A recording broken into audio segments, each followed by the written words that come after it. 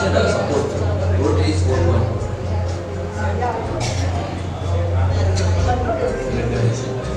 Contributing care or advantages of this. Support surgeries and related procedures performed by obstetrics, and most importantly, join hands in spreading awareness about breastfeeding. Now, beyond the familiar faces that we love, there's a child waiting for our hand. Let us hear your voice.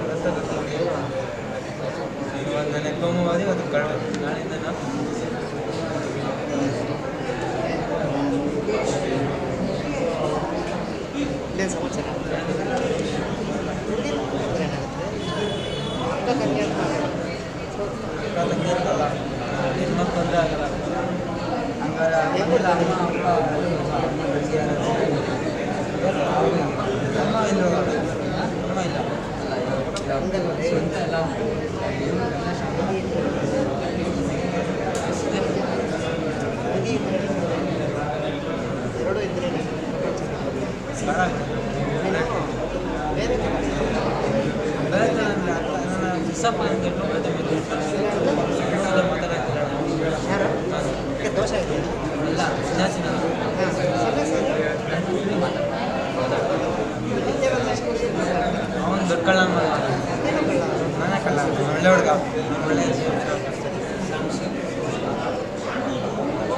ನೋಡಿ first ನಿತ್ಯಾನಂದನೇ ಬರ್ತೀನಿ ಬೇಕಾದ್ರೆ ಕೇಳ ಹಿಂಗೆ ಇದೆ ಬೇಕಿತ್ತ ಇದು ಹಾಕ್ಬೇಡ ತಡಿ ಈಗ ಅದು ದೀಪ ಮಂತ್ರಲ್ಲ ಸಂಘಟನಾ ಮಂತ್ರ ಮಾತ್ರ ಅದು ವೇದಿಕೆಗೆ ಬಂದು ನಾನು ಹೇಳ್ತೀನಿ ಸಂಘಟನೆ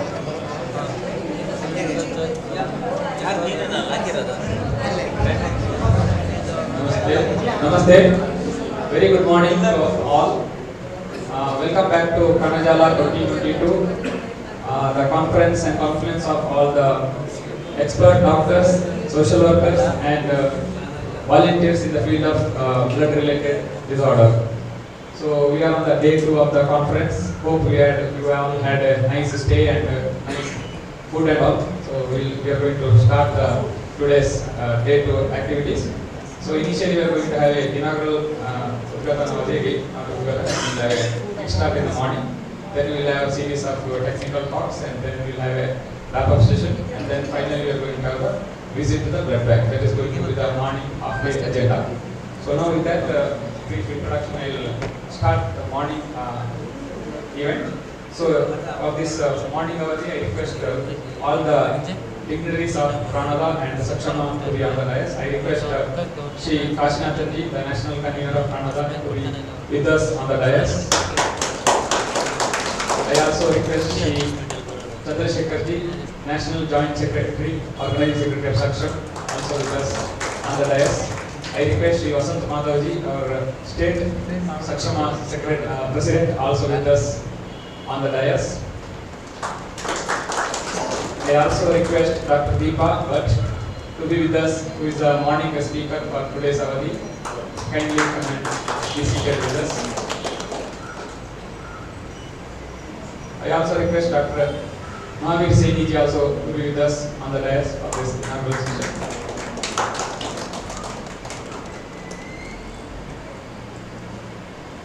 We will start today's event with the Sangatana Mantra. I request to play the Sangatana Mantra and we all will recite along with the prayer. Sangatchatvam Samvadatvam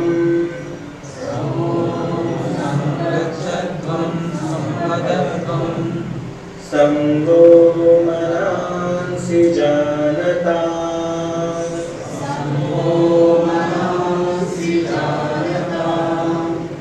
Deva Bhagam Yatha Purve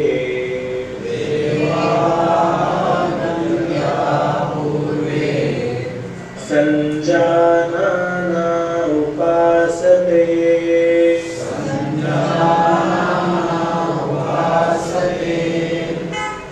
Samano Mantrah Samitihi Samani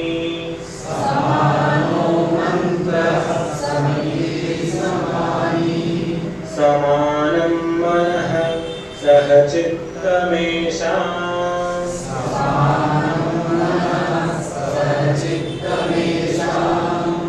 Samanam Mantram Abhimantrayevaha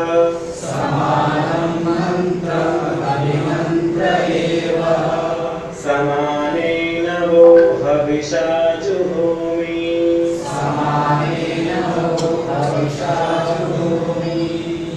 Samaniva Apurtihi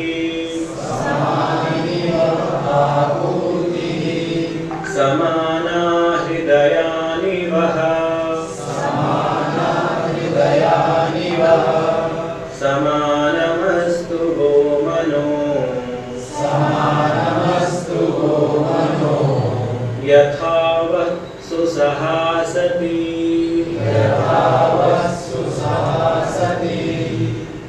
Om Shanti Shanti Shanti Om Shanti Shanti Shanti. Dhanyawad. Let us start today's event with a small brief announcements and the action plan and the road forward for Kanajaal. I request our national convener, Sri Kashinath ji to guide us with these instructions and action plans and the road map for the Pranada activities.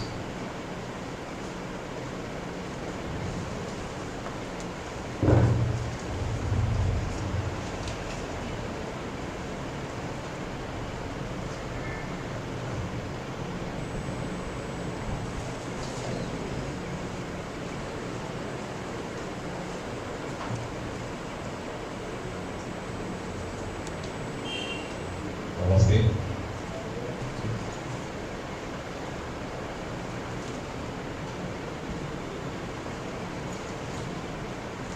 So, welcome to the second day of this Kanajaal 2020 of Pranada.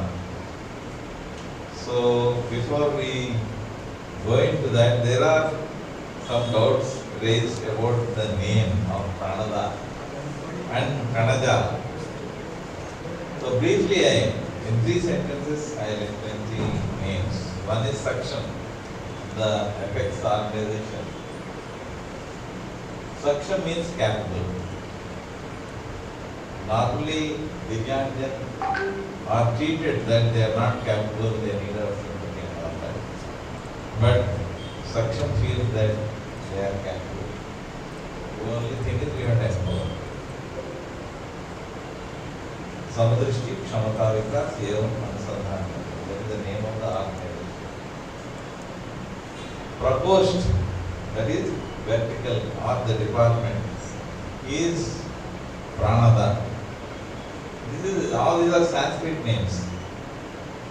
Pranada means that which gives life. What gives us life? Breath. The blood gives us life.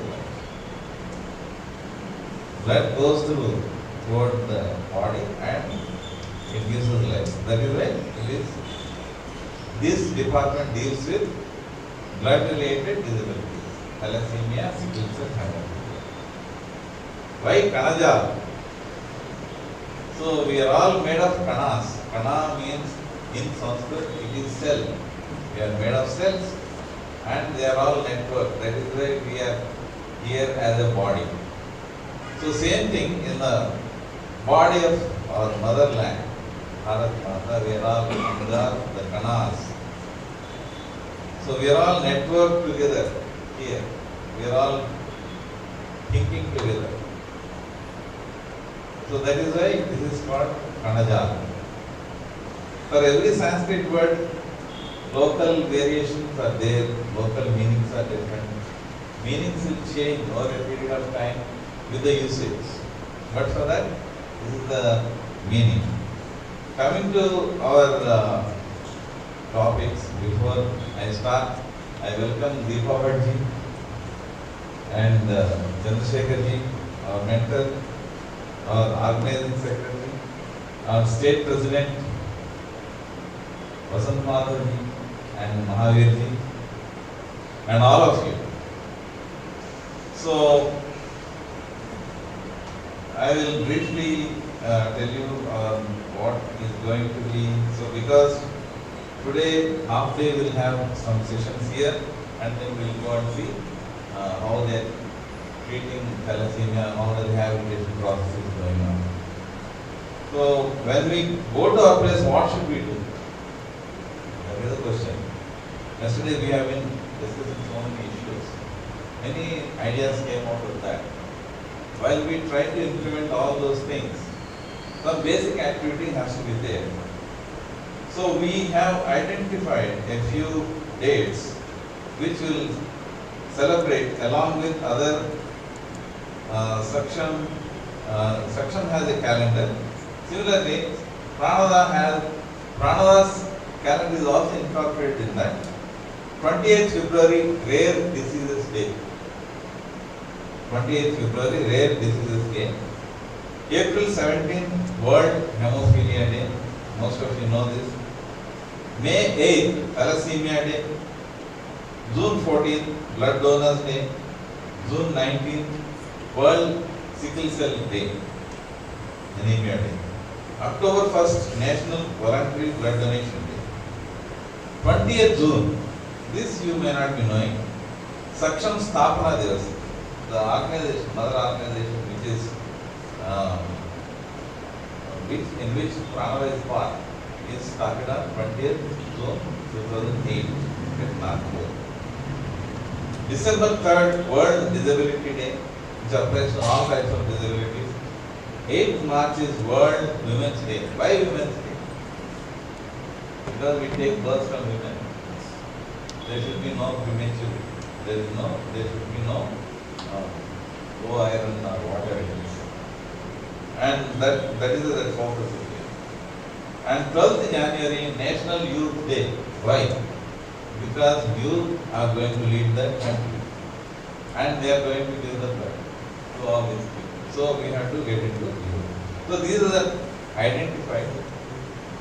Out of all these things, at least 3 days we have to celebrate, we have to conduct 3 blood donation camps. It doesn't mean that the rest of the days we can stop. On these days we should plan to do this. So, next, coming to our action plan, once we go back, out of all the discussions we had yesterday, identifying the disability itself is a problem. So we have to go back to our respective state. This is supposed to be the gathering of Pranta Pramukhs, that is state in charges.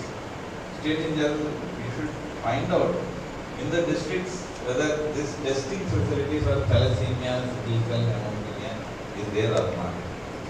If it is not there in some districts, if it is not there in the state, we have to meet the respective, if it is in districts, we have to go to at least 5 districts in our plan. We should meet the collector and give a representation. We should go with 10 people, give a representation to the collector that this testing facility has to be kept. Similarly, in the state, we have to do it for with the Commissioner of Health and Family Welfare or Secretary, whoever is responsible for this department. So, our Dr. Mahavirji is going to explain in due course. So, I welcome all of you. These are the days we should celebrate, and also we should go for testing. After blood donation and other activities, we will keep going on. Thank you very much. I will. Before I close, one small celebration. Today is the birthday of Raghunandanji. We wish him.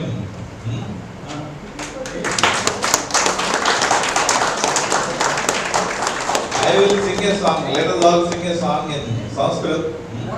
Yeah.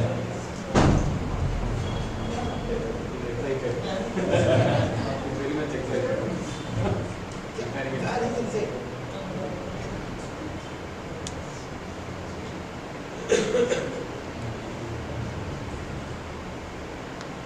So, we will sing a song for you.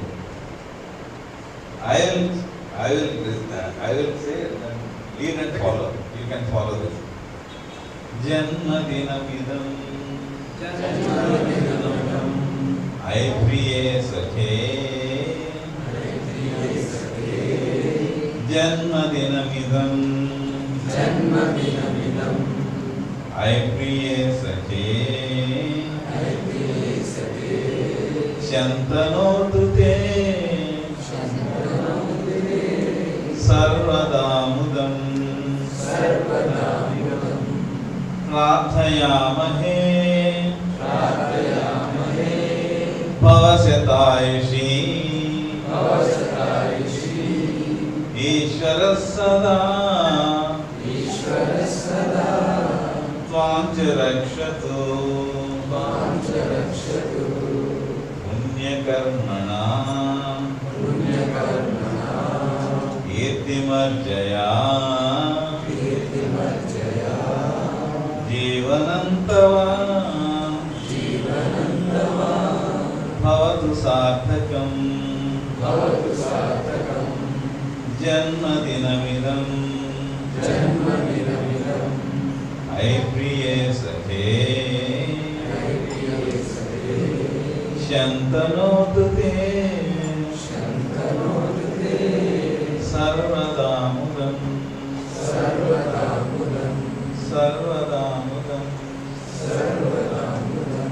धन्यवाद. It's very difficult to get more to this place.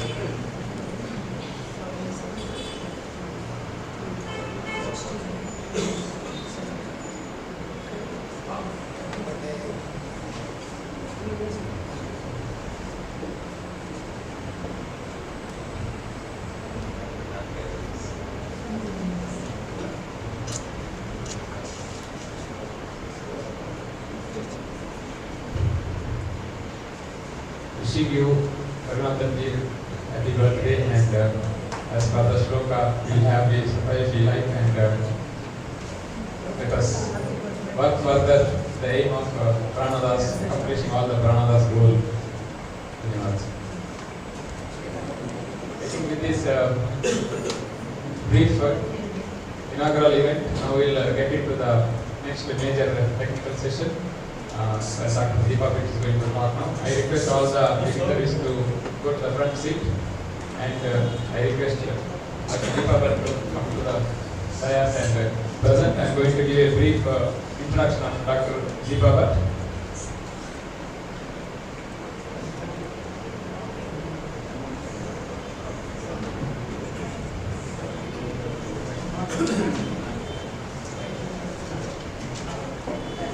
Now I also request two dignitaries, please.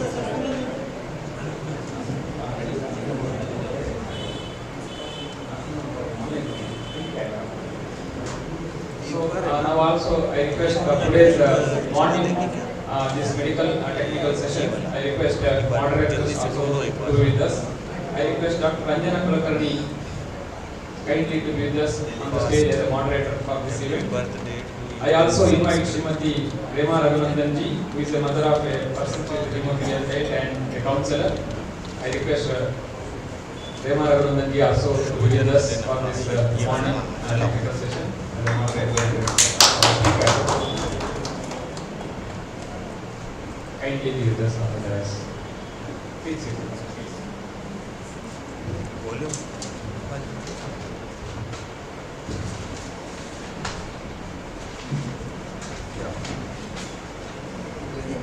So now I am going to introduce today's speaker. पूर्ण दुनिया की सबसे popular, सबसे लोकप्रिय कविता जो हर घर में अक्सर गाई जाती है, उसी को इस बार ट्रांसलेट किया जाए, और वो कविता है हैप्पी बर्थडे टू यू. तो हम गए सब पतंगन्ना मिश्रा जी के पास, और जो उन्होंने लिखा हम आप तक पहुंचा रहे हैं. लीजिए.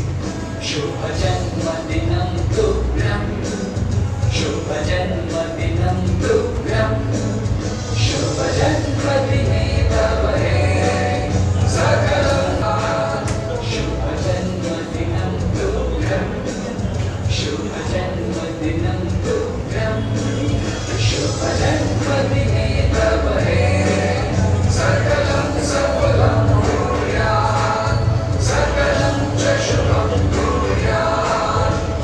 द गुड पोएट्री प्रोजेक्ट की तरफ से आप सबको विश्व संस्कृत दिनम की बधाई. सकलं सफलं भूयात्, सकलं च शुभं भूयात्. Dhanyawad. That is short brief video presentations. I will get into the next technical session. First, I am going to introduce today's moderator, Dr. Ranjana Kulkarni. Dr. Ranjana Kulkarni is a senior pathologist involved in diagnosing many persons with various blood disorders. Apart from the regular diagnosis, very committed and passionate about blood disorders, running a blood bank in Nasik. She is the founder secretary of Hemophilia Society, Nasik chapter, a very approachable, committed and excellent doctor. We are lucky to have you as a moderator for morning session, madam. Welcome to you. I also now introduce our today's speaker, Dr. Deepak. Dr. Deepa Bhatt is Associate Professor of Anatomy. She is a genetic counselor at JSS Hospital, Mysore. She is working for Karnataka as Principal Investigator for ICMR National Task Force in Sickle Cell Anemia. She has established the Indian Alliance Welcome Trust Project Center for Training, Innovation, Research in Tribal Health at Chamarajanagar for establishing population-based hemoglobinopathies registry in this district. She is the Joint Secretary for Hemophilia Society, Mysore chapter, and she is a coordinator for Rare Disease Care Coordination Center at JSS Hospital in collaboration with the Organization for Rare Disease India, ORDI. With this brief introduction, I welcome you, madam, to the dais and handing over. Thank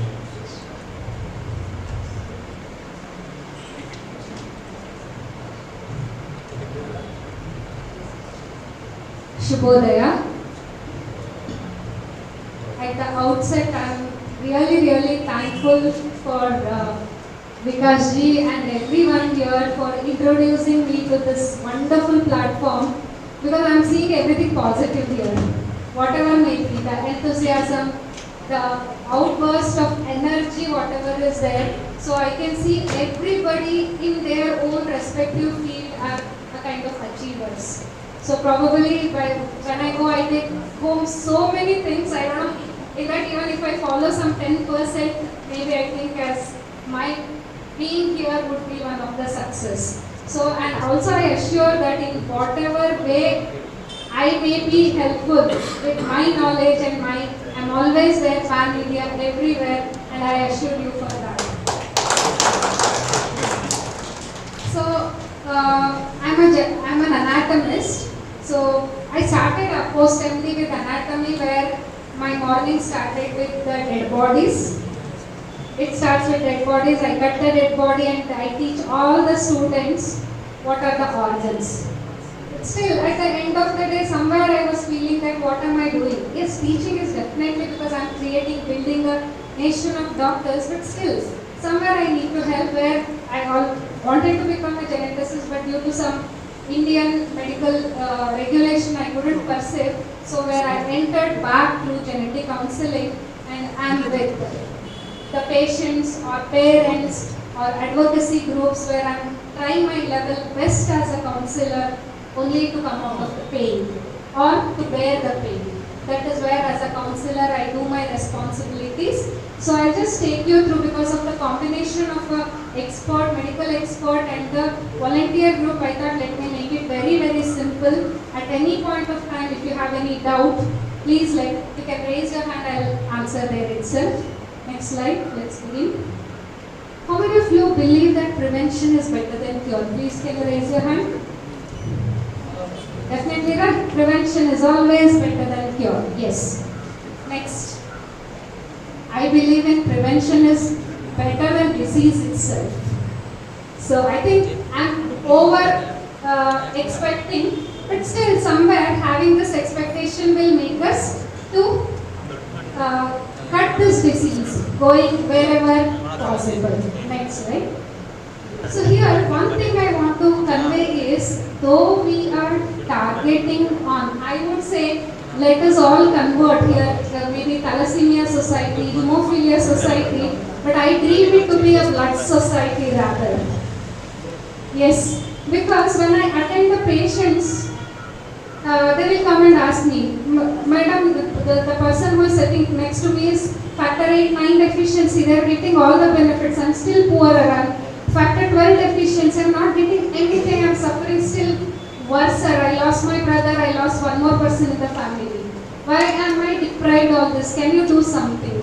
I think we should put our, with all the experts group, we have everyone here who are almost expertise in your own field. We should include many under a common umbrella, so that the policy or the facilities are not misused. At the same time, the real needies are benefited. So here you can see why I have put this picture is, you can see once it is, I'll compare the the water pipeline.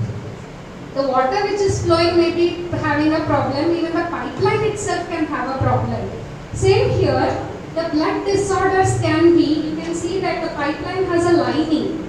There also there are certain factors are there which will be responsible for clotting and bleeding mechanism, and there are blood cells. We have 3 blood cells, that is the white blood cell, red blood cell and clotting platelets are there. Each one of them, we are concentrating, see, sickle cell, thalassemia, everything, we are not concentrating on other cells at all, even they are blood disorders.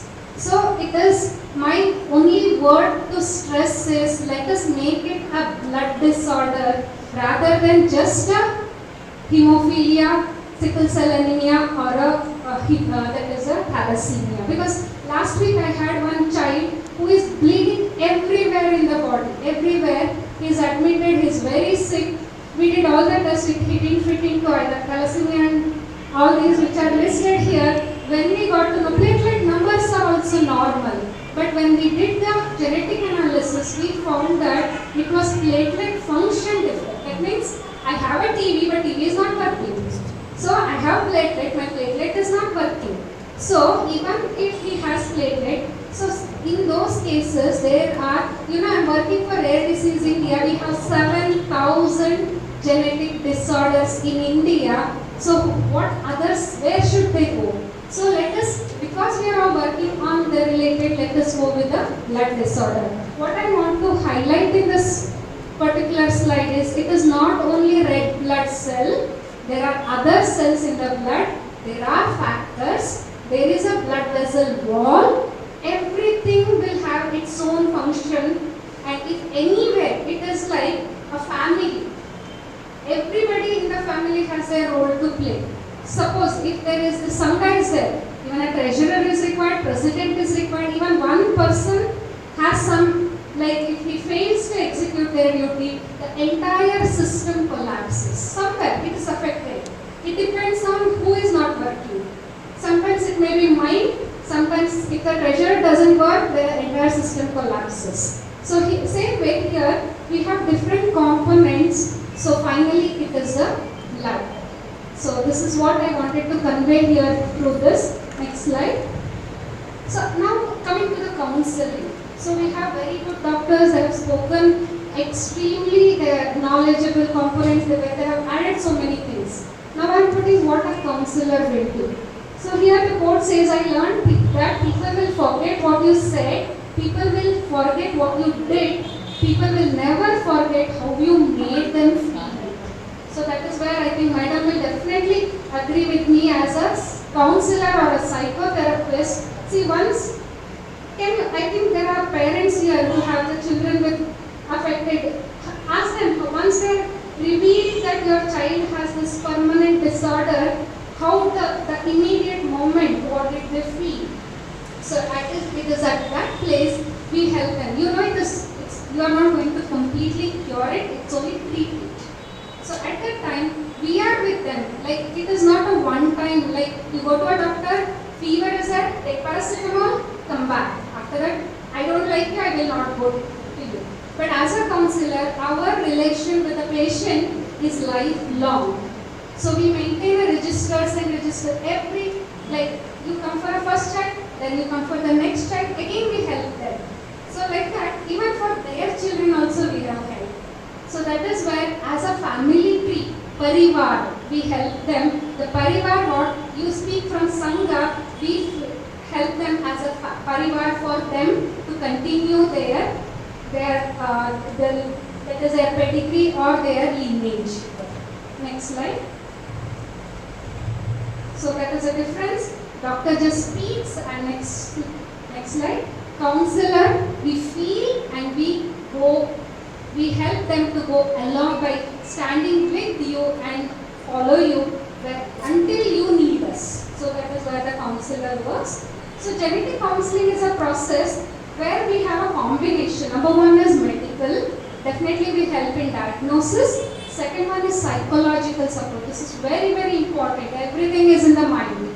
So I always say, I take medical classes. I say we have JSS Medical College is the richest medical college. I always say because the fees they pay per year is 21 lakhs. The basic seat is 21 lakhs. So I teach all rich students. I say you always keep your dad didn't give you an iPad. He didn't get me an Audi. So I would say, come and see my children. They are surviving for their basic necessities. And let me tell you, they are the more happier than these children. They are always sad. My father didn't get me, my mother didn't get me. So you are all enjoying dad earn money, so have some responsibilities. I always connect the students with all these people so that they know the value. I would say value of life is understood only you have something to worry about. So I would say the parent or person with a disease worries only about one thing. The normal person worries about everything. So that is where, as a counselor, we help them to lead a better quality of life. Because I usually interview, because I am working on stigma.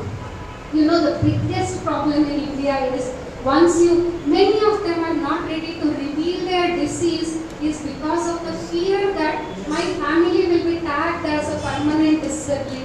We interview so many, they are ready to suffer, they are not ready to get tested, they are not ready to get, because first and the basic is, I have a boy who is hemophilia and one more girl child is there, what if she is not married?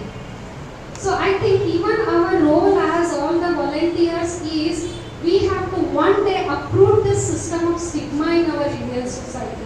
The marriage is considered as a must in our, so this marriage itself makes so many difficulties. Now thalassemia is because of both the father and mother contributing to the child, both are carriers. So now the baby is detected with thalassemia, even though I explained that both of you are responsible, I have had instance where father has left, it's a consanguineous marriage, married own mama, but finally what happens, he will leave and go, you are responsible for this affected child. So this is how the system runs. So even not only help, definitely we have different components, helping with the blood bank, giving the medical, all the facilities, parallelly we must build our own volunteers. It's like Salman Khan movie, I create 3 people who will spread the message. Why Salman Khan? We have SAKSHAM now.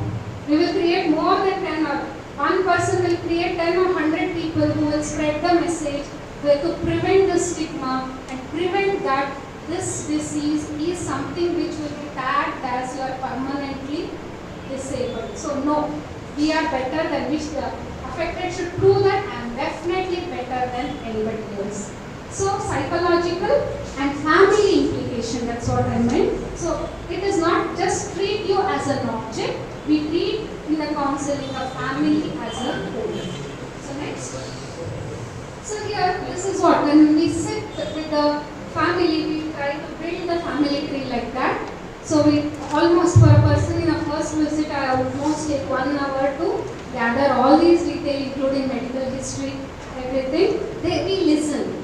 I think as a spouse, husband and wife, you always feel that is there someone who listens.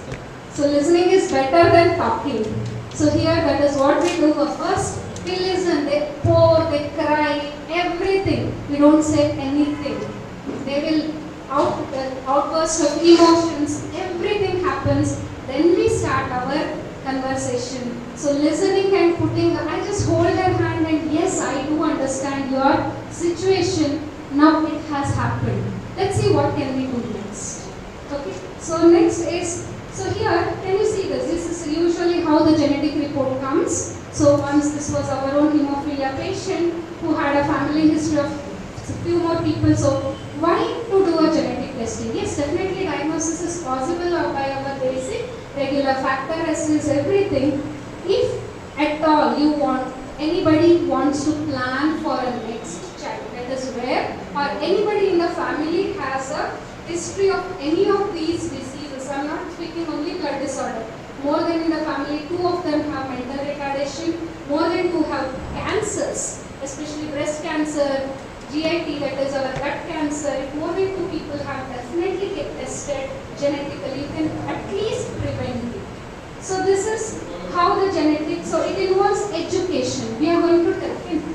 You can see here X-linked, that means it's a boys usually. I don't say that the girls may not get. So usually it is a boys, and that is how we will then connect with respective. We will connect them with hematologists, we will connect with the blood bank. So we will help to see that they are getting a count. And even physiotherapist, occupational therapists. So like that we have made a network where they are based on their requirements. First, the immediate diagnosis is a different. Even clinical psychologists, we connect them. So this is how a overall comprehensive education, providing them with testing, providing them with management and prevention for the future pregnancies and all the resources. I try to connect with Hemophilia Society, Thalassemia Society, like that 40 to 45 societies are there in India. So different, Muscular Dystrophy Society, Lysosomal Storage Disorder Societies, many are there. So we will connect them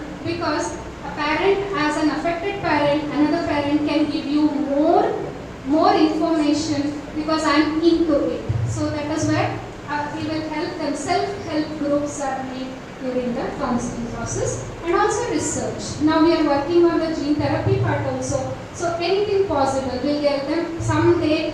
We have a hope. So that is, at present I am not cured, but someday we have a hope. This is how. First is education, next slide. Counseling. So probably here with a therapist and a counselor, we help them. And one more thing, I don't tell them that your baby is affected in the womb, so go and get aborted. No, it is none of my business to give them when born. There are some families who say that yes, it is already conceived. I am ready to bear this child. I have that experience also where they say I am ready. God has already given written in my heart, I will not abort it. There are some people who do, but that is where we take an informed choice. That means I will give them, see, if the child is born, your life will be like this. If the child is aborted, this is it. So all these are given, then they will go back to the family. Many times, first time husband and wife will come, next time in-laws and parents will come. So like that we will have different setting and things keep changing. So finally, they have to take a collective decision and final, that is informed choice and also adaptation to the risk and condition. This is very difficult in hemophilia because as we were speaking, hemophilia free India totally may not be possible because we have two categories. One is familial, which is coming, one is sporadic. Sporadic means once the child is getting formed, suddenly there can be a mutation.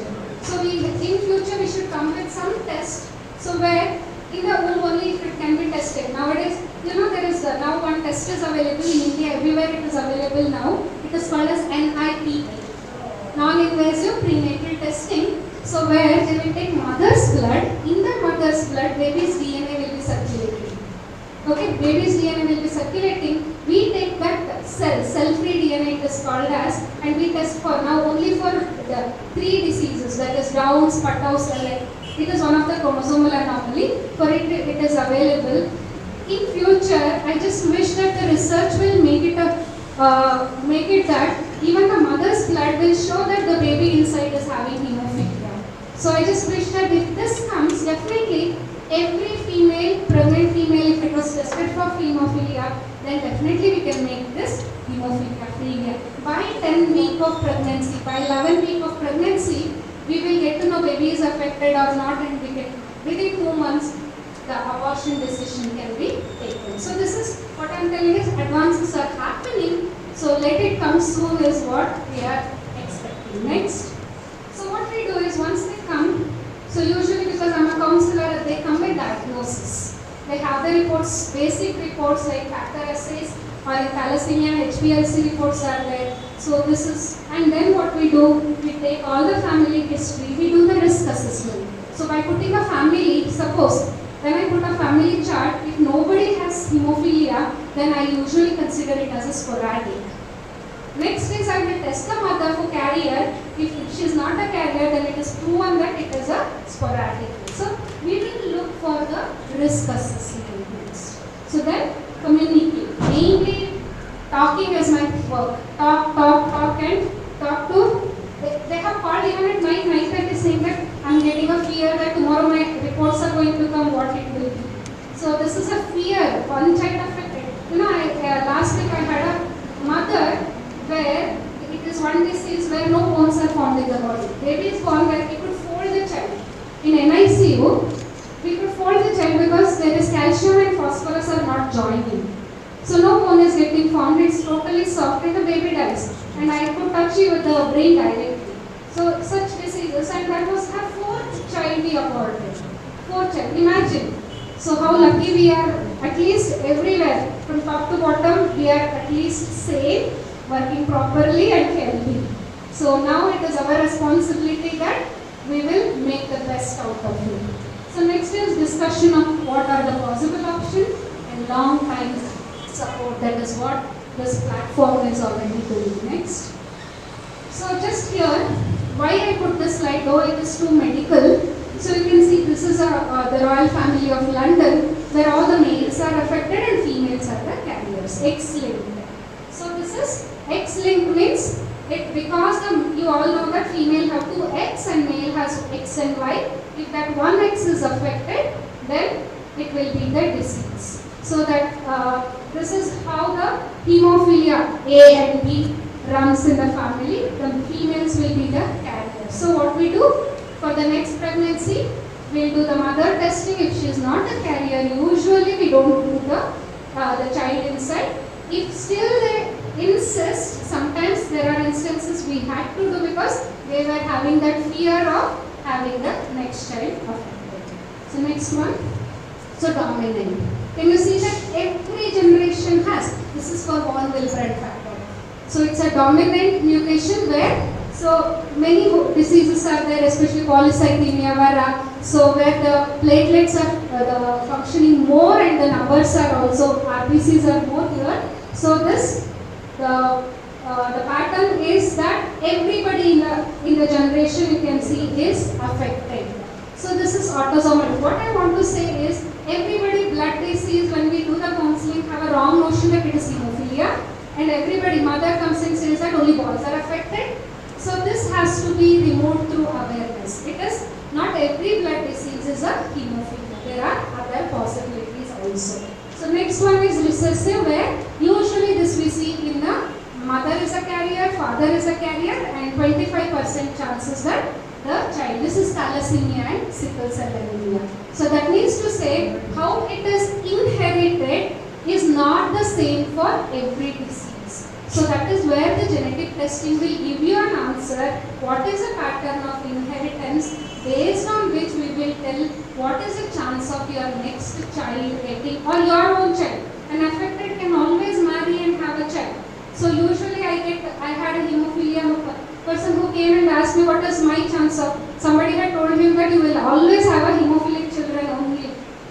So then we said you can never have a male who is affected because you are not giving your X at all. If it is a female, there is a 50% chance of carrier. Then he was like, oh, is it? I was told that if you get married also never have a children. So this all misconceptions we can clear because of that. Next slide. So you can see the consanguinity. This is especially in Mysore and around, if I have 100 cases positive, 60 to 65 are married in relation. So they say, I will ask them, why did you marry your mom only? They say that one is property, second thing is the mother-in-law is a grandmother. But I have, after marriage, that even the grandmother will become mother-in-law. So that is our experience. So mother-in-law, the position itself is so unique that without the justice will not be made for it. So that is a beauty or the difficulty rather of a consanguinity.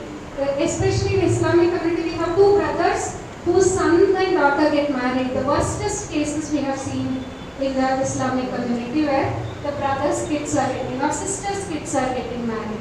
So here in Hindu community we have seen it's mama, highest. One more I have seen is two category of consanguinity I have seen. One is brother and sister's kids are getting married. One is directly mama. I have seen that direct mama marrying is worse phenotype than the brother and sisters because the more shared genes are there during that time, so severity is more. But the difficulty, let me tell you, can you avoid consanguinity? Though every time I tell, see now you have a child affected, you have your sister, please don't get any alliance in your relation. When they are suffering, they follow it. But still, they continue to practice. That is where our genetic testing comes in to help. Especially, I have worked from past 3 years. I was with tribal community. the tribal community is totally different than the general community to work. They have their own fixed cultural beliefs, everything. So entering them was difficult. So I have my research assistants whom I chose from the tribal community only. My scientist is a tribal lady. My two associates are tribal people. So I'm able to connect with them, and they have started developing trust in us that they are doing something good. So what they feel endogamy we cannot, because they are only one cluster is there, one group of houses are there. They marry within them. Within 13-14 years they marry, we cannot avoid. So but getting prenatal, I don't know how far it is possible in the tribal, but still testing sickle cell and giving them the treatment we are already doing here.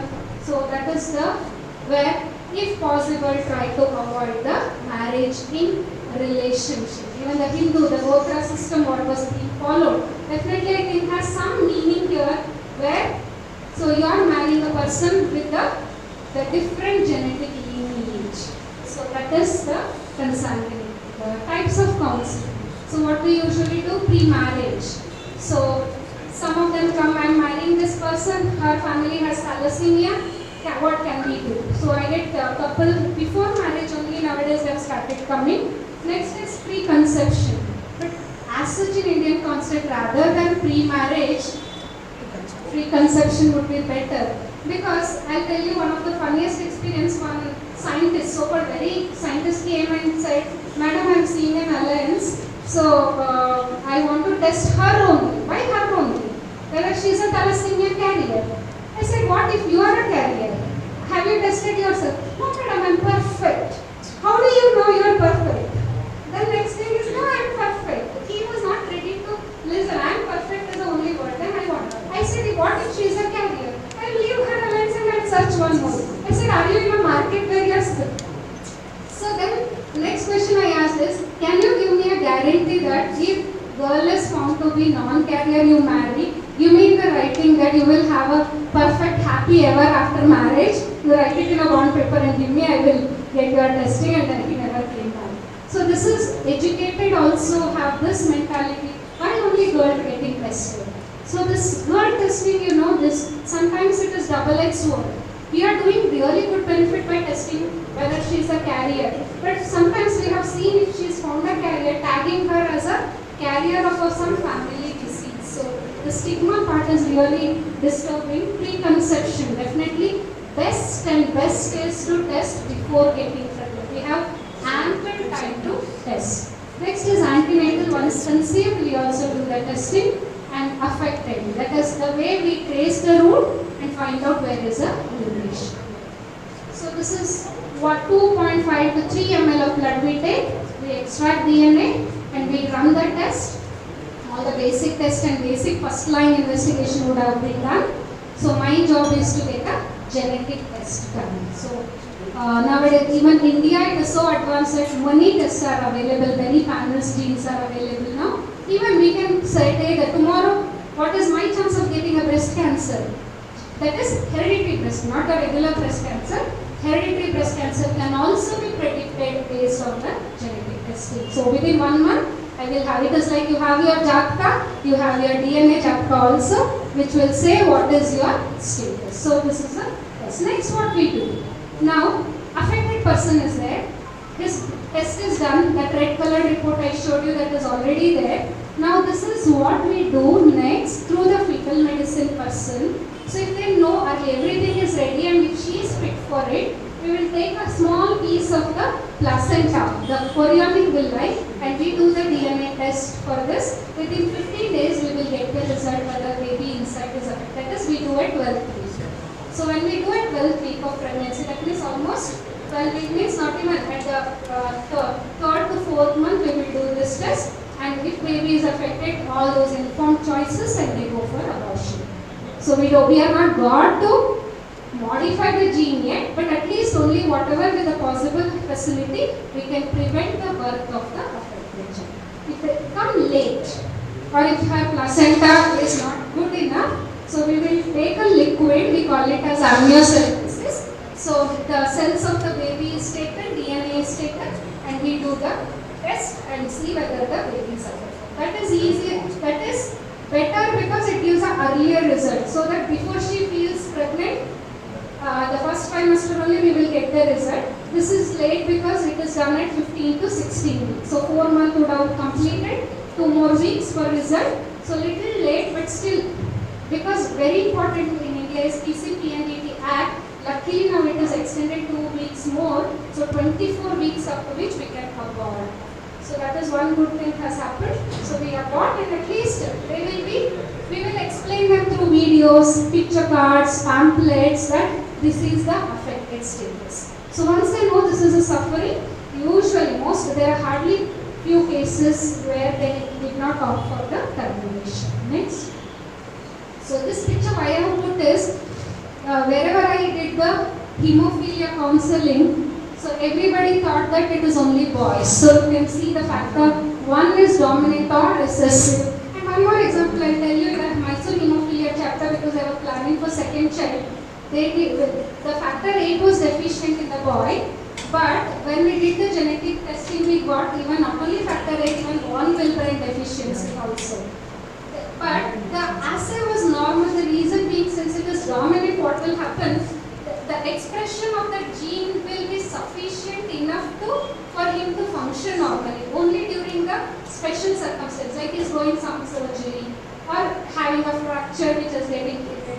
At that time, not only the factor 8 but also the cryo is also required for the surgery. That is where the adding the mutation test helped to understand exactly this is the disease at all. The combination. You can see that autosomal recessive 2, 5, 7, both the parents are responsible.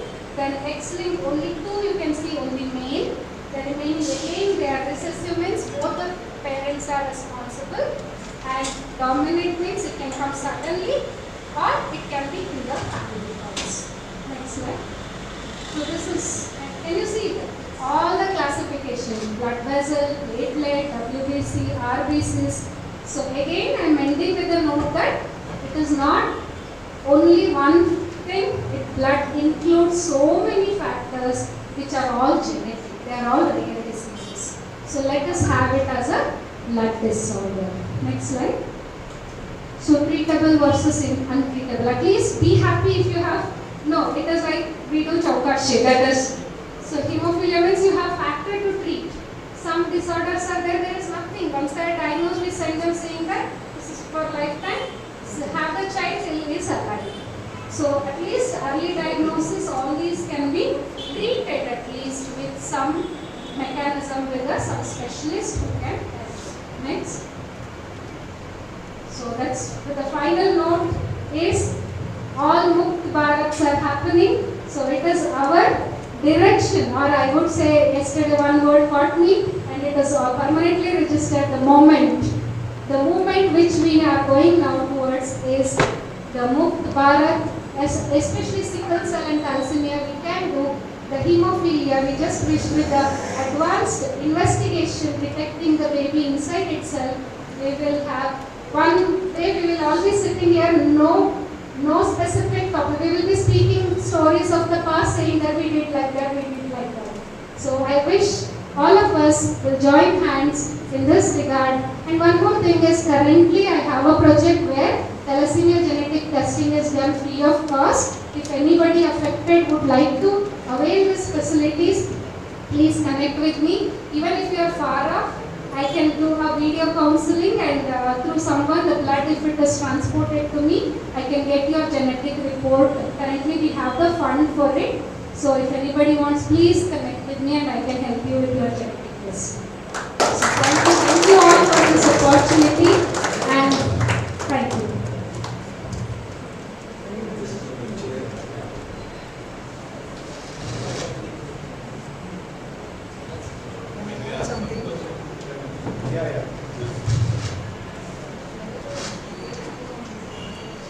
Recently, I have a family where 2 children have factor 1 deficiency. Out of that, the second one is a girl, the second was a boy. The boy died due to intra-abdominal bleed. It was a mistake of the mother because she went somewhere and never took the car. They thought it was some hyperglycemia and all that, she had adrenal bleed and died. Then she wanted to have a second child, again a third child. I advised her, please, it's better not to have another child. She went and conceived. And then she got tested. Recently I got a phone call. She got tested in Jikman hospital. They said the child is positive. And she calls me and tells me, what do I do now? I told her, I had already told you that if the child is affected, it's better you abort. She is telling me now, it's already advanced. My in-laws are saying that it's already nearing 20 weeks. I said, still it can be done safely up to 24 weeks. She is not willing. She wants to have the child. So in those cases, what do? We have to leave to the parents. Some of the parents do not realize the seriousness of the situation. So it's very difficult. Genetic counseling or counseling itself is a difficult process. Ma'am, just tell them it's called prenatal diagnosis. Yeah. Just tell them it's a prenatal diagnosis. Yeah, there is something called prenatal diagnosis, but only problem is you need money for it. So what they will do, they will take the sperm, they will take the egg. Let them come to us, we will manage the money. So there will be 4 embryos that are formed, or all the embryos are tested whether that has a disease or not. Any carrier detection or prenatal they want to do, let them come to any of us, we will somehow. So there is a solution, especially thalassemia, sickle cell anemia. PGD is very good option if they are having repeated children this testing time. So even in everywhere. We have prenatal testing available for hemophilia fetal. Hemophilia, one difficulty is that it is sporadic.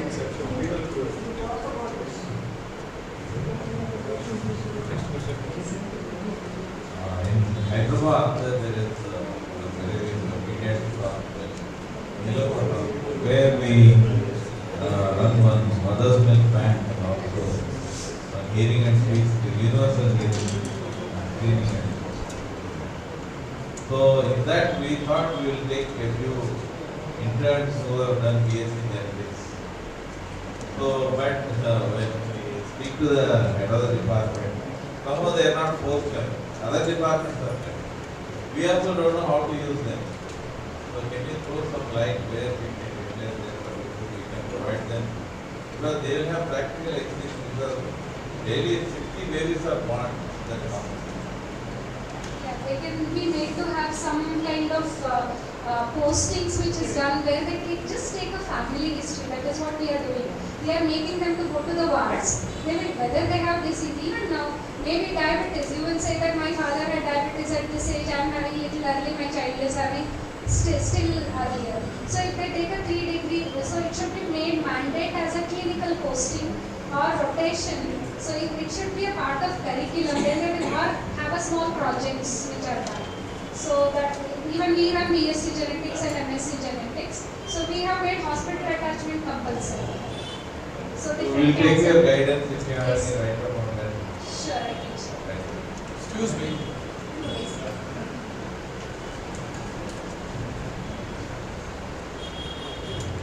See, in India, most of the hemophilia societies do not have genetic counselors at present. You know, when the mothers are carriers, that mothers stress. You know, mothers, parents are giving more, more protection to the child. Why it is happening? Because they are not getting the proper guideline or the guidance or counseling. That area, SAKSHAM can do a lot. Because SAKSHAM can give more importance for counseling. Nowadays, I'll tell you one example. In our chapter, 3 months back, police caught one hemophilic from the street with ganja. And police immediately called me. And Raguna, one of your boys with us, but I immediately rushed and asked, why you have done better? So he told me, I don't have any room, what I will do? See how it is happening. So first you have to give, I met his mother also. She is telling that, he told me that he is getting 200 or 300 rupees every day if we go with motorbike. So on that area we can counsel. SAKSHAM can do it, is genetic counseling and general counseling, not only for disabled, including their mothers. That area we can concentrate, we have to concentrate, we should concentrate. Because the mothers are the sufferers actually, not the patients. Mothers are the sufferers. They are suffering a lot.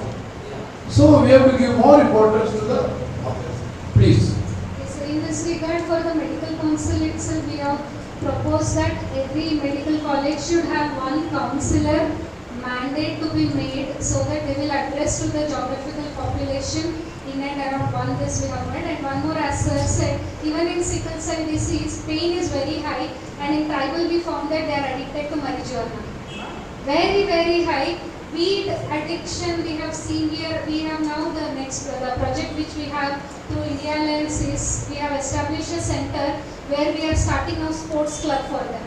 So for the tribal clusters, we are starting the physical sports so that they are not sitting idle, and evening they will come and have the sports club and volunteer for it, so that the sitting simply and getting addicted. Because in the tribal area the weed is very easily available there. They use it and that day is done. So parents are coming saying that please save my kid.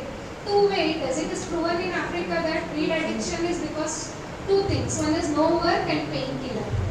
So both of them it is happening. So this also should be considered. Like I think all of us, a lot of hemophilics are addicted to very strong painkillers and these medicines. As we counsel them, we formed a youth group and a women group. So when we formed this, the reason why we formed this, to know where they stand. Between the friends, they would tell each other what is their position. But at least the other people would come and say, please take care of it. Please, told us that, confided in us that he is used to this. Similarly, like Raghuanda said, the reason why I called Anima is, she is a mother, she is done counseling after undergoing everything. She can share some of the experiences, and I think a very good women's group and women counselor are important because we know in India the blame comes on the women, the mother. So they stop going for any family functions, family meetings because they are labeled. So you are the people who have to help them come out of this. Convince them that it's not their blame, they need not be blamed. So I would request her to share some of these experiences because I'm sure in Kerala it's too much and she must be doing this daily. So, Dhanyavad, I think we'll conclude for the questions for Dr. Deepa. We will get into that. Yeah, we will have another panel discussion after conclusion of the three speakers. So we will have a roundtable discussion with the questions.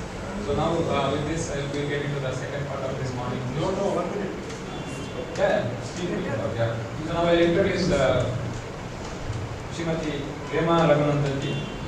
She is by profession she is an advocate, and she took her master degree in psychotherapy from Hyderabad University, and she is the vice president of Hemophilia Society of Punankalam chapter and Cochin Port trustee also, and she is also serving as a Social Security Mission Central nominee for state body, and she is a Women and Child Development Committee Southern India member, and she is also critically involved in helping another related activities as a state vice president of State Mahila Morcha of Kanajaal.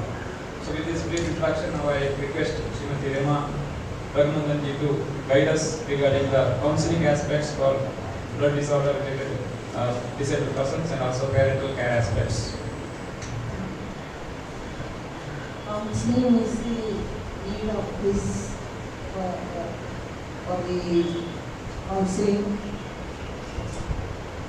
She told the importance of counseling, and I would like to share my experience, what we have done in our chapter.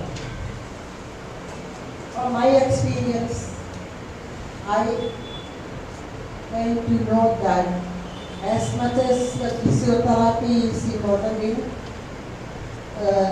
hemophilia, psychotherapy or counseling is important in hemophilic treatment. So my humble request to each and every chapter is that you should concentrate to develop a few psychologists, if it is possible, psychologists.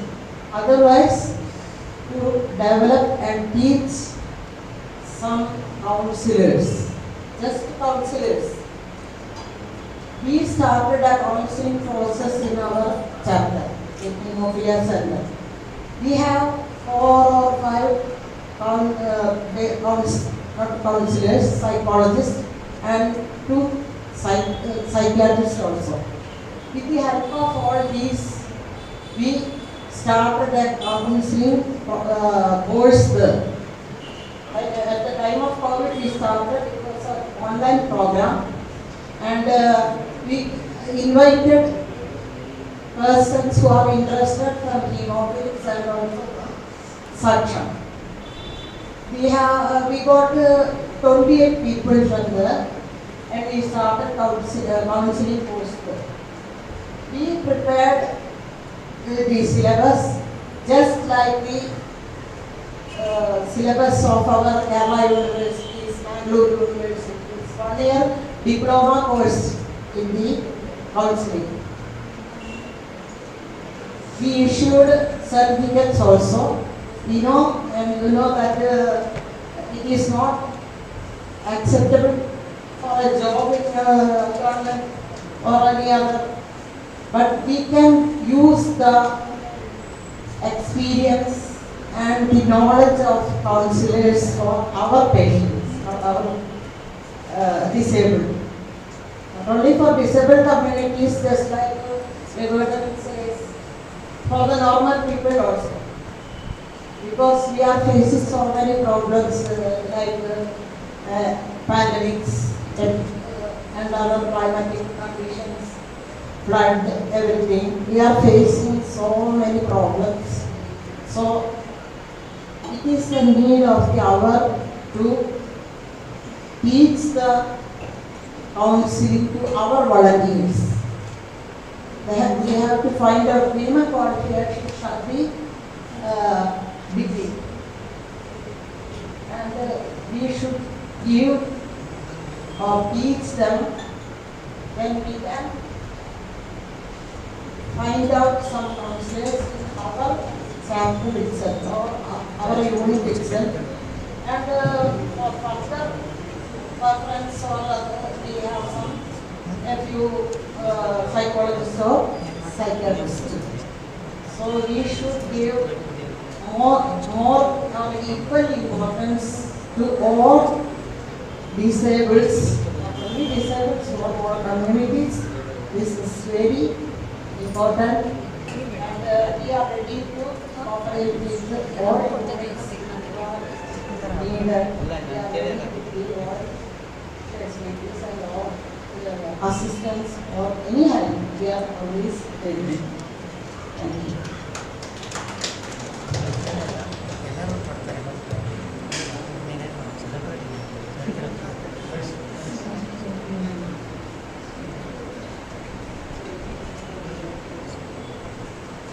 Dhanyawad Remaji for that brief guidance about the counseling aspects.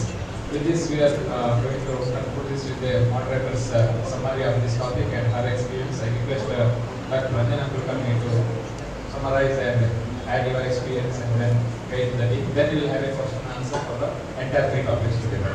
Over to Dr. It was a great lecture by Dr. Deepa, and I think majority are non-medical here, and she has explained everything so nicely. So all people now must be knowing about the genetic transmission of these blood disorders, and it's really important thing to know about the genetics. It's my experience also dealing with hemophilic patients. I'm not dealing with other disorders, but it's equally important for all these disorders, and everybody has understood the importance nicely by great lecture by Dr. Deepa. And I must say, you told about developing some people from your chapter. I'm doing this right from the year 2000 when we started the chapter. So every time when we get a new patient, we personally speak them for about half an hour and explain everything about genetic factors and importance of knowing and preventing hemophilia next generation. And in my experience, the patients amongst they talk. See, senior members talk with newly joined members, and they explain everything. And that is a good counseling for the patients. When this we are doing for last 23 years now. And I like your idea of doing somebody a diploma. I will just give me information. I will ask her definitely. This counseling is not in the all developmental stages. From the beginning of the one person will understand that he is disabled. The whole family start going under stress. From that moment itself they started the psychological problems, stress, tension, and the two aspects. The parenting, parents, some parents start over-parenting. Some parents start to restrict all each and every activities of the baby. Then this will create some problem in babies, children. So, an important part is giving awareness about the good parenting. We can give lessons, parenting classes to parents, and in the all developmental stages, these disabled are going through different types of stresses. They are over anxious. Parents and also children are over anxious. They are worried about their education. They are worried about their marriage or family life. That stress and tension is going on throughout life.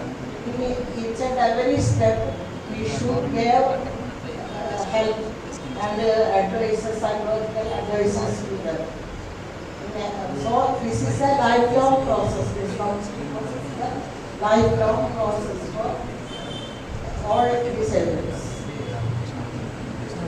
I would like to share my experience about counseling, getting counseling amongst the parents especially. Because even if we are 325 families, only 4 families we have where they have followed our advice and they are having normal children in their family and they are very happy. First child is hemophilic, second child is normal. Sometimes I feel it is little cheated on my part to just convey the friends to do prenatal testing or carrier testing. But as long as the cost of carrier testing is not possible for them to spend that much money. So I think again we have to convince the government and SAKSHAM or SAKSHAM they can follow it with the government and reduce the cost. And if we can do it at a lesser cost, they will definitely be ready. And we can just tell them you just have to go and get it done or spend little. At present, we have to spend about 15,000 rupees in KM hospital and nobody can afford that. And we can't give that many patients. So there again the social organizations can help. They can help for carrier testing. And then we can just prevent at least partly the acceleration. Here we can't, as I said, we can't control. But still, if 2/3 of patients are at least that much control is definitely better. As long as far as thalassemia is concerned, the space of giving blood transfusions lifelong, everything, the pressure of blood banks, all that can be controlled just by doing genetic testing. And it's that way easy for thalassemia. It's liquid chromatography and that way it's available. So we should go for that. And I would like to conclude that genetic testing and counseling both. May I add something?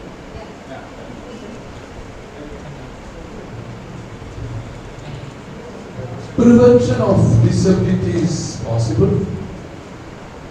I don't think so. You can prevent pain, stress, anxiety. But if you control anything, if you control hemophilia, thalassemia, sickle cell anemia, to prenatal diagnosis, the carrier detection. The timing you can control. But new generation, what will happen? What happened to the British dynasty? Now the new genes are, new hemophilics are. So I think that how we can prevent stress, pain, anxiety, and also give moral support to the new generation, new people. That is my suggestion. I don't know that. Sudhirji, is it possible? Sorry, I can't comment on that.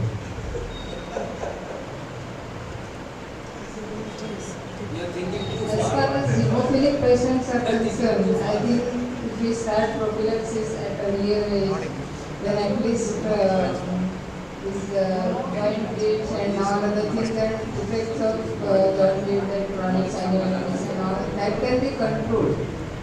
But sometimes, in spite of giving treatment and prophylaxis, the pain you can't control, and again I think some genetic is involved there, because I have seen some families where proper treatment is given, in spite of that they get also anxiety and hematopoiesis and everything.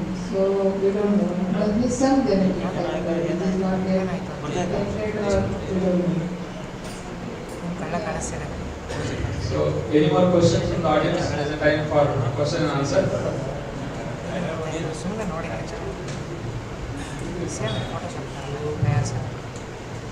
So, my question, you may call me that time automatically.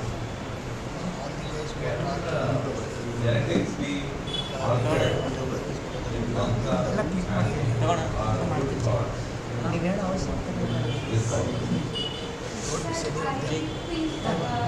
Exactly, scientific evidence is not yet available, but I have heard that chanting Garbha Sanskara, what they say, definitely has a benefit. That is what one of our pediatric surgeon is now planning to. One is trying on Hanuman Chalisa and second one is Garbha Sanskar. But Garbha Sanskar, when I read those mantras, I am an anatomist, I teach embryology. I know every week what is the organ which is developing. That Garbha Sanskara has a mantras which creates a vibration during the growth. It specifically says this organ. So, but whatever said and done, till we have a proper scientific evidence in the form of publication or anything, we cannot say. But still, I feel definitely it is available. That's possible. Should we try? Yes, sir, definitely. Because even Agnihotra.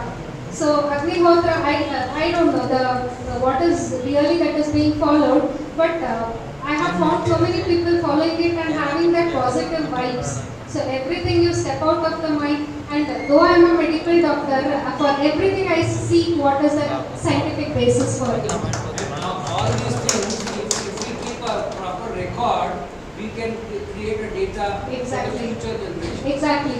One simple example I wanted to give. I was discussing with some of the principles that is followed. Earlier, when you were entering the house, they were made to wash your leg with the water outside the house and then enter the house. I started asking what is it. One is hygiene, definitely. Second one, what they gave me an answer. I was discussing with one of our own family pujari. He was telling that, so you are entering the house with all the negativity, stress, tension, everything. You put that cold water, suddenly there is a vagal stimulation that is happening. Your attention or what the chain of thoughts which is happening in your brain is broken there. So you enter with a different thought, so that you are entering the house. That is where that mechanism of washing, that with the cold water, before entering. You should not do after entering the home. So that is where the old system which were practiced. So this is where I inquire everything, whatever, you give me the basis for it. So probably some things are really wonderful acts. And one more, just to add on, that we interviewed 100 genetically affected parents, and to the wonder, coping strategies. How did you cope with the disease? Almost 90% gave them, I went with the religious coping. So don't know why. Maybe it is a belief which is rooted in us. I may not get an answer. But why do we do all Havan, Homa, everything? We don't know what is it. Still we continue to do. When you don't have any medical answer, you go there. Yes. Our generation actually doesn't know much, but our saints and our gurus and rishis, they know so many things. And about your answer, it's written in many of our older say Vedas and Upanishads, and they have proved positive results with Omkar. As you were telling about vagal stimulation, the parasympathetic system is most important. So for all your depression and negativity and everything. So just by doing Omkar 3 times, Suryodaya, then 12 o'clock, that is afternoon, and Suryasana. Just by doing 11 Omkars, just sitting quietly and doing and getting all your dhyana, I say, all chakras. And you create that. The Muladhara is the main source of energy. And if it goes up to Adhyana, you get your whole body is stimulated. And that positivity, that helps. And I tell all my patients to know at least one mantra at least, one stroke, and we should chant that. And it is proved in hemophilia that if your mind is quiet, you don't get bleeding episode. So that helps definitely. I think we are going long. I'm sorry. I add one thing. I'm hypnotherapist. Please explain what is hypnotherapy. No. What is Nonsense. In hypnotherapy, before giving for depression or anxiety or anything, before giving auto suggestion, we are taking them into trance states by different using different tactics. In that, the trance stage means it is the meditation. Okay, I think we are going to come to this application. Please be seated. So now I request, as part of our concluding ceremony, we are going to hand over a moment.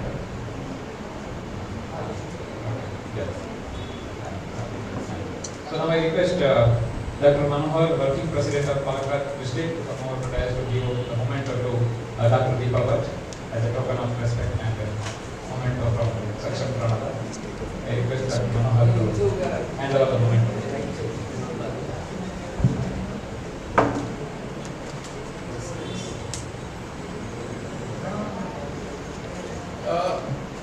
Dr. Manohar is a professor in Amrita Medical College. Yeah, Dr. Manohar also working as a professor.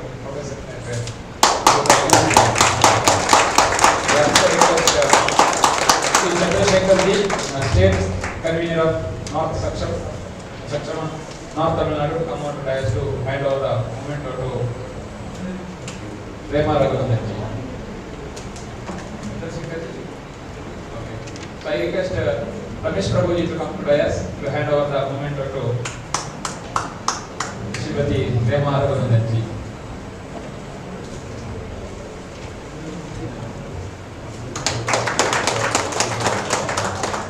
I also request Sri Aravind to come on to dais to take the moment. He was a speaker for yesterday. I request Sri Nagaraj to come to dais to hand over the moment from Pranada to Sri Aravind Srinivas. He was a speaker and a person with thalassemia who gave a wonderful experience sharing yesterday. I request Sri Nagaraj Sakshama Bangalore Secretary to hand over the moment. With this we are concluding and tea has been arranged. Kindly move on to the pantry, the second floor, the same floor. There has been a tea and coffee arrangements. Kindly have tea, coffee for next 5 to 6 minutes. Please come back. Please come back after 5 minutes. Short 5 minutes interval. Kindly take a tea break and come back. We are going to have a series of 2 to 3 discussions. It is going to be a very interactive session about blood donation and blood donation project management aspect. We are going to get guidance from Sri Padmanathanji about blood donation event management aspects.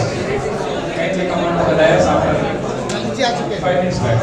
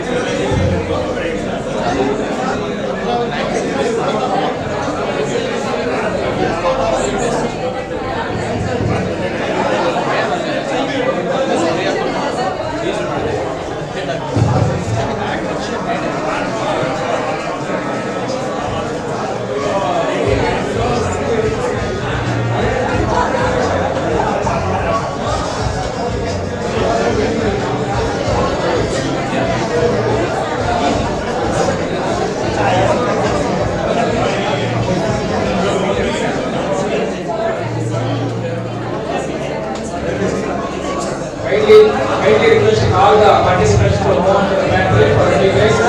We are going to start the event in next 5 minutes. Please move on to pantry for tea break.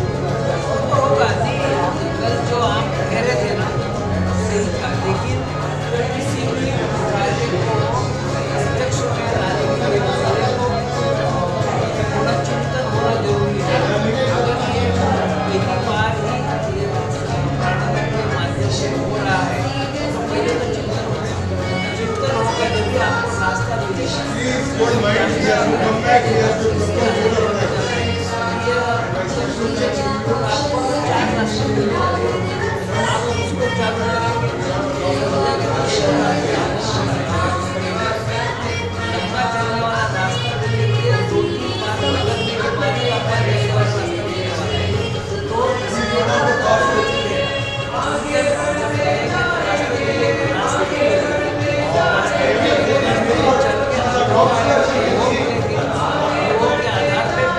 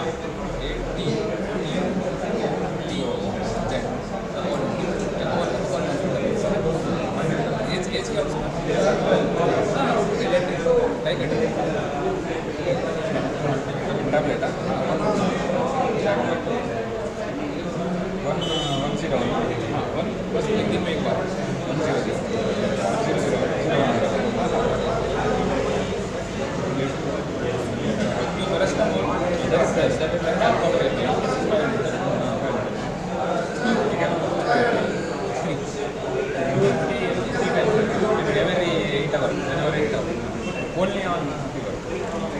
For getting energy, sugar dry cough can use energy or medicine. They gave one nasal kind of content.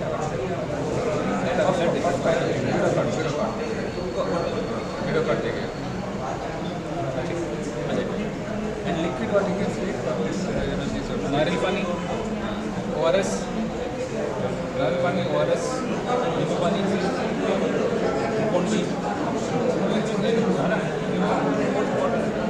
or salt.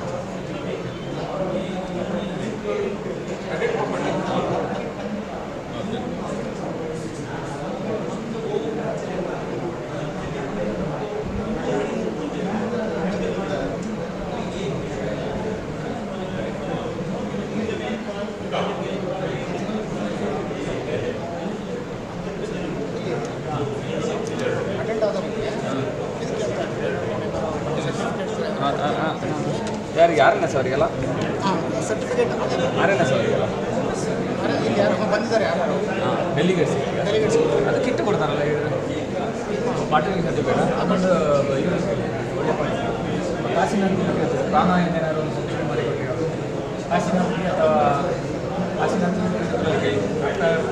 Actually, I am planning. ಪ್ರಾಣದ ಇವರಲ್ಲಿ ಕೇಳಿದೆ ಬೇರೆ expecting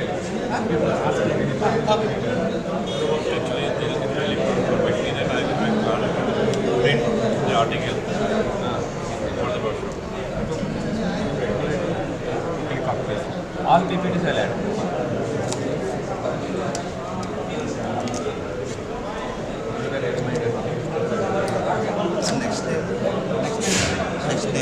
Dr. Sarsi Padma Pandya about cartoonist.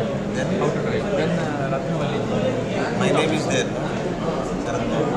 Yeah, that is groups discussion. You three people will be the panel. You and me and three people together. That is after the two sessions. Just before the webinar. Yeah.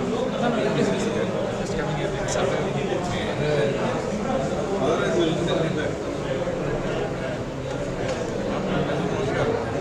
मैं उसे confine करने के लिए phone करा था मैं बैंगलोर में था मैं अभी भी याद आई एक्चुअली ಮಾಡ್ಬೋದಾ ಅಂತ ಕೇಳ್ತಾರೆ ಇವಾಗ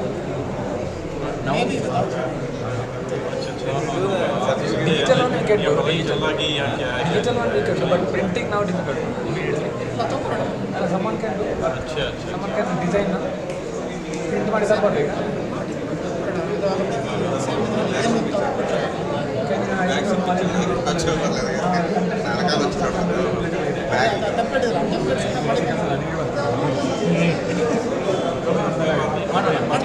ಇದೊಂದು ಸೆಷನ್ ಸ್ಟಾರ್ಟ್ ಮಾಡಿದ್ರೆ ಮತ್ತೆ ಮಾಡೋಣ ಮಾಡಿ ನೀವು ಒಂದು ಕೆಲಸ ಮಾಡ್ತೀರಾ ನಾನು ಸಕ್ಷಮ ಕಂಪ್ಯೂಟರ್ ಎಲ್ಲ ಕೊಡಬೇಕಲ್ಲ ನೀವು ಒಂದು ಲ್ಯಾಪ್ಟಾಪ್ ಮಾಡ್ತೀರಾ ನಂದ್ರಲ್ಲಿ ಆಗಲ್ಲ ರಮೇಶ್ ಲ್ಯಾಪ್ಟಾಪ್ MS Word-ಅಲ್ಲಿ ನಾನು ನಿಮಗೆ ಕಂಟೆಂಟ್ ಕೊಡ್ತೇನೆ ಒಂದು ಸ್ಟಾರ್ಟ್ ಮಾಡಿಬಿಡ್ತೀನಿ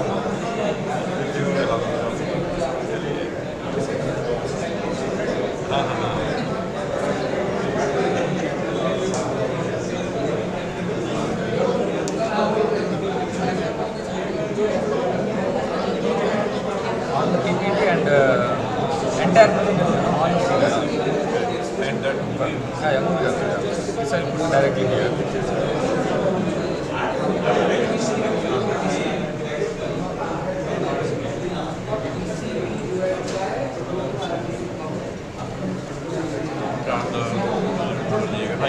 ಇದೇ ಟೆಕ್ಸ್ಟ್ ಹಾಕ್ತಿದ್ದಾರೆ ಇದೇ ಟೆಕ್ಸ್ಟ್ ಹಾಕಿ ಇದರಲ್ಲೇ ಸ್ವಲ್ಪ modification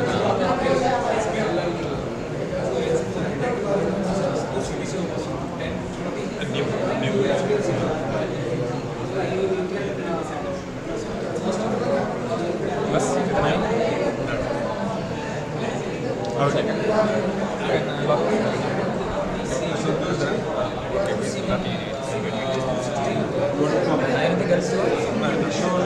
songs even SAKSHAM Hindi songs that prior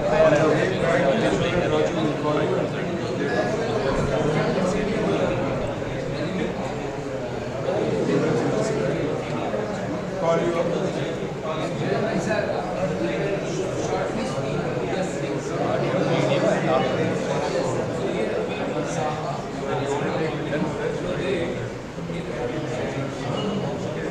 You decided, let me know.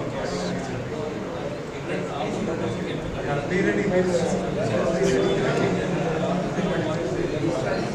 I will make the article. Sorry, yeah. Sorry for delay. Yesterday.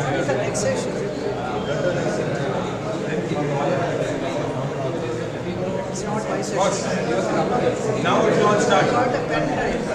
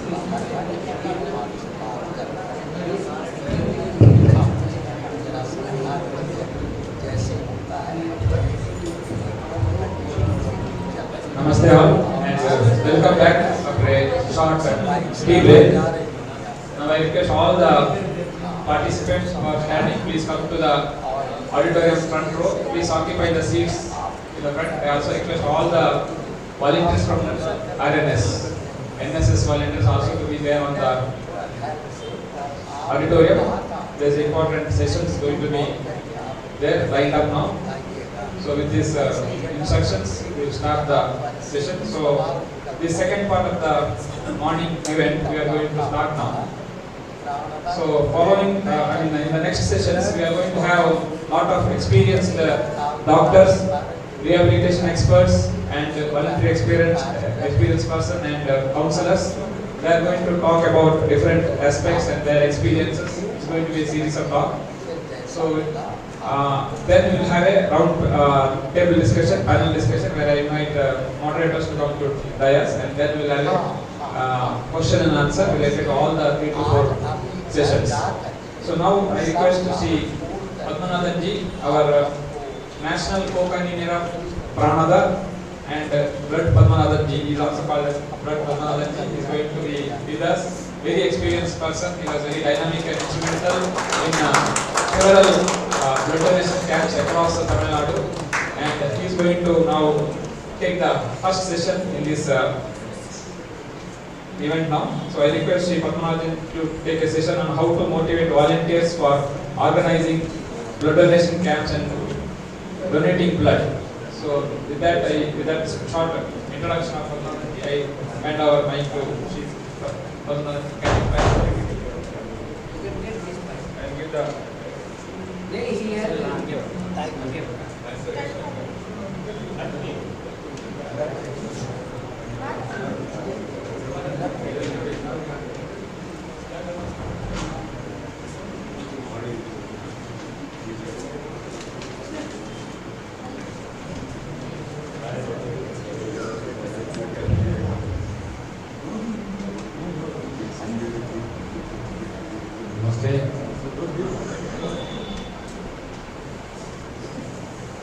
How to organize blood donation camp and voluntary blood donor awareness program.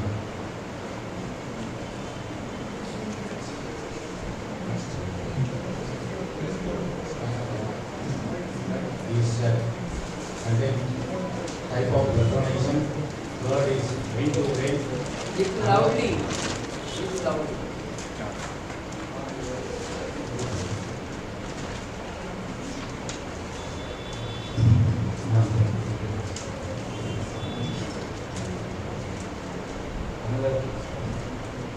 Another one is vein to vein blood disorder requesting and different blood transfusion criteria.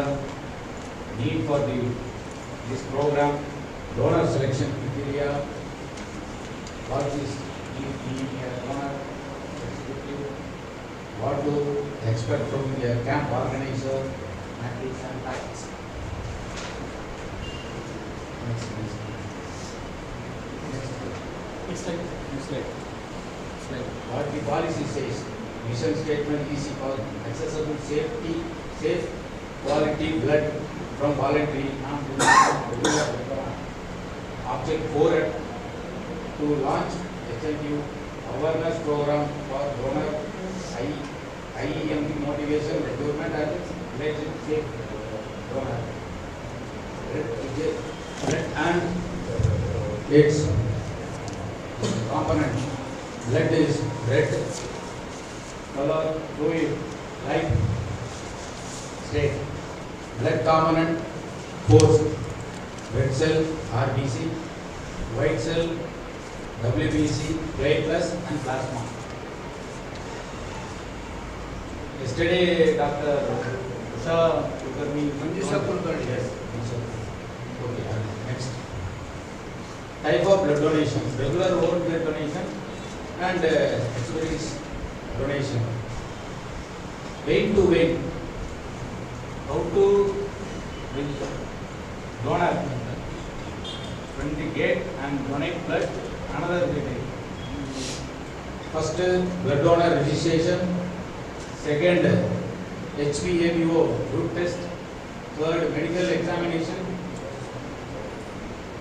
Fourth is physiology and donor refreshment and certificate distribution, blood bank sample, tube collection, cold chain transport and ABO accommodation, TTA testing, cold chain. This is a vein to vein, starting donor to Also recipient. Yes. The process flow, blood collected at walk-in campsite.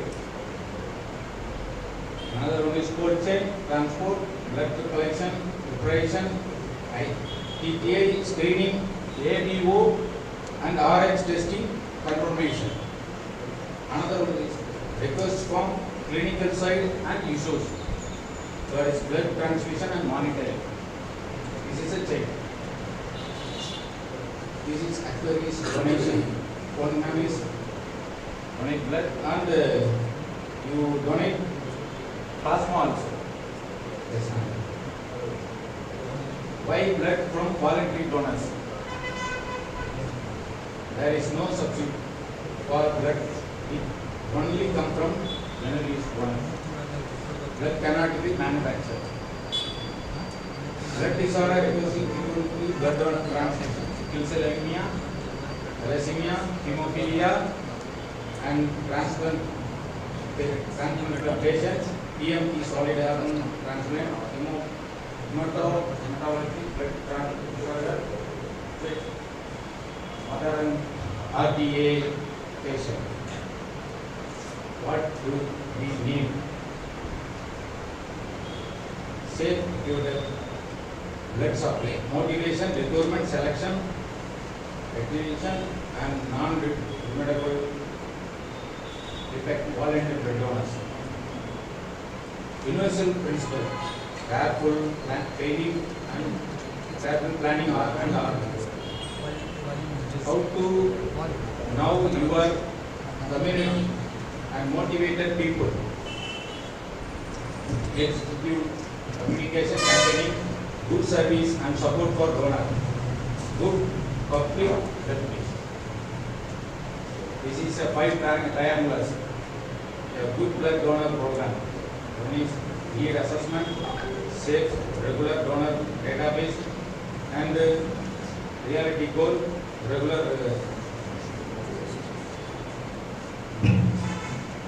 How to approach donor? Approach direct and indirect mass. Personal letter or call, personal request. Group, target group, schools, college, workplace. Another one is media campaigning, print, electronic and posters. Which way go to? General criteria. BCC also. Selection criteria, asthma. This is next. Benefits. What is the donor? Annual spontaneous health problem, reduce conformal iron storage, lower risk suffering heart attack, reduce cancer risk, help liver stay healthily, physiology. This is our program in India literacy. Another positive thing and negative things. Reason for the dropping out. Lack of time and commitment. First. Second, unfavorable location, time of blood donation. Unhappy post experience. Another, bad handling by blood bank. Donor reaction at time of donation. Now availability of blood in time of need. Failure, actually, is the effect of blood donors. Impression that blood being next. Why to donate? Again, good habit, appreciation, self-satisfaction, record purpose, and non-availability rate of grab group. Now, we value blood donation, respect and popularity, personal health checkup. Yes. This is another change. Aim recruitment. acknowledging, reward, relationship, critical donor. What is the expert camp organizer? Investigate ideas from donors, follow, differ donor, ensure, BTS, experience donors. Activities, facts. Blood donation activity. Blood donation fact. The needle pick up only pain 1 feet when donating blood. The area of the arm heals within a day of 2 day or 2 hours. The weakness of post donating blood with by drinking plenty of water and eating.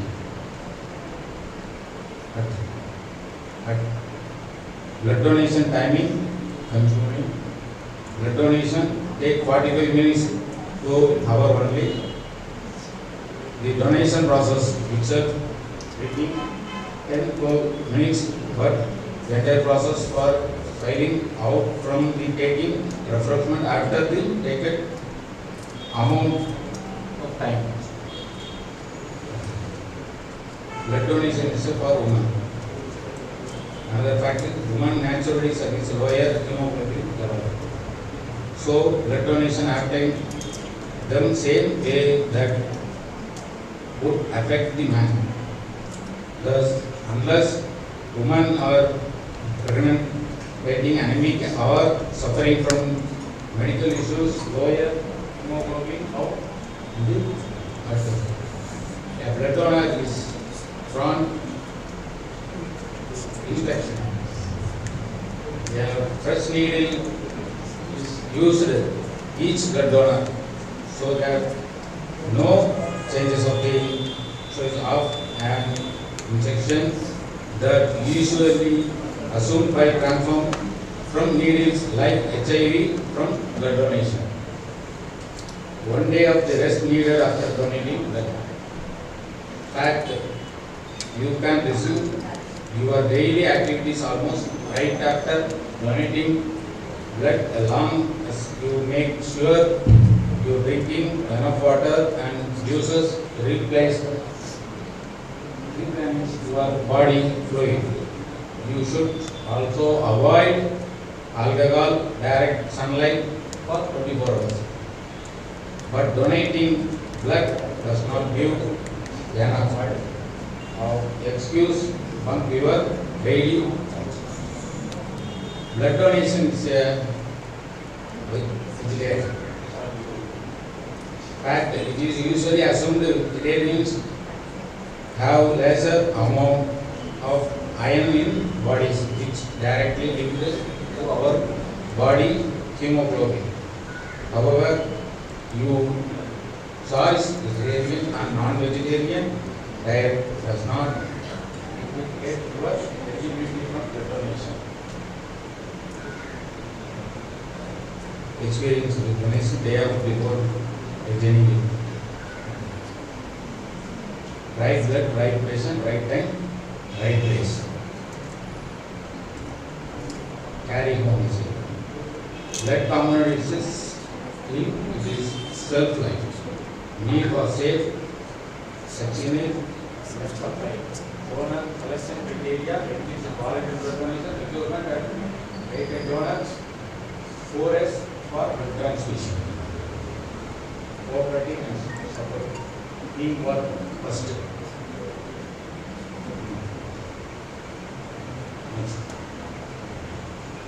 Thank you.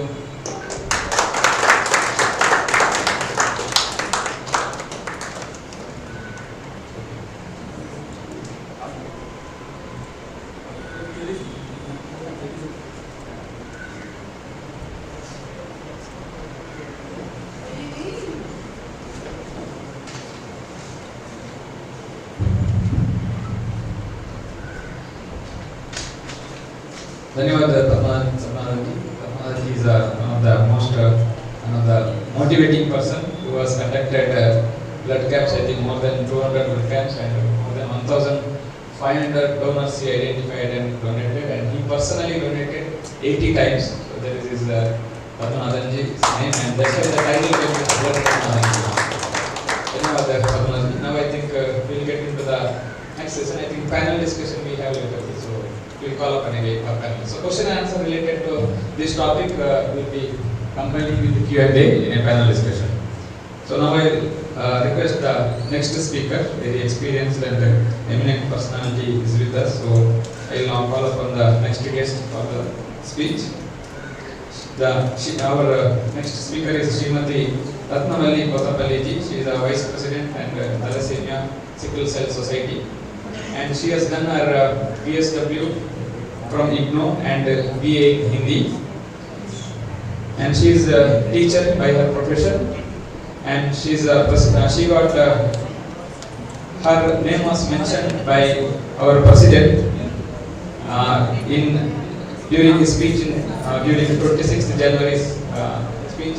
President has personally mentioned her about her service to thalassemia patients, and she has counseled more than 2,500 thalassemia patients, and she is a founder and VP of Thalassemia and Sickle Cell Anemia Society for last 24 years, and she is having around 34 years of experience in this field. And she is also a counselor, and she is a parent of United AP to start the movement on thalassemia for 34 years in Andhra Pradesh. And in today's session, she is going to speak about parents' aspects of thalassemia and sickle cell, and what thalassemia and sickle cell society can do, and what SAKSHAM can do, and what young volunteers here can do to these patients. So now I request Ratnavalli to be with us on dais, and we will also have a interactive session later after the presentation. We will have a question and answer session with her. Now I am going to flash the introduction about Ratnavalli ji. Video. Yeah, okay. So we are going to show the video where President of India mentioning about Ratnavalli ji in his speech during January 26th. Ratnavalli ji, kindly be seated, please. To interact with some achievers who have done commendable work in various fields.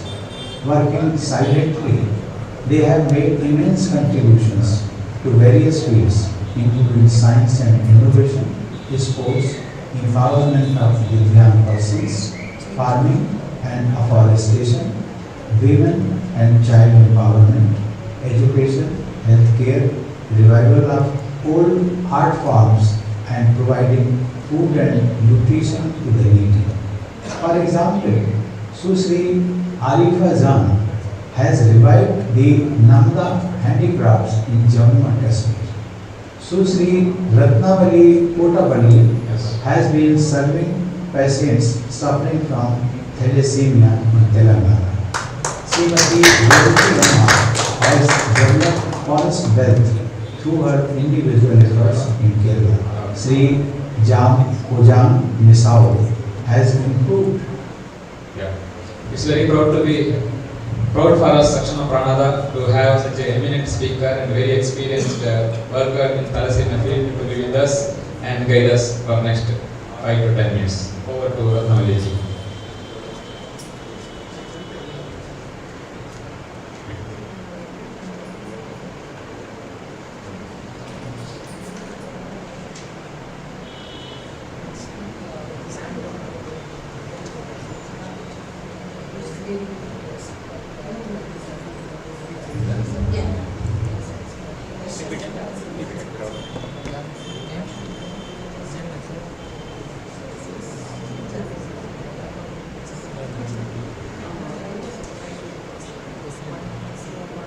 What is the PPT title?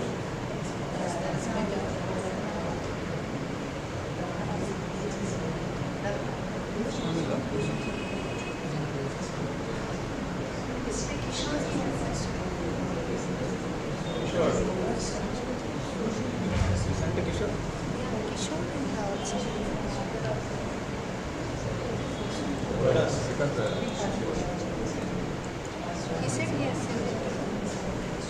Can you see in this? Can you go to the folder? Plus this or deeper. ಸ್ವಲ್ಪ phone ಮಾಡಿ.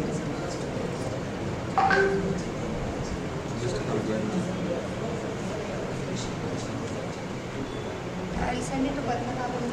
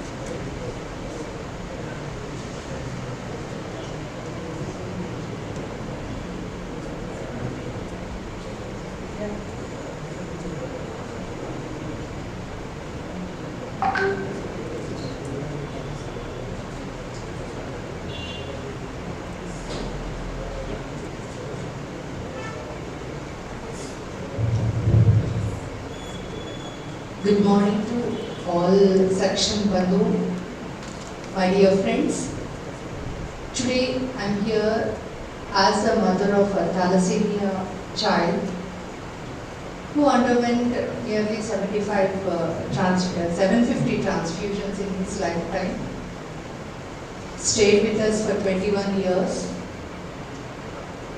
As a mother, the agony, the pain, whatever happened to me, that should not happen to another mother, or there should not be another role there. So my journey started like this. My journey with thalassemia was 34 years experience. You can see my children. I'm blessed with 2 children. My eldest son Rohit, born in 90s.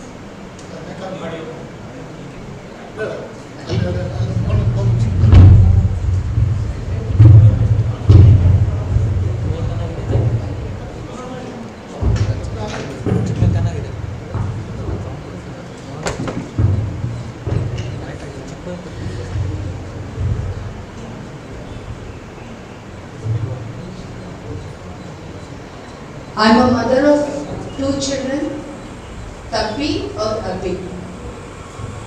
My son Rohit is born with thalassemia in 1988. When Rohit was diagnosed with thalassemia major in Andhra Pradesh, there were no hospital to serve thalassemia patients. There were no doctors. So it was our turn to go to other states at the time.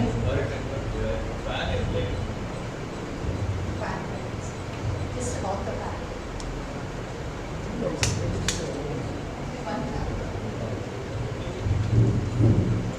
Hello. So in early 90s, when Rohit was born in Andhra Pradesh, there were no doctors or hospitals to treat thalassemia kids. And surprisingly, the awareness on blood donation was also zero. So people used to get afraid to donate blood because that was in 84, I think so. AIDS came into AIDS there was a parallel thing going on with AIDS and all, and people used to get confused with AIDS and thalassemia. So उस जमाने में blood donation के लिए घर घर भटकना पड़ता था. 15 days I used to knock doors from 10 to 6 o'clock like a job. I used to go to each and every house, knock door, explain about my son getting please come forward for the blood donation. अगर मैं 15 days ऐसा करे तो मुझे एक donor का concern मिल रहा था, वो भी बहुत मुश्किल से. And those days were such a horrible days for me. Like I was like a big beggar in those days. People used to treat me like really like a beggar. क्योंकि they were surprised. I can't blame them also because उस जमाने में awareness भी नहीं था blood donation के लिए and also genetic blood disorders के लिए. तो they used to think that अरे ये लड़की क्यों आ रही है? A girl of 20 years, 18 years girl going and knocking door and saying my son is suffering with such and such a disease, please donate. They were astonished. Why did she come? Is she a thief? हमारा बच्चों को उठा के लेके जाती क्या? Or else is she spreading any genetic diseases from her son to her and अपने पास लेके आ रही क्या रही? बात करने से वो spread होती. तो वैसा वहम था and they used to put water on my feet and all. They were never used to allow me to come inside the gate also. बहुत दुर्बल था. तो उस टाइम पे रोहित का ब्लड ग्रुप A पॉजिटिव था. तो I used to see all are not the same which I am depicting. तो थोड़े अच्छे लोग भी थे, तो वो लोग थोड़ा कंसर्न थे. बेटा हमारा ब्लड ग्रुप B पॉजिटिव था, हमारा ब्लड ग्रुप AB पॉजिटिव था, हमारा blood group you can use our blood group. Then वो आइडिया से मेरे को आइडिया आया मुझे तो खैर I have to do this exercise for my son to make him alive for next 15 days. Why not I use this data for other children who are suffering with the same बोल के वो data collect करते जा रहे थे early 90s. Then my search for thalassemia children then started. ये थोड़ा बहुत डेटा आने के बाद मेरे पास कंसर्न ऑफ डोनर्स आने के बाद then I started searching for thalassemia children. So वैसा करके in my next slide please. I met the wonderful lady here, Dr. A. Krishna Kumari, who was an hematologist working in Nilofer Hospital as a blood bank in charge. And she was such a solace to my soul and my heart. She said, Ratnavadi, we have to do something for the children. Madam, I don't have money, but I can be as a soldier for you for entire of my life. Then I promised her that I will be a soldier for the thalassemia children for entire my life. So then we started after great 10 years manthan ke baad, we were able to meet 20 thalassemia children. And with few doctors, few philanthropists, and myself and Dr. A. Krishna Kumari started this TSCS, Thalassemia and Sickle Cell Society, in 1998 with 20 children. Next slide. Since my association with thalassemia, what is my job in that? I'm a housewife. I don't have much experience, exposure or anything. I was just a school teacher in those days. But मेरा अंदर वो था कि I have to do something for these children. Then she taught me how to counsel. I am not a professional counselor or education background में I don't have a psychologist or a counselor का कुछ भी नहीं था. But I was taught how to counsel. Because I had an experience when Dr. A. Krishna Kumari counseled me, I got consoled. The same thing I wanted to give back to the children and the parents. So that is where my main motto here is counseling, because we in TSCS do 3-tier counseling. One would be like counseling by the doctor, by a counselor, bedside counseling by our sisters. So every day we counsel children for the positive tomorrow, and we counsel parents to be how they can be positively, not to have another child in their life. And also extended family, we do extended family also. That is my main thing.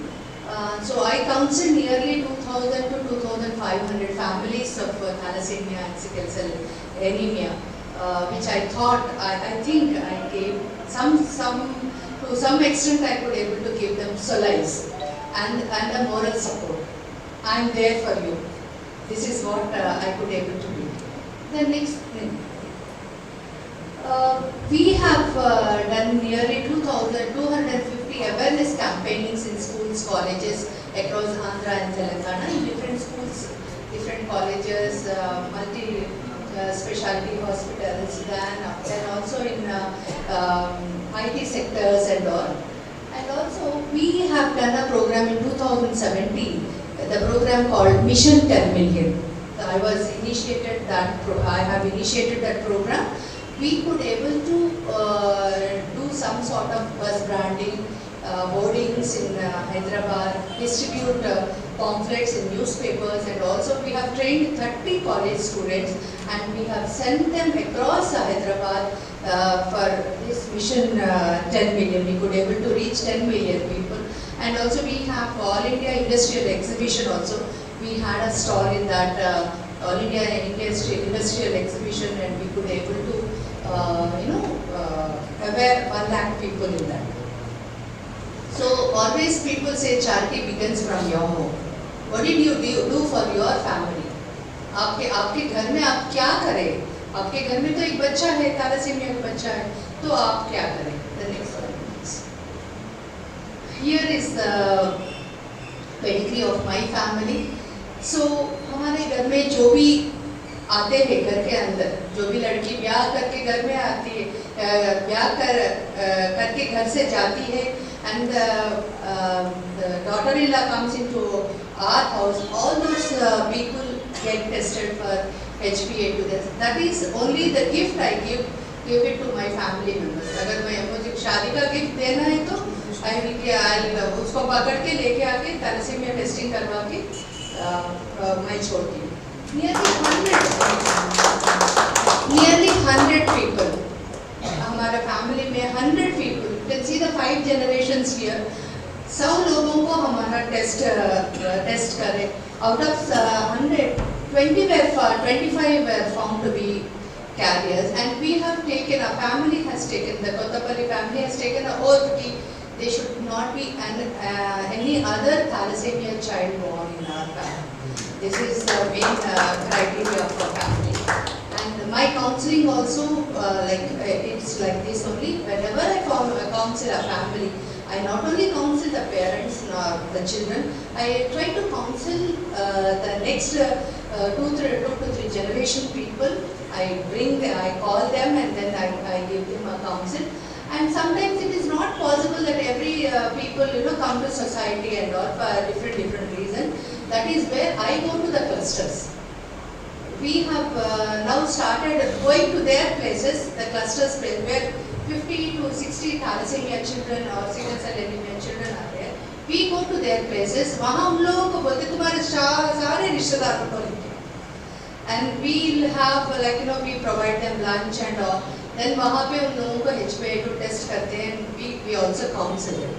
Post counseling भी करते हैं, pre counseling भी करते हैं. Next. These are the awareness programs. Anganwadi teachers, Saraswati Vidyalaya का जो भी बड़ा functions होते हैं. Yearly they have meetings with the teachers and all. I get an opportunity to go and speak to those teachers. So teachers are the main people who can, give to the next generation. So these are a few. We do on blood donation camps also and other. Next slide, please.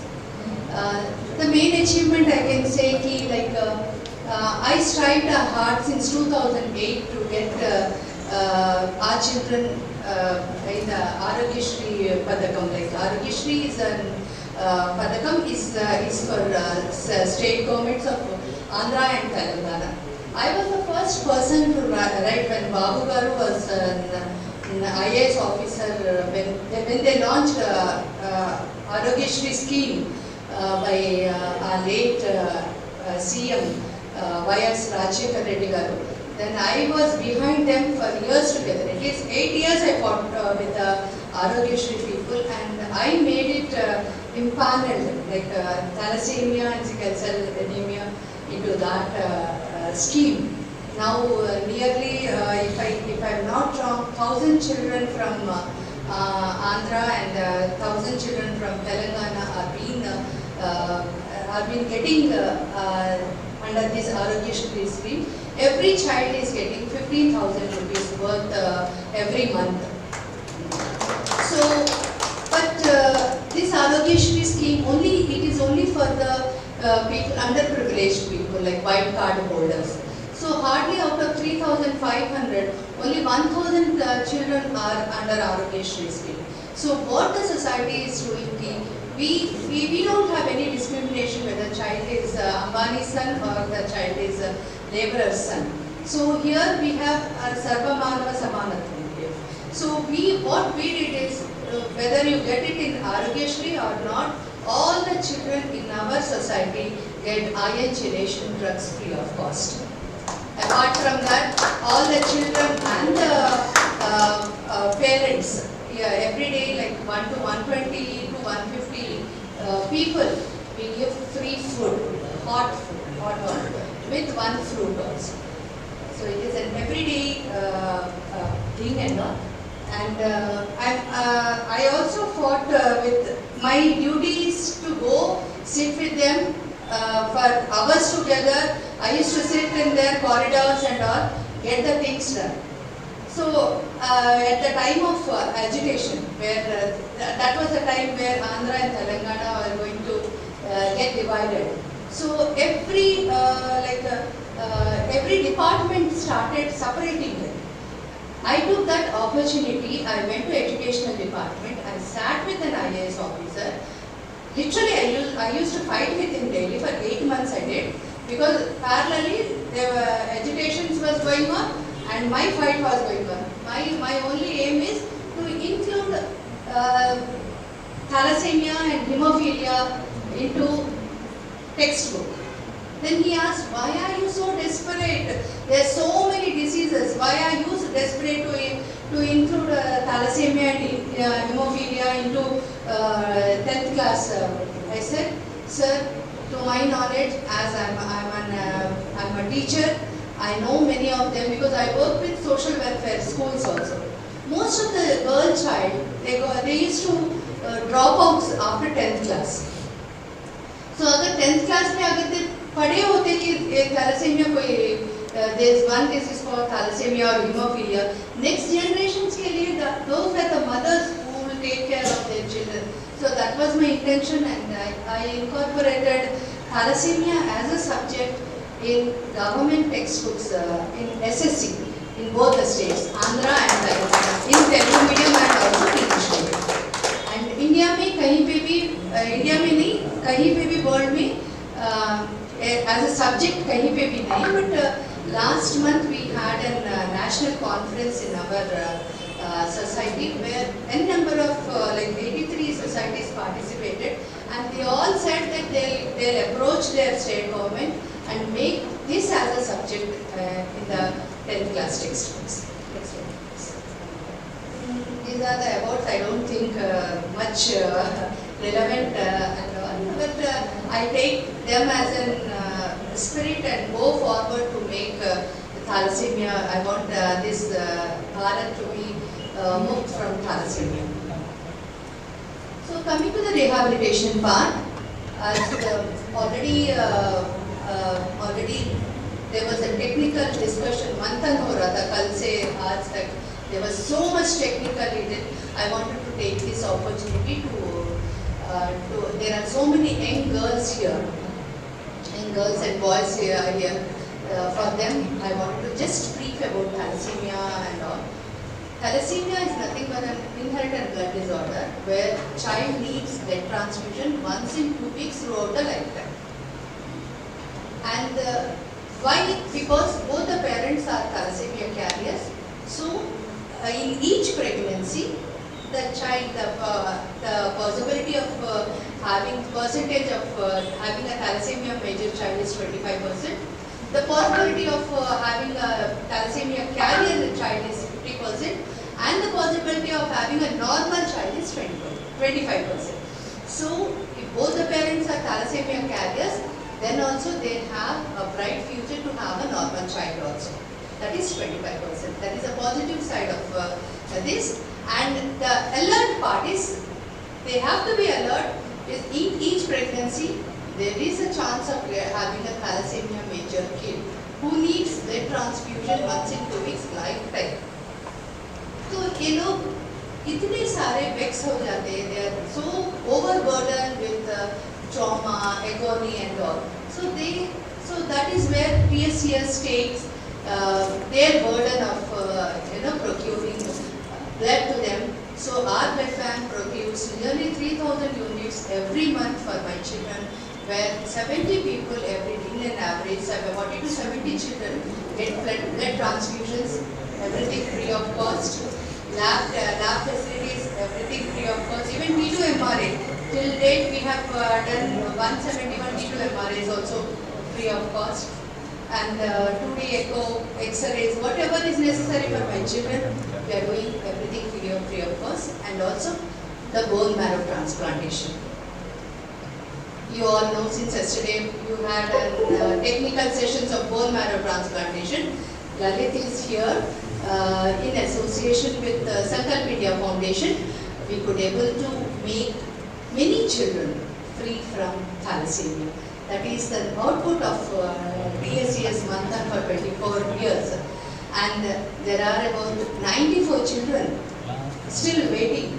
The Lalit should say when my children will get thalassemia. And thank you, Lalit, for supporting us. And all these PMTs are being done absolutely free of cost. And also we give them 2 years post-transplantation support also for 2 years. This is where I can say TSC is doing a unique work. And also we do the rehabilitation work of, we take burden of parents, a few eligible, because my children, if you see my children, except for thalassemia, they have blood donation, and they are quite healthy and energetic. So we encourage them for their education part also. So we are approaching few educational institutions. Recently MS Educational Institution, which is having 40 branches, they came forward to give free education to all thalassemia children. So we are school and college till there. MS, it's a minority group, but we are trying to reach other people also. First foremost thing, they came forward. So and also we, my children did. They are now, I can say, thalassemia children. The positive side is that many of them knows they are IAS officers. They are chartered accountant. We have one chartered accountant here also, and I have my children got admission in MBBS. And also one of my child is a clinical psychologist, nutritionist, and few of them are they are into IT sectors. So they took law as their profession. Everything, everywhere. My children charge are today. Careers pe charge are, and they are doing wonderful job. They are into government sector also. One child is working with district collector Bongiri. So, as I think so, I have discussed everything, like sickle cell patients ke liye bhi.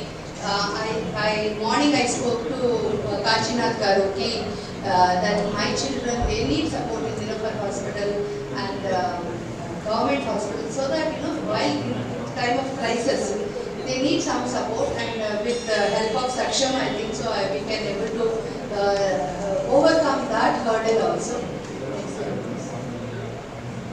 See the difference between the children, they are badly managed with them, and you can see a child who is well managed in TSCS. We have few parents who have 3 thalassemia. I'll tell you one incident, recent incident. One mother who is from Latur. So she has 4 daughters. Out of 4 daughters, 3 daughters are thalassemia major. And they are day laborers working in that Eat Kabaddi mein kaam kar rahe the. Very miserable condition. They don't have even food to eat also. So she used to bring all the way from Kisara to बच्चों को लेके आना, 3 बच्चों को एक साथ लेके. So we take that at least that pressure कि वो सारे 3 बच्चों को एक साथ ब्लड मिले वैसा. And we also provide them for some sort of travel expenses and all. But it's a really a miserable condition that they have. And इस odd में भी एक positive side ये है कि the elder daughter का BMT दोनों बच्चों से मैच हो गया. But the mother is so reluctant. No, मैं बच्चों का BMT नहीं कराऊंगी क्योंकि मेरा बड़ी बच्ची I have only one normal child. उसका क्या होगा? Then we did all my counselors, doctors did counsel, but she didn't get. Then I said I will take that responsibility of your elder child. अगर उसको कुछ भी हो जाता, whatever the compensation I pay from my side, I can write on the bond paper. मैं खुद अपने then slowly she came. Then उसका थोड़ा मैं ये जो मेरा और एक लड़का who is working with Bhuvanagiri collectorate, मैं उसको वो जॉब सौंपती होती. बेटा इसका रेशन कार्ड बनाओ ताकि they get in allocation कुछ help होता है. नहीं तो they get some food grains from the ration shop and all. So that we are taking. I took some groceries, full of groceries in my car and went there. एक महीना तो दे के आ गई, but it is not possible to do it every month. But I somehow will try to cope up. But this is an example I am giving. Few children, like they have 2 children, they have 3 children. The worst. And the funniest part is people are relocating from different parts of India. Oh yeah. People are relocating from different parts of India to get the best treatment in Hyderabad in the TSCS. That is the best option. Next slide. 1 minute about that. These are the few newspaper cuttings. Next. So thank you, बोलने का time आ गया. This is for you. Let's hope I take this privilege to ask SAKSHAM India to take up this as a mission as early as possible. We all together fight for thalassemia free Telangana. I'm sorry because both of मेरा thalassemia free India free. Actually, Ramnath Kovind ji पूछे थे why only thalassemia free India madam. I said इसके लिए तो मेरा जिंदगी बस नहीं हो रहा sir.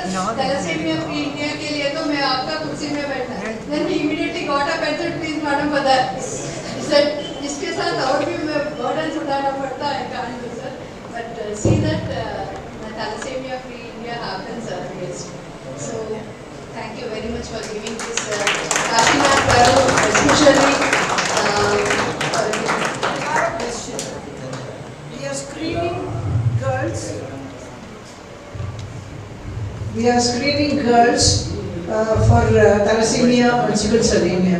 Once they are positive, it is this thing on their black dot on their life.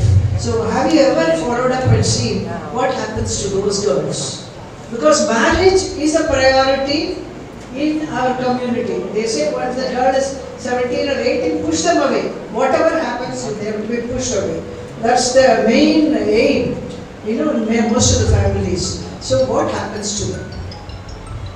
It's a right question, ma'am. In 2000, early 2000, we बहुत जोश में थे तब, because 1998 में हम सोसाइटी फॉर्म करे, तो हम बहुत जोश में थे कि we wanted to do all the things बोल के एक बार एक आदमी को पकड़ के 10 स्कूलों में we have done 1000 school children screening and we didn't do any counseling part, any prayer, कुछ भी नहीं करे, फट जाके 10 स्कूलों में counseling screening, we did HbA2 testing screening and found that out of 1000 children 46 are carriers. Then बाद में धड़ बोल के 46 लोगों को we have issued you are a carrier. Then the real story, the picture started that time. मुझे तो like 1 year I did not sleep in nights because round 24 hours I used to get calls. Madam, क्या होगा मेरे बच्चे को thalassaemia career, मेरा बेटी का शादी होगा कि नहीं? Do we want our family to get suicide? ऐसा करके then we have decided ऐसा नहीं होता है, पहले अवेयरनेस करना, बाद में ये करना. Then now what we are doing, madam, we are doing antenatal testing. So nearly 5,000 antenatal testings we have done. We are going to PHCs.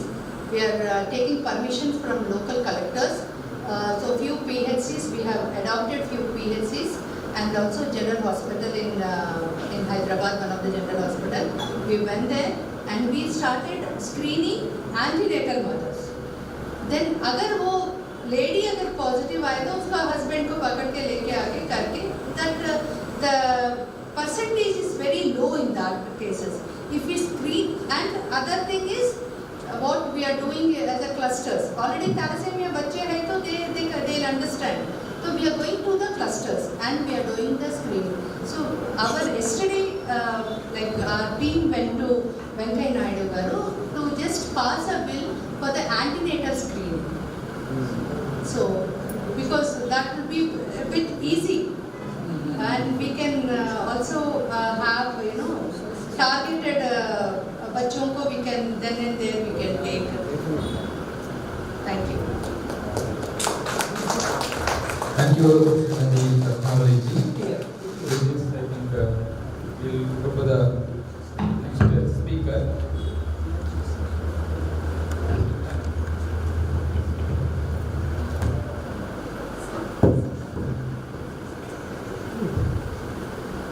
So next we have with us Dr. Sudhir Kulkarni ji. He is going to guide us and share his experience related to the blood-related disability and rehabilitation. So Dr. Sudhir Kulkarni ji is a very eminent doctor and involved in many social organizations which works in various blood-related health issues. He is working and conducting many complicated surgeries for persons with blood disorders, and he is also founder of Hemophilia Society of Nasik chapter from 2000, and he is active and he is one of the active chapters in India, and he has been in the executive committee of Hemophilia Federation India in various positions for last 20 years. I kindly request Dr. Sudhir Kulkarni to be with us here on stage and please share his experience for next 5 minutes. Good morning, everybody. I will continue with what I was speaking yesterday afternoon when I was given a chance to moderate some speaker, and then because of lack of time, the program was curtailed and I could not complete what I wanted to say. So yesterday I was saying, first of all, we should all thank SAKSHAM, Prananda and Vikas Goyal for giving us this opportunity of coming together, who all are working for rare blood disorder, bleeding disorders, blood disorders like thalassemia, sickle cell and hemophilia. You have heard, since yesterday you have heard some of us talking about hemophilia. You have heard experiences and doctors working for thalassemia. Just now you heard Ratnavali ji, who has done tremendous work in Telangana and Andhra Pradesh regarding thalassemia patients. You have heard about Raghuatna, how he managed his son and then how he was motivated to work for hemophilia in Kerala. Then we just now heard in the morning Dr. Deepa Bhatt talking about her experiences in work regarding regarding sickle cell anemia in the tribal population in Karnataka. What I feel is because of SAKSHAM and Pranada, we all have come together. We have become a strong force, and then I'm sure we will definitely go ahead and work still further in a strong way to make the suffering of all the people with thalassemia, hemophilia and sickle cell, make their life better. We have Sharad Babu also, who have worked tremendously for thalassemia patients, getting more than 50 transplants done for thalassemia patients, taking lead for that. That is a great job. And if we all come together, as we have come together under this banner of Pranada, we will definitely make this, with the life of these our brothers much better. What I feel now after listening to all the speakers since yesterday morning and with my experience of social work and working for hemophilia for last 22 years,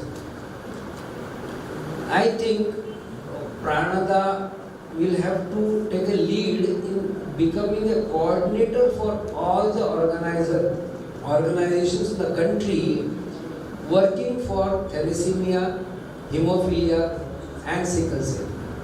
At the moment, there are in different parts of the country, there are different organizations, different working under different ages, working for hemophilia, or like we have a Hemophilia Federation in India, which has got 100 plus chapters all over the country. Similarly, thalassemia work is going on in almost every city of this country. Somebody is working under some organization, somebody is working under some other organization. And same thing is happening about sickle cell, but in a lesser number. But we will have to coordinate with all these people and bring them under one banner. If we bring all these organizations together, working cooperatively, we will be doing a great job and make a concerted effort. Instead of working differently in different things, it might create a situation in the common public where to go. Somebody will, like I'll give you an instance. In Nasik, we are working for hemophilia for last 22 years. There was one homeopathic doctor who wanted to help us. So we said, okay, you can also join our work. He joined our work and started giving homeopathic treatment to our hemophilia patients. Later on, after a few years, he started posing as if he is the man who is doing work for hemophilia. So he put a name, homeopathy in hemophilia, and started giving write-outs to different newspapers and all that. Now, we are in Nasik for 45 years, so all the newspaper editors and their owners, everybody know us. So one year, I got a call from one newspaper. Are there two organizations working for hemophilia in this town? I said, why? I got another write-up from another person. So that is how we can create confusion in the minds of common man where to go. If we all are thinking of doing some good work for some rare disease, we should all get coordinated. And then I think SAKSHAM and Pranada can become the greatest coordinator for all these organizations in this country and give a concerted effort and a single direction to the society, because as we have heard since yesterday, the most important thing is awareness, creating awareness in the minds of common man about these rare diseases, and counseling of the common society and counseling of the affected families. These two are most important things for prevention. And as we have heard time and again since yesterday, prevention is better than cure. So if we can prevent these diseases, we will be definitely doing a great service to this community. And for that, we need a concerted effort, and then it will become easier.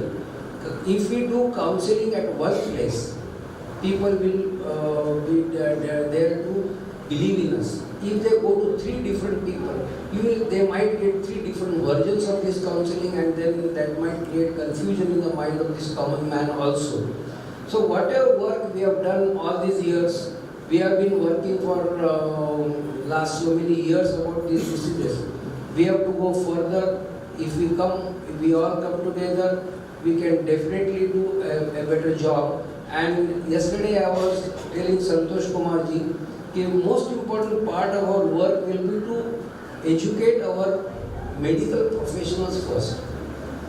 I am a doctor practicing for 45 years, but I know I have met postgraduate qualified consultants who don't know about thalassemia or hemophilia or sickle cell, and they don't know anything what is about the disease, so they don't know about the treatment also. And that has been the experience of many people who spoke since yesterday. So we need to educate our medical professionals first.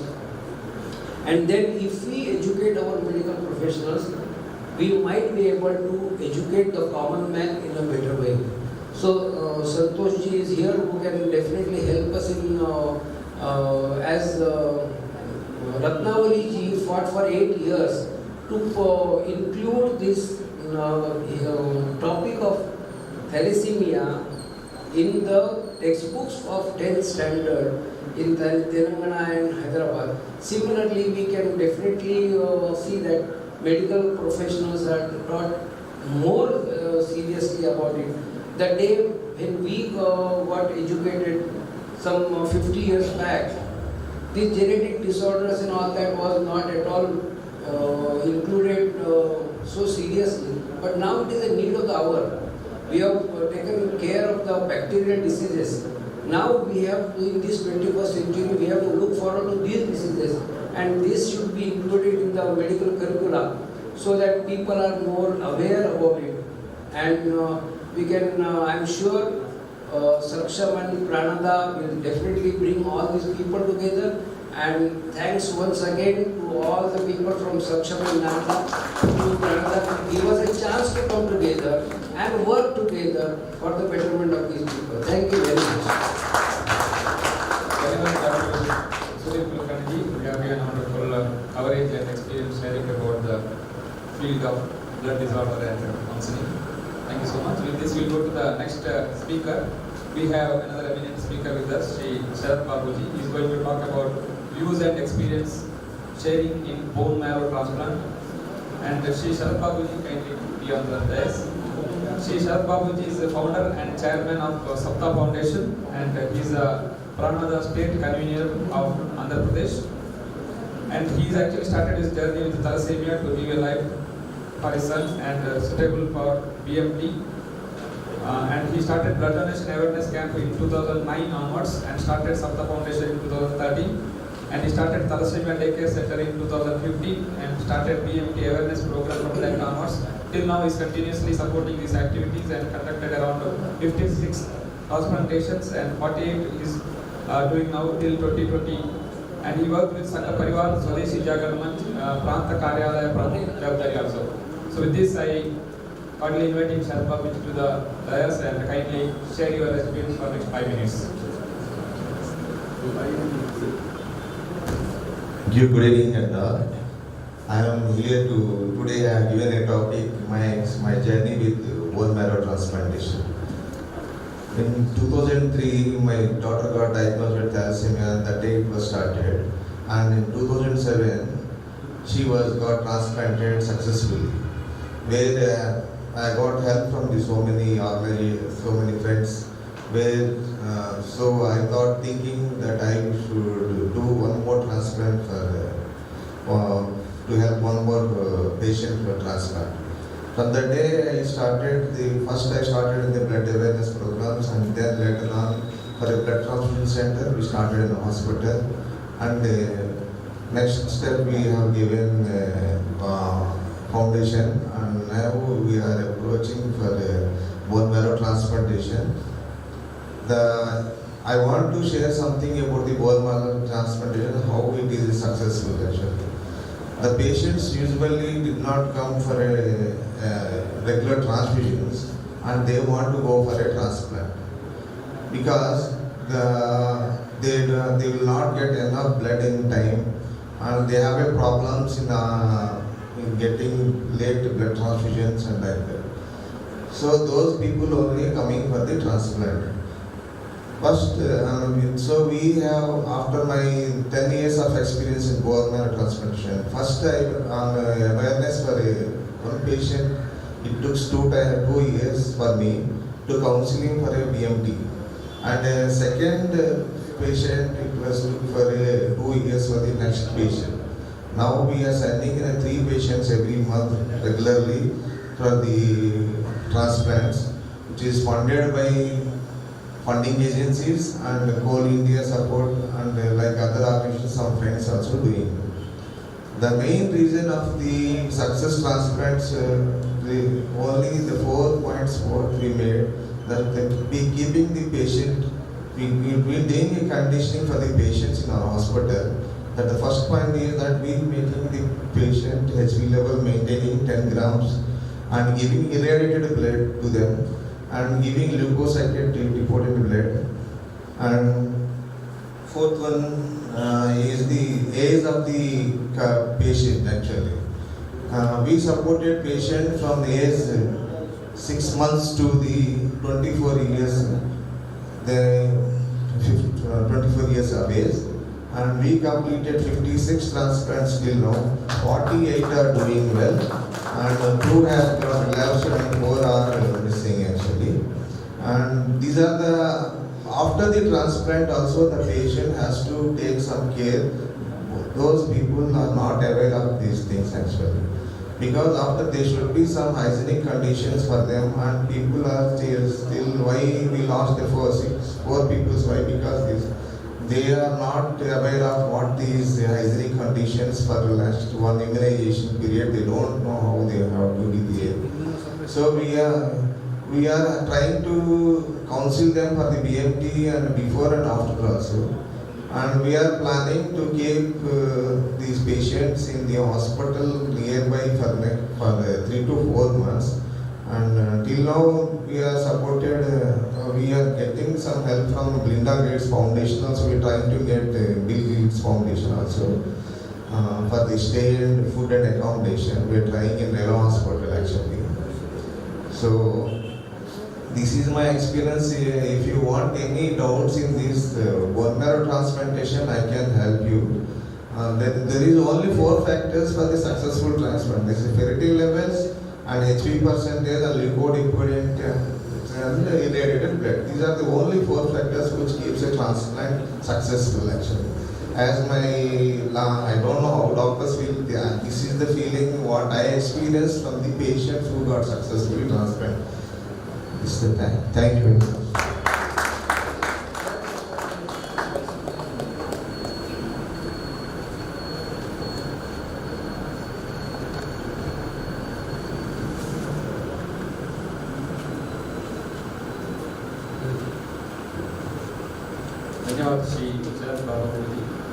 So now we'll move on to the next speaker. We have Dr. Nalini with us. She is going to talk about her experience related to this field. Now I kindly call upon Dr. Nalini P. Nalini P. has done her schooling in Bangalore and BSc in Sita Lakshmi Ramaswamy College, MBBS in 1969 and MB Pediatrics in 1973 and CCH in 1973. And her area of expertise is pediatric intensive care and hematology, adolescent health, and she's also involved in care of hemophilia patients for last 40 years. And she is a founder president of Hemophilia Society Pondicherry chapter, and she is still in charge of the society now. And she has involved in a lot of care for persons with hemophilia for last 40 years. And she is instrumental in establishing Hemophilia Society at Pondicherry, and she is the founder president of the society. And she has popularized this hemophilia care center in Indian territory of Pondicherry. And she managed to get a building for the society from government and donated by Indian Oil Corporation. Because of our continuous effort in this field for treatment of persons with hemophilia is available in JIPMER, Indira Gandhi Government Hospital, Pondicherry and Government General Hospital, Karaikal. With this brief introduction, I call upon Dr. P. Nalini to share her experience for the next 5 minutes.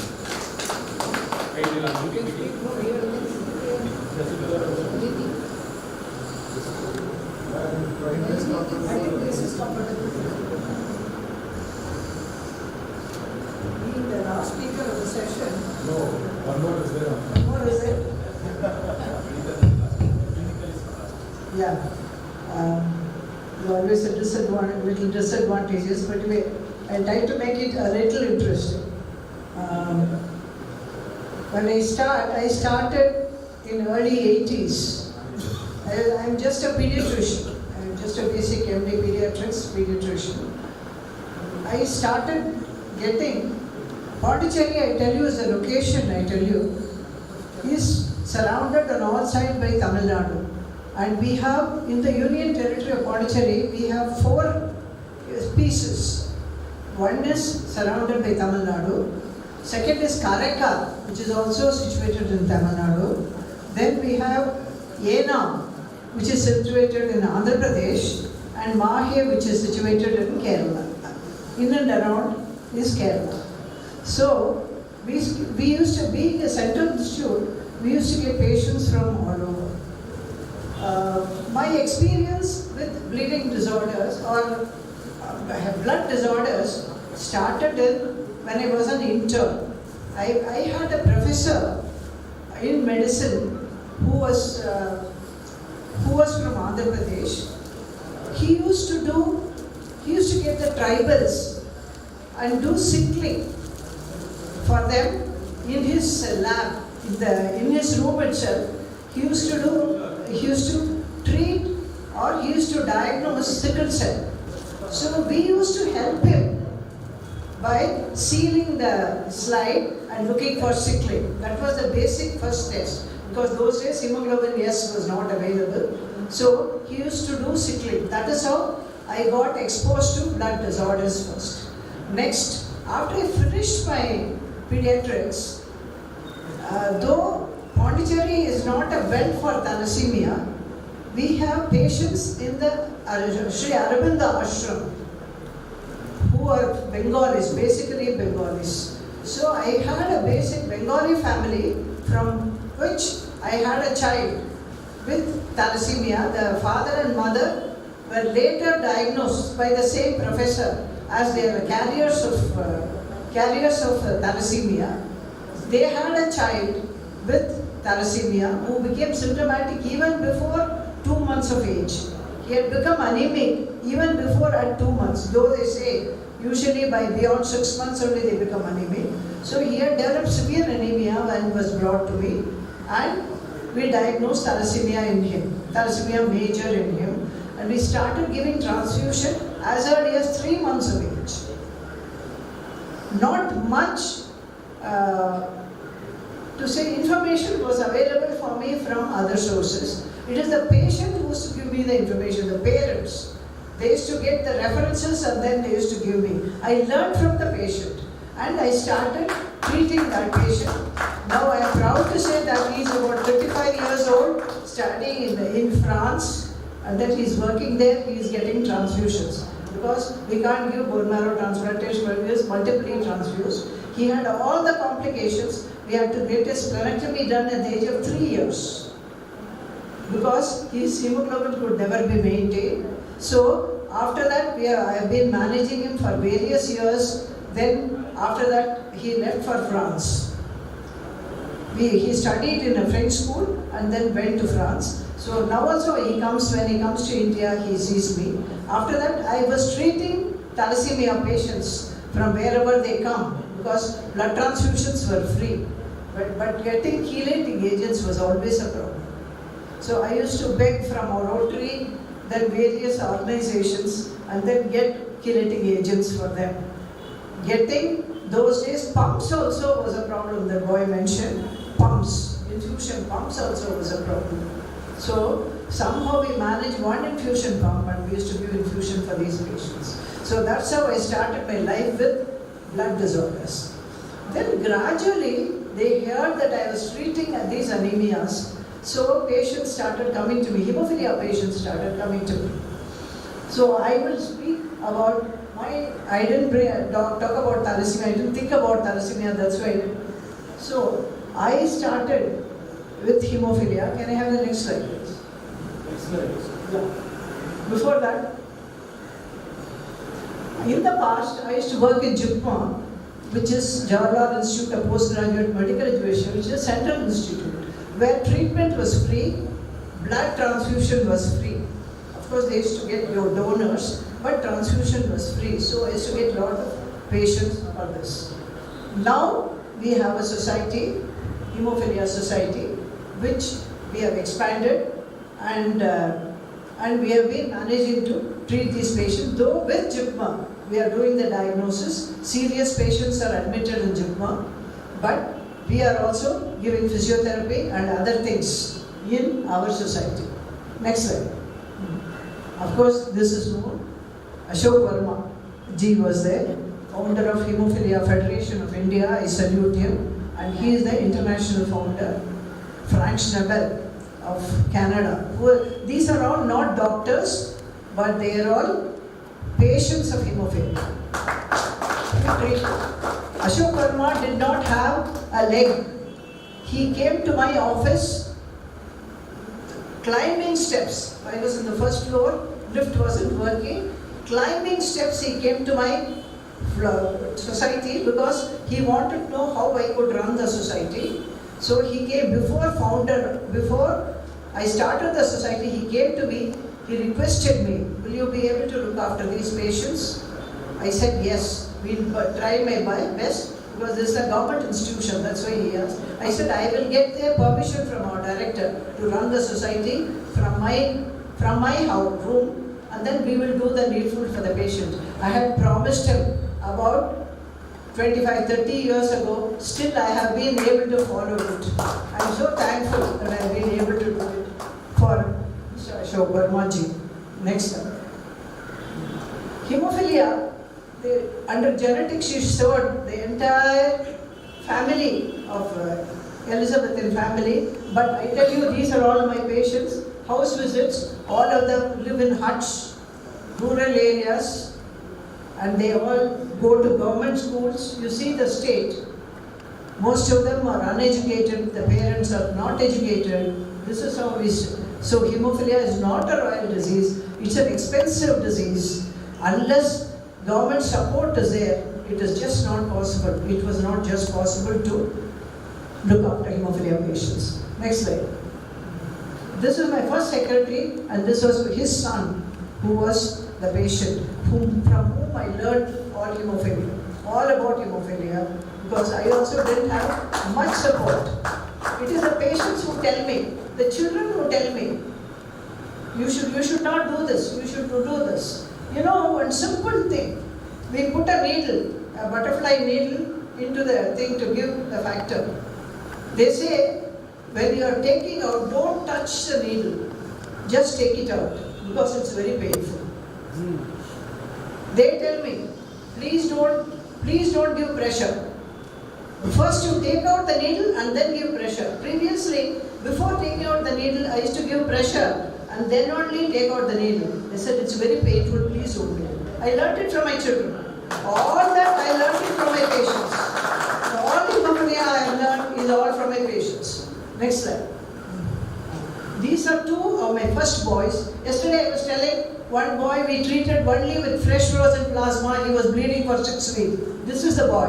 Now he is a software engineer. This boy is another who had, unfortunately, he was a lecturer. He died because he had an intra-abdominal bleed during night, did not take care of it. He thought the next day he would go to JIPMA and get the factor. By the time he came to us, he was lost. There is one more family in that family. In spite of counseling, his sister's son has got hemophilia. He is still with us. He is studying college now. Next slide. Earlier, yesterday we had only VTCT, some thrombocoagulation generation time, waiting, platelet count and prothrombin time. But now we have a separate coagulation lab. All with my effort that I took from Jipmer technicians, a doctor, to wherever the training was going on in CMC, and then we have got a separate lab done. Now we do everything. It is one of the best labs. Jipmer is one of the best labs now, who does everything for us. And we have EQUAS, external quality assessment, because they are doing investigations free. So from World Federation, we are getting EQUAS. Next slide. Yeah. Advocacy, this is most important. Dr. Mr. Raghunathan would say, Dr. Mr. Vikas would say that going to politicians, our first chief minister, who is also currently the chief minister, we went to him. He knew nothing about hemophilia. We went to him, we told him everything. Then he listened to us. I said, we need a place for physiotherapy for these patients. Would you help us? He said he will look into it. He was very kind. He looked into it. For some time, he had never seen my patients. He knew only I was in Jipmer, I used to treat patients free, I was kind to patients. That's all he knew. Next slide. Then we had registered the Pondicherry chapter in 1995, and it started regularly functioning from 1996. We had 26 persons with hemophilia. Next slide. Then, next slide. We don't have to do all this. Presently, we have 257 members with bleeding disorder. Now it is 350. It has crossed 300. It is not only from Pondicherry, but all around Pondicherry, all the villages around Pondicherry, we have about 100 kilometers radius, patients coming. So we say Pondicherry, it's not Pondicherry. We also mean all the patients, whoever comes to us are treated free. We get patients sometimes from outside, from Andhra Pradesh, from Kerala. Still we treat them all the same. They are all the same for us. Next slide. These are the activities of the society. We give regular physiotherapy, then also treatment. Next slide. I don't want to go. We also met the Lieutenant Governor Kiran Bedi, told her that Government General Hospital is not providing factor. So she helped us in getting the Government General Hospital of Pondicherry for providing factor. These are some of my children, and almost all of them are hemophiliacs or parents of hemophilia. I am the only person who doesn't have hemophilia. Next slide. Then this is the present Social Welfare Minister whom we met, because we are still not getting the disability certificate for these patients in Pondicherry. Tamil Nadu was giving order in spite of repeated. So we went and met the present Social Welfare Minister and then have given him. We will get it shortly, I think. Next slide. So we have to keep on doing. We have formed a youth group who do the counseling, who also help us in many activities. The women's group is very strong. I found in Kunnamgalam chapter, the women's group being very strong. I was very happy about it. If the women's group is strong, we will be able to do a lot of things. They become the counselors for the patients who come. They help us, they go and see the patients. They also counsel the mothers. They also counsel the children. So, we have formed a youth group and a women's group. Next slide. This is our celebrations.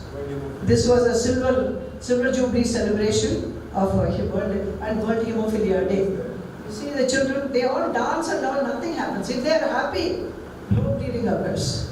If they are sad, then the bleeding occurs. Next slide. It's the mental status. Basics is just correct lab diagnosis, coagulation factor replacement. Physiotherapy is the main thing we have to do. Then education and lot of counseling has to be done. Every person in hemophilia has to become counselors automatically. Whoever sees hemophilia patients, my manager is a counselor, my women's group person is a counselor, my president is a counselor, I am a counselor, everybody does counseling. In spite of that, a lot of things happen. Patients don't listen. Next slide. Yeah, that's all. Factor earlier, we were giving fresh blood factor 8 plasma, but now factor 8 is available. Now Hemophilia Federation, World Federation is giving us lot of factor. Some is also bought by, we are not covered under NHM, I am sorry to say that. whatever you say government, but government buys some factor. In Government General Hospital, we also supply factor to them. And Kanajaal gets its own factor. Next slide.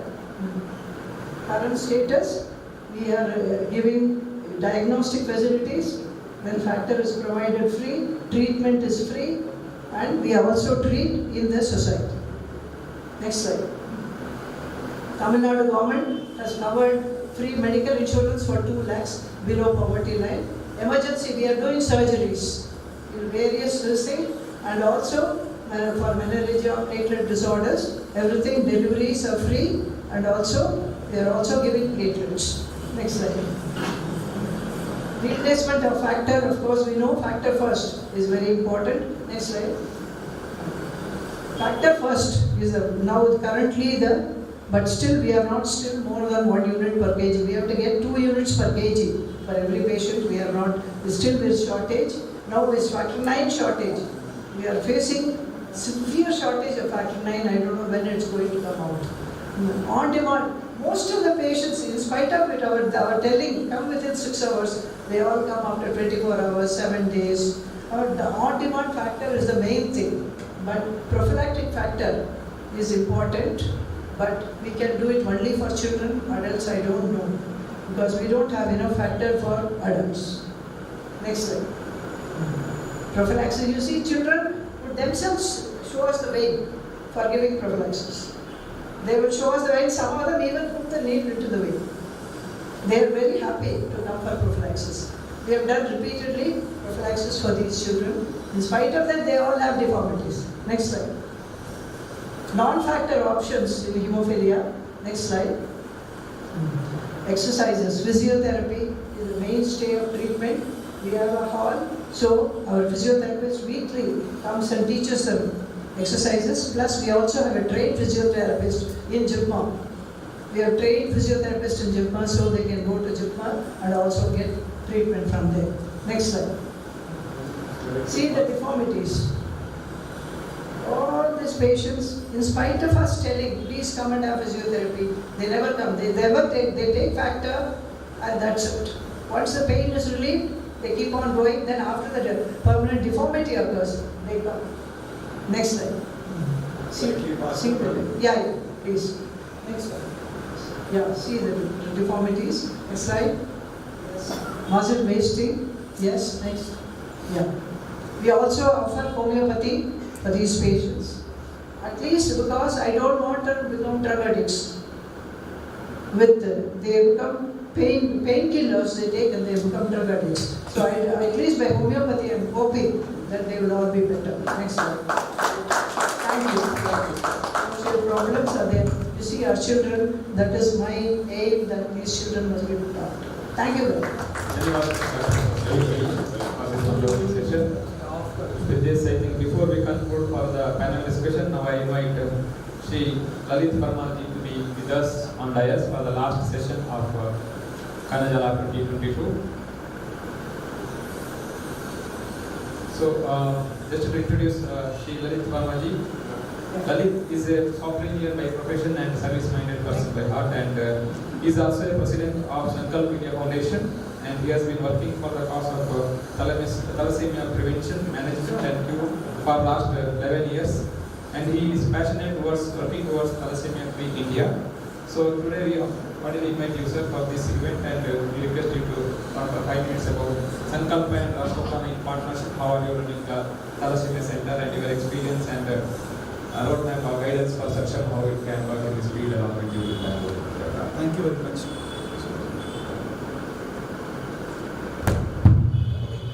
Firstly, thank all the office bearers of SAKSHAM for inviting us, and from Sankalp side, we wish you all the best in all your initiatives. So let me share about our relationship with Rashtrapana Blood Center. It is entering its adulthood next year. So it's been 17 years since we have been working with collaboration with Rashtrapana Blood Bank. We started as a voluntary donation organization to increase BBD in Bangalore to 100%. And every year around 16,000 units we are collecting with Rashtrapana, 8,000 units through giving them camps. So while working for blood donation in the year 2011, Sankalp started its first thalassemia center in the government hospital in Bangalore at Indira Gandhi Institute. So So when we started to work with the children, the center was inaugurated on November 14 Children Day.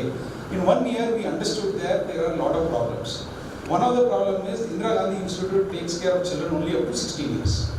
After 16, they cannot treat because it's a charter, it's a child health hospital. They have a charter. Post 16, they have to move to a different place. And there was no adult center. Post 16, there was no center in Bangalore. So since we were working with Rashtrathana already, we requested Rashtrathana to give us space and we start this as a project. Jaydevji, our Dinesh Hegde sir, everybody, we met. And within 2-3 months, they told, let us start a thalassemia center. We had 20 patients at that time who were above 16 in Indira Gandhi. We started the center with 20-30 patients. Within 3 years, 300 patients were registered. Within 3 years. Today, around 425 children are getting transfusion 1 floor above where we are sitting.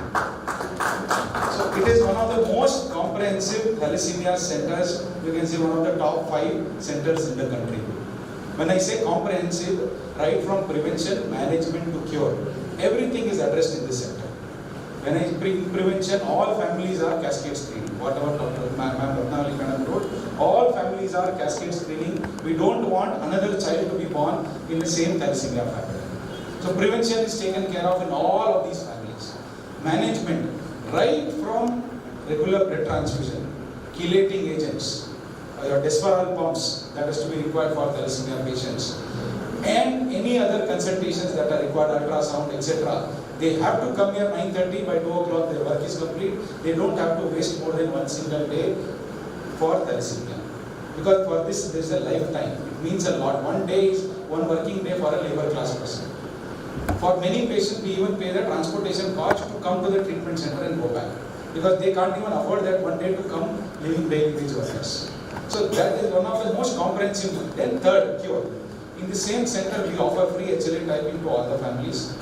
About 16 patients from Samraksha alone, which is the center, have been transplanted in our center in Bangalore and Ahmedabad and cured of thalassemia. So as Sankalp, as an organization, we are having a network of 80 thalassemia centers across the country in 9 states. Totally around 2,100 children are being managed regularly with the same protocol, same treatment, same equitable healthcare being made accessible across all places. We also have our own 2 transplant centers, one in Bangalore, one in Ahmedabad, and we have done around 460 bone marrow transplants in our program till now. Now, through SAKSHAM, I want to make one appeal. I don't want to take 2 minutes. The last session, everybody wants to go. One appeal which all of us have to work, and which with the Ratnavali Madam, we jointly first did a national level conference on thalassemia prevention for the first time in the country. The conference focused on only prevention. 3 things to be addressed. 1, we need a national law to be passed in Parliament for prevention. Because thalassemia is not a problem of pediatrician, it is gynecologists. Gynecologists are responsible for the birth of the child.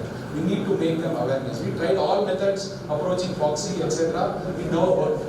Now a law has to be just like we have a law for female feticide, just like we have a law for Down syndrome, there has to be a law for thalassemia prevention.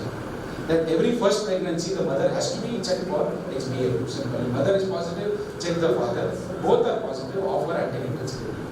This we have been working with different ministries. We have, in fact, yesterday our society from Hyderabad met Venkaya Naidu and told that please pass a law. We are also going to meet the health minister soon in the next 10 days. The bill is ready. We have 10 NGOs together have drafted the bill also for prevention and has been given to Indian Medical Parliamentarians Forum. This is all MPs who are doctors. They have been given to them for approval as well, and they have also vetted. So that is number 1 thing we have to do, that thalassemia prevention has to be a law in the country. Second, there is already a policy by central government on prevention, which came in way back, 2016-17, but implementation is hardly 10%. There are no implementation. We need to ensure what policies the government has got, the same policies are implemented. So in that area, all together can work. If you make a joint presentation, we can achieve what is required. Prevention is better than cure. We are the thalassemia capital of the world, and we should not be proud of that. Maximum thalassemia children are born in our country. We have to stand up for this, jointly together work. It is thalassemia, sickle, hemophilia. Thalassemia, yes, birth can be prevented. Sickle, many doctors are not sure whether to prevent the birth or not because it is not that serious. Thalassemia definitely 100% serious. In sickle, if we talk to many doctors, they say it will not be correct for me to advise prevention of the birth because we don't know the severity. If diagnosed, can be treated. It can be treated. If it can be treated, then why you prevent the birth? So it is still question mark. That's why I am focusing that thalassemia birth to be prevented 100% for a thalassemia free India. So that is one area. Santoshji, Kishorji, everybody together, we can work for a prevention law in the country. And most countries where this is prevented have a law. That is the only way you can prevent thalassemia. It is not a pediatrics problem, it is a gynecology. Because most of the time diagnosis happens with the pediatrics, parents think it is the pediatrics who have to take care, but the problem has happened in the third trimester itself, first trimester. So that we all together have to work together and work towards a thalassemia free. Thank you very much.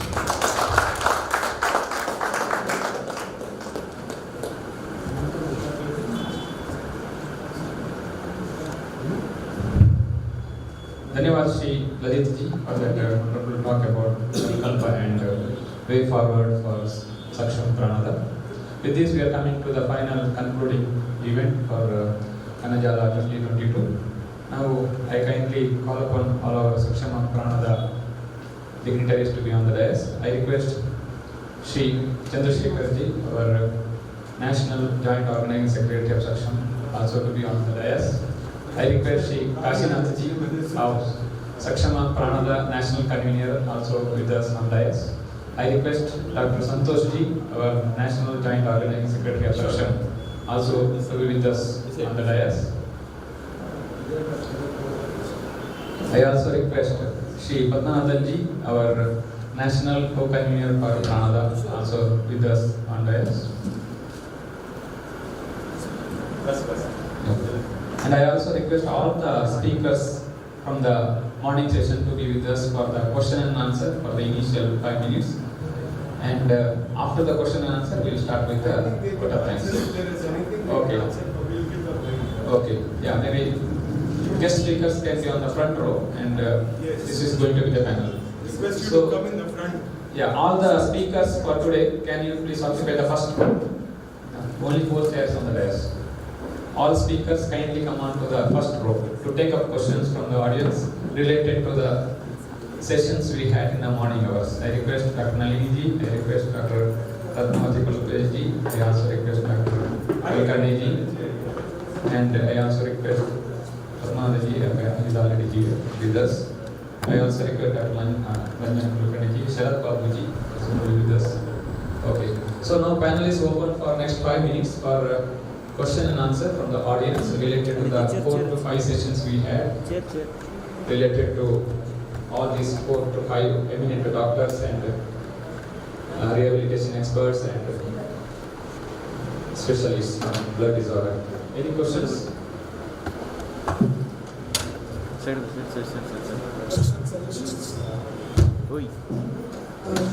The bone marrow transplant he talked about, can patients from other states be referred to Karnataka, or is it only related to Karnataka state? Same way in Andhra Pradesh. Since you're doing bone marrow transplants and all that, can patients from other states be sent for the same? Ma'am, absolutely. The center is open for all patients. We have 2 centers, one in north and south. Bangalore. All south patients come to Bangalore. All north patients we are treating in Ahmedabad. What is the cost involved in? So cost of match-related transplant we are around 9.5 lakhs. Out of which whatever family gives is fine, rest we fundraise. And then cost of an haploidentical transplant is around 14 lakhs. Again that whatever family can do, rest we have CSR donations coming in, through that we do the transplant. We never say we do free of cost because it's a very dangerous word, the free. So parents, even if they give 1,000 rupees, the investment has to be there in the drink. Okay. Thank you.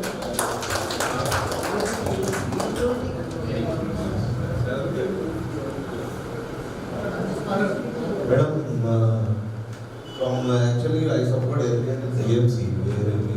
transplant is done. Where the patient has to pay for 1 lakh rupees, the government from Coal India will be supporting 10 lakh rupees and 3 lakhs from Prime Minister Relief Fund. Now some CMC is not getting funding, so we stopped and now we started in Tera Hospital in Chennai, where we are doing a crowdfunding from there. The cost of HLF type match is 40 lakhs around. And it depends on when the patient gets first. If the patient stays in 15 days in upper room for a transplant, it costs at 14 lakhs. When the patient, if we having in a grade 2, if it goes to 30 days, then it costs about 20 lakhs. And if the patient is going for 100 days, it costs about 40 lakhs. So when we want to go for a transplant, and there are two types of drugs there. I don't actually exact, there are two more drugs are there.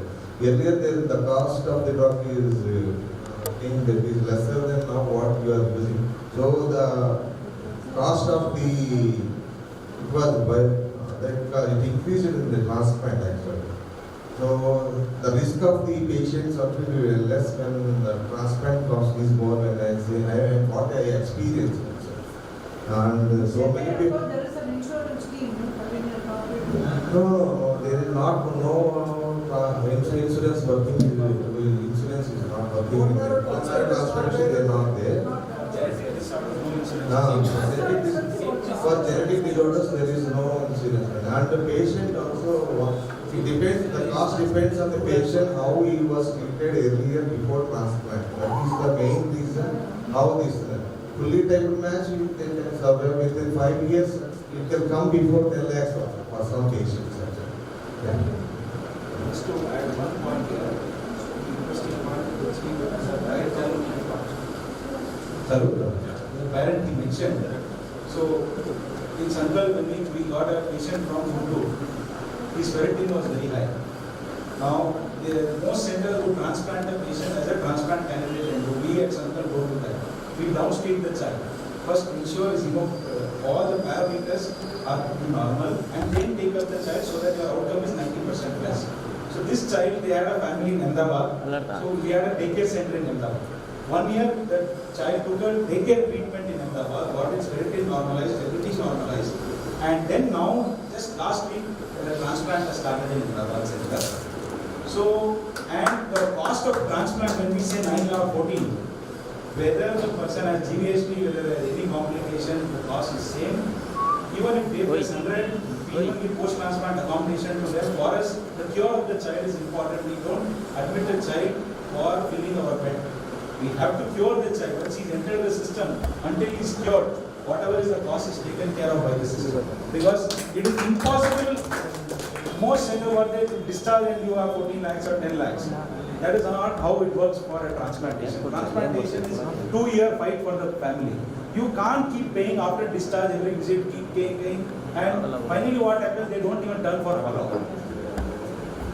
You have to have 98% follow-up. Even we are in the 6th year of operation of PLC center. Our follow-up rate is 98%. The first child who transplanted in 2015 is still coming to the doctor. That is how it's a long-term game, it's not a short-term.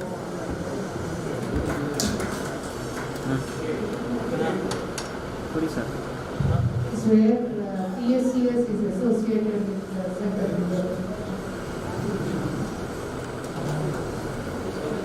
Our 56 patients who has got up to 40 lakhs and 50 lakhs per patient have the budget in place. The patient has never paid more than 1 or 2 lakhs, and we discharge them as we supporting in other ways.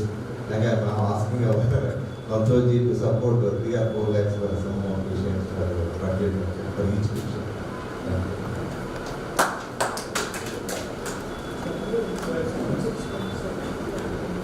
So maybe one last question from the audience before we get to the final. So this is related to the information I got it from the thalassemia patient. Most of the drugs what the thalassemia patients use are monoclonal. So what is the alternative? Because there was a shortage around 6 months back, shortage of medicine.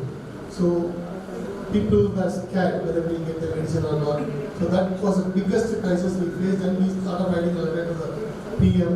We wrote a letter also, and luckily we got the medicines back.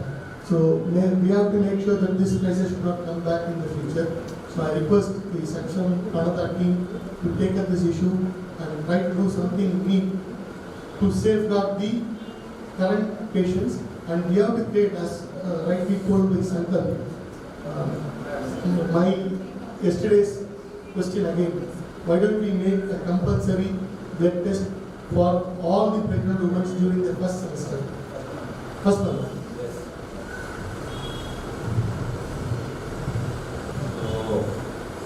Though I can't answer this question technically, only one example of their Prime Minister has done part. When vaccine companies were from USA are asking for foreign guarantees, India in that critical time said, wait. And we produced our own vaccine, we distributed all the people.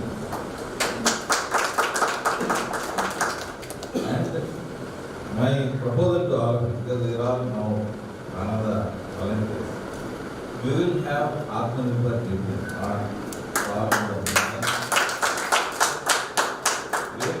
we will come in meeting of government companies. I also found some of the equipment and blood banks are all very expensive, which have to frequently change. So those things can we make, we will get in touch with the Confederate and other firms, and whether they can be made in India. We will try for that. We will form a group.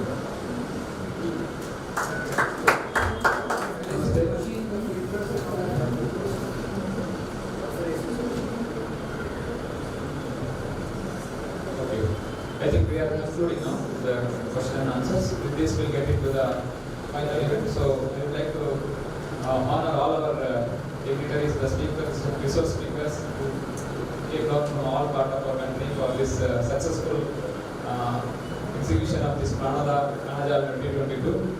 So now I request all the delegates on the dais to give this moment of SAKSHAM Pranada to these key resource speakers. First I call upon Dr. Sudhir Kulkarni who will come on to the dais and receive a token of respect and gratitude from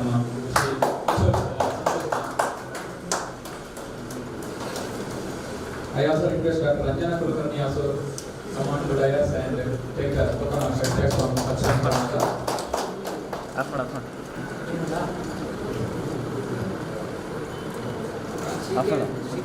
of ಮಾಡಿದ್ಯಾ bus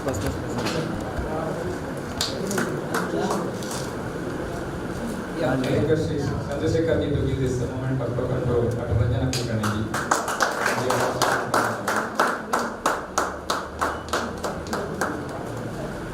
Now I call upon Dr. Nalini ji to come on to dais to receive the token of respect.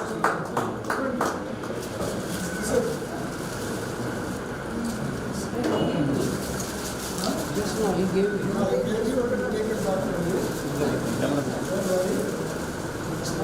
What needed to be done?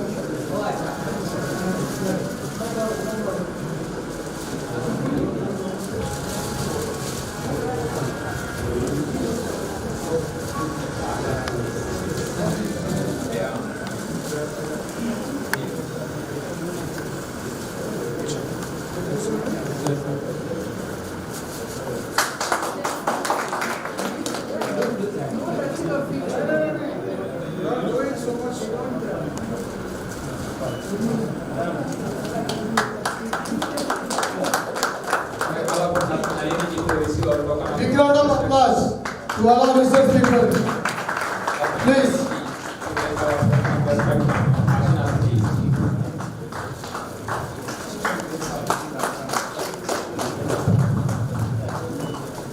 I request Sri Sharad Babuji also to come on to dais now to receive the token of respect and gratitude from Pranada SAKSHAM. I request all our volunteers, please, big round of applause.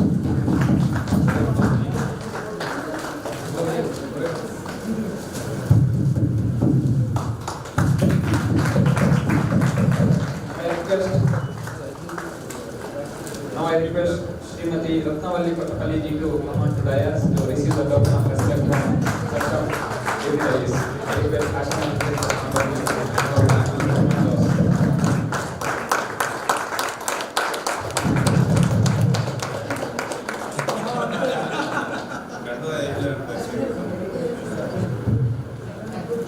Now I request Shri Lalit Parmar ji to come on to dais and receive the token of Chandrasekhar ji to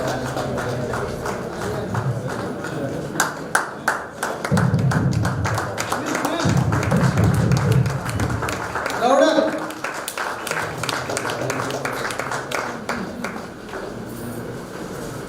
Next, I request Shri Prema Raghunandan ji come on to dais and receive our token of gratitude from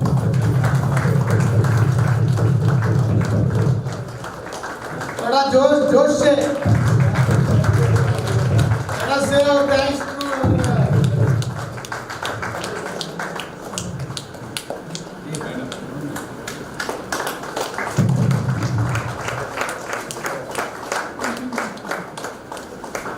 We will also like to recognize our youngest participant of the event who was there with us for last 2 days. the birthday boy. Not the birthday boy. He is one of the youngest Karyakarta, Shri Ashutosh ji. I also request. He was with us for last 2 days.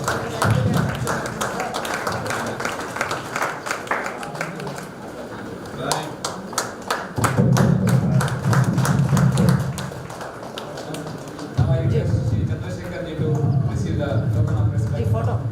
Chandrasekhar ji, the hello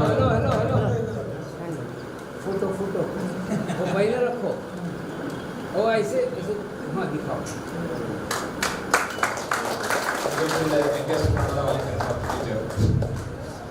I request Chandrasekhar ji to receive our token of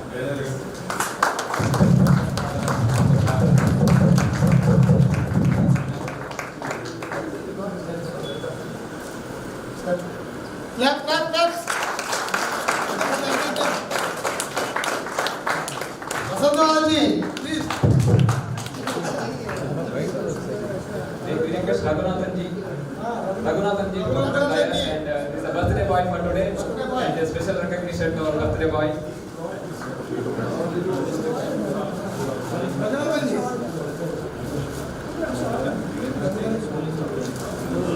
Raghunath ji, our birthday boy, please come. Malayalam actor. See style. Canada actor.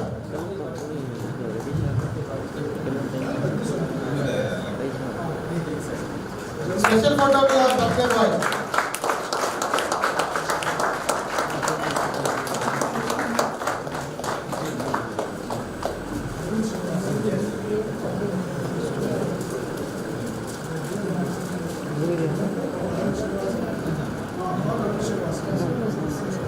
Sri Arvind Srinivas ji, company secretary by profession. Thalassemia warrior of Thalassemia. Big round of applause. Jose.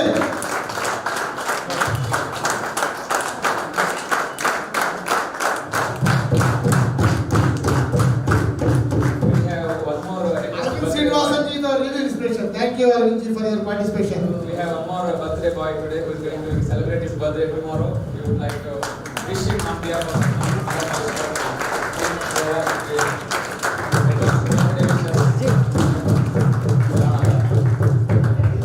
his birthday is tomorrow.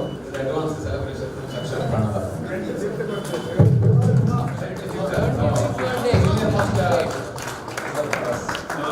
Amrit Mahotsav So he is born on same Independence Day year. Independence year. 48 balls and 48 balls. I would like to call upon Shri Raju Saini, who was the person behind entire organizing this event. Yata, he was taking care of entire party. Request Shri Raju Saini to come on to dais and the token of respect from us. Raju Saini.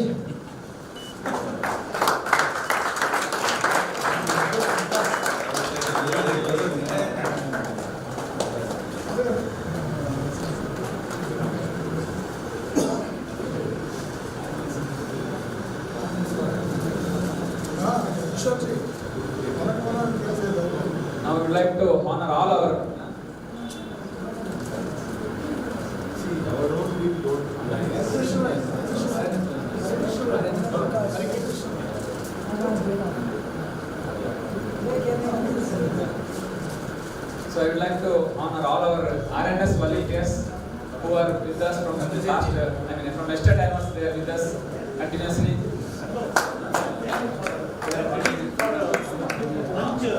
Okay. So we will give for RN volunteer we will give the mementos after the event, after the blood bank visit. So this will conclude the event. I request now take over the rest. May I add one thing, please? It is because of Mr. Vikas Goyal that we are hemophilia people are all here, and we'd like to honor it. Now we are entering the concluding samaram.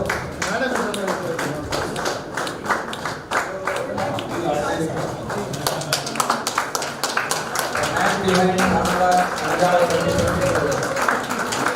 the person behind successful execution of Kanajaal is the backbone and the execution for entire Karnataka and for the entire nation. If Kanajaal is successful, it is all because of hard work of Goyalji and his dedicated volunteer team. Thank you so much, Goyalji. You cannot give any proper to it. That is unmeasurable. So with this, we are now coming to the concluding ceremony. I request Shri Nashinanski, the convener, national convener of Pranada, to give the closing remarks and drive the valedictory ceremony. Namaste. So as we come to closing of this today event, it's very knowledgeable, and I myself felt I have learned a lot, and I also felt that I have to learn a lot. So before we go to the last event of Sri Chandrasekhar's guidance to us, I want to introduce Dr. Santosh, who is known to all of us. He is a medical graduate from Andhra University College, and he is a postgraduate in public health. And I know him to be a specialist in quality systems and also costing. Apart from that, he left everything and did social work for a few years. And he has been guiding the prevention of blindness activity in SAKSHAM in a big way, like Kanajaal or Netrakundu, where Kumbh Mela, lakhs of people come, their screening is done, and then spectacles are given, and their surgeries are also planned. So he is also instrumental in starting Mother's Milk Bank, called Prathamik Mother's Milk. He is also instrumental in starting Universal Hearing Screen in Kanajaal. Next, I would like him to speak, because we are all talking about prevention. There is some concept called original concept. I like him to speak on that for 2-3 minutes.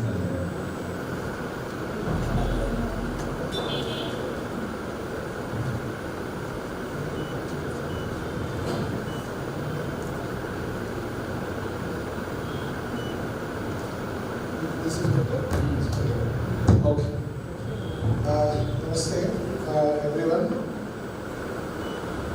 May I request some of the youngsters who are sitting at the back to kindly come forward.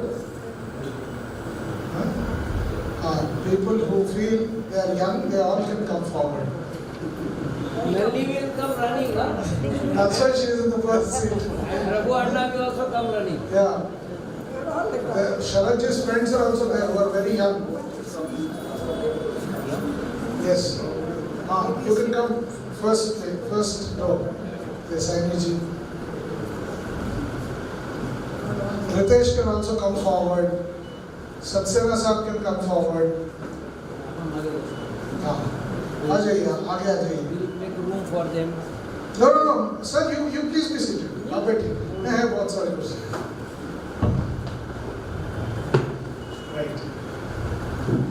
So I'll do some summing up of technical aspects, especially that were shared by so many experts. Some of them are there all through, and some of them had to go yesterday, like Dr. Tulika ji who went to Delhi back, and Dr. Meera ji and others. For me especially, it has been very, very steep learning curve in the last 2 days, especially yesterday and today.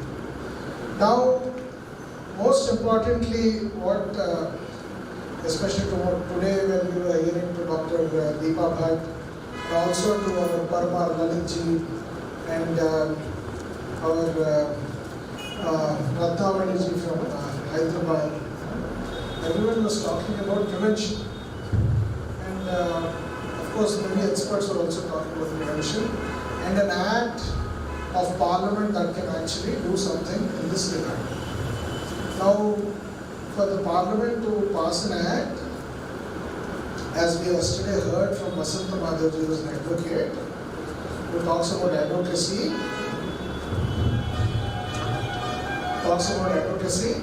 it is important that continuous follow-up of communication, which is formal, has to happen to the Ministry of Health.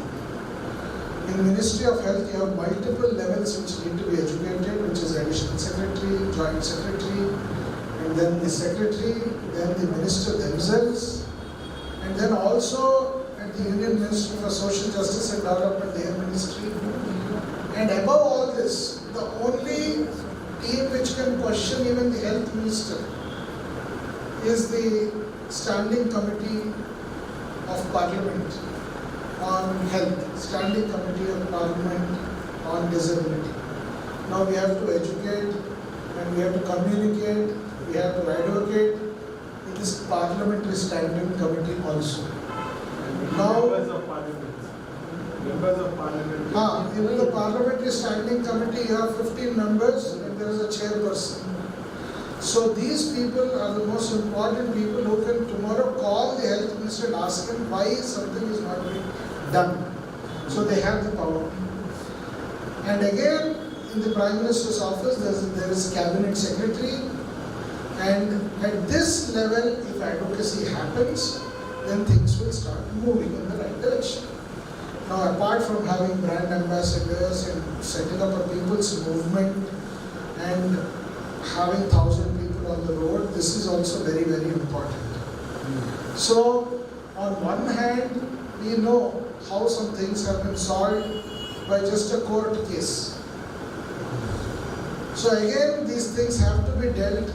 We have to write to the Supreme Court of India, to the Chief Justice of India, on another hand as well. So for this, a very strong advocacy wing is needed, where I think SAKSHAM and Pranada can play a very, very vital role. SAKSHAM, we all know, is a brainchild of the larger Sangha Parivar, and the strength of SAKSHAM lies in the Sangha. So I think some things can move in a positive direction in this, with the support of the whole ecosystem, which can do a round of good for the children. Just now we were listening to, I and Kashinaji were thinking, and we were speaking to each other, how Dr. Nalini ji, how our Ratnavani ji are addressing these children as my children. They feel all these children are my children. Big round of applause to all the members of Parliament. So, for all these our children, if we can do something that can do a round of good. So that is, advocacy is one thing that I think we should do. Second thing, I'm also part of National Human Rights Commission. There is a subcommittee on health and mental health. I would also request, see, I cannot write to myself.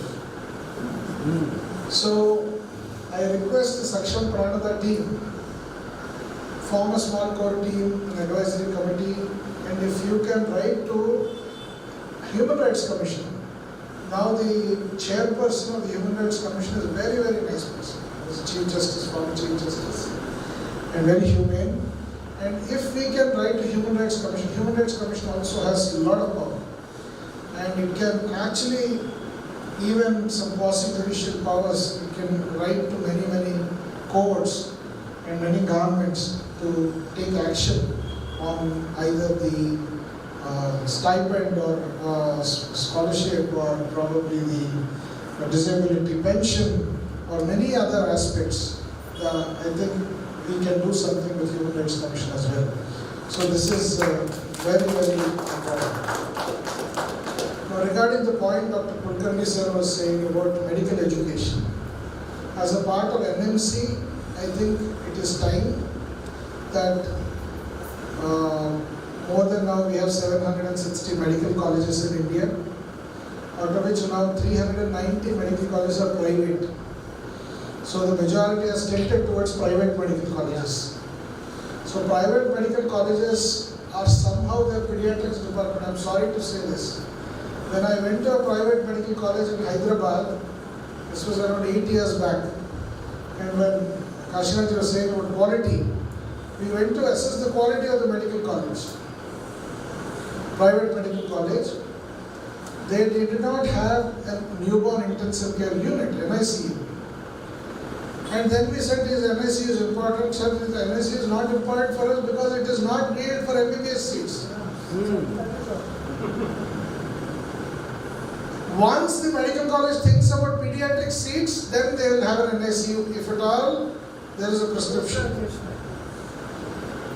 Then we went to a medical college where there were pediatric seats. In the pediatric seats in the newborn intensive care unit, there was no wash basin. So we asked the doctor, associate professor, is wash basin important? Madam, is wash basin important? I'm sorry to say this. The doctor said, no, wash basin is not important. Then we asked, is wash basin not important? Then he thought, yeah, this fellow said, I think they feel that wash basin is important. So he said, yes sir, wash basin is important. Then we asked him, why wash basin is important? Then he said, to give bath to the baby.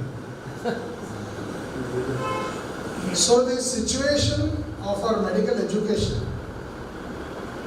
to give bath to a baby, instead of saying washing hands after touching each baby, so this is how we started a very big quality improvement collaborative. 100 hospitals in the UK and Telangana. Now, for educating the medical fraternity, we require a very, very big forum, and I think I congratulate Ratnavali Sankalp Foundation for starting off this with gynecologists and obstetricians. A very big role in this. Now, this has to be done in every chapter of Pranada. If possible, I think all the Pranada chapters, please organize an obstetricians come pediatricians session where 40, 50, 60 ob, gynae and ped guys come together and make them interact with Dr. Nalliji, Dr. our AIMS, Dr. Tulikaji, and then a couple of parents like Ratnavali. Then what will happen? The young obstetricians and gynecologists and pediatricians who are practicing in the peripheries, I think it will be very, very important for them to learn because they are the referral points. They are the referral points. Organize something with PNC medical officers. 30, 40, 50 PNCs, invite them at a place. Probably you can invite them to our Kerala Raghunandanji's place, give them a nice breakfast, lunch, and a half-day session.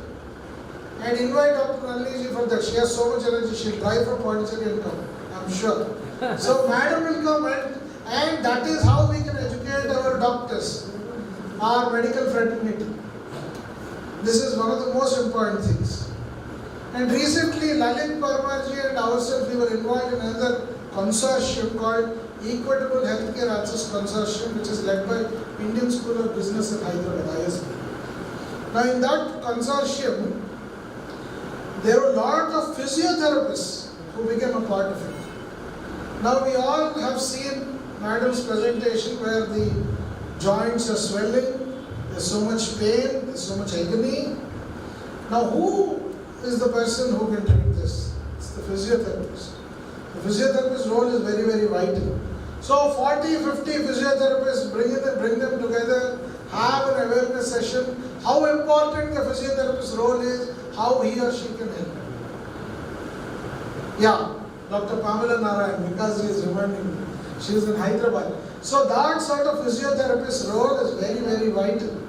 So in all our chapters, in Pranada, in every prant, in every district, we can have a small awareness session of all the physiotherapists, for all the physiotherapists, invite them. And I don't know exactly what medication homeo doctors give. I'm a bit unaware about homeo. I shouldn't be commenting much also. But if homeo's role is there and the scope is there, then I'm sure involve homeopaths as well. Involve homeopaths. Invite them. There is a role. And as Dr. Nalini Madam said, everyone from top to bottom has a role, so how can they not have a role? So, invite homeopaths, have an awareness session for the homeopaths about this. Now this will actually involve the whole health system. This is very, very, very vital. So, involve MBBS doctors, PHC medical officers, involving pediatricians and obstetricians and gynecologists, involving physiotherapists, involving our homeopaths. Of course, nursing staff is most important because they are the people who will be taking care. I don't know, at this rate, directly our Pranta team of SAKSHAM of Pranada can take care of nursing staff also, but at least these 3 or 4, 5 important awareness sessions, I think we can play a role. Anganwadis also. Now, the other most important thing that I wanted to say regarding staff nurses, Anganwadis and everyone, and Lalitji has just not there. So, Lalit Parmarji was saying about prevention and the role of obstetricians and gynecologists. Even before obstetricians and gynecologists, every young girl, every mother who is getting pregnant. Now, there is a program which we started off in Hyderabad which we called Arya Janani. This was started by Gayatri Parivar 10-15 years back, called Garbha Sanskar. Now, we all know the role of Prahlada, Abhimanyu, and we have been reading in our epics, we have been reading in our Itihasas, history. Swami Vivekananda also talked about this very, very vibrantly and very, very eloquently in his speeches about epigenetics. He didn't use the word epigenetics, but he told that if you read good books, if you do this, if you do that, if you do that, you will get the greatest child. And Vivekananda is today like this because of Mata Bhureshwari, his mother. Because Bhureshwari Mata did penance of Lord Shiva for 1 year, Swami Vivekananda was born. This is what he says. Vivekananda's greatness is because of his mother. So, for every child, what we see, just now Nalini Madam was saying, showing that photograph of the children. If they are happy, there is no bleeding. If they are sad, unhappy, there is bleeding. If you are happy, you have good hormones in the brain, happy hormones in the brain, all over. Those hormones have an effect on the body. You have the sympathetic and parasympathetic nervous system which is stimulated by all your happiness and sadness. Your dysautonomia or autonomic nervous system is very, very dependent on your emotions. So mother's emotions, mother if she is happy, how the child will be born. How to educate this is also very, very important.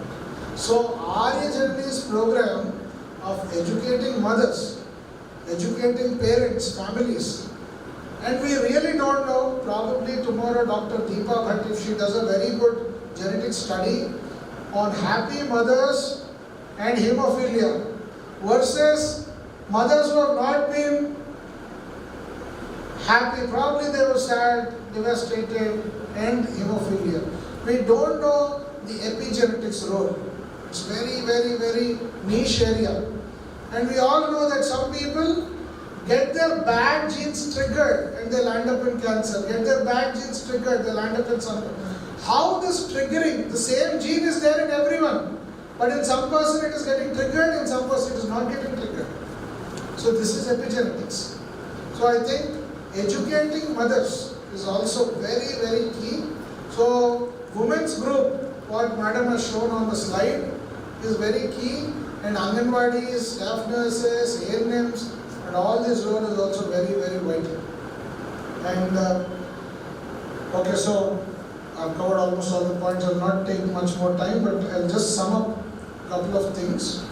There's another institute called National Institute for Pharmaceutical Pricing, which is there in Haryana, very close to Delhi. Now, if we think that some of the medicines cost is going high, and if the pricing needs to be stipulated and maintained, then SAKSHAM Pranada has to write a very strong letter to National Institute for Pharmaceutical Pricing also. And National Institute of Pharmaceutical Pricing can put some of the medicines, if needed, in the essential medication list, and the cost of these medication cannot be taken for a ride by pharmaceutical companies for just profiting. So this is very, very important that we again write to National Institute for Pharmaceutical Pricing, and we can work on that. Now, another important thing that I also would like to bring to your forefront is, for all of this, Pranada should also probably invite a few interns, 1 or 2 or 3 interns who can work on these topics for a year or 2 on advocacy, on communication. Yesterday our young friend from Jammu Kashmir was in marketing. So this idea needs to be advertised. So in social media and media, that what is good, what is bad, about hemophilia and thalassemia, what needs to be done. And so this requires some interns. So I think 3 or 4 or 5 interns who can work on this for a year, that is needed.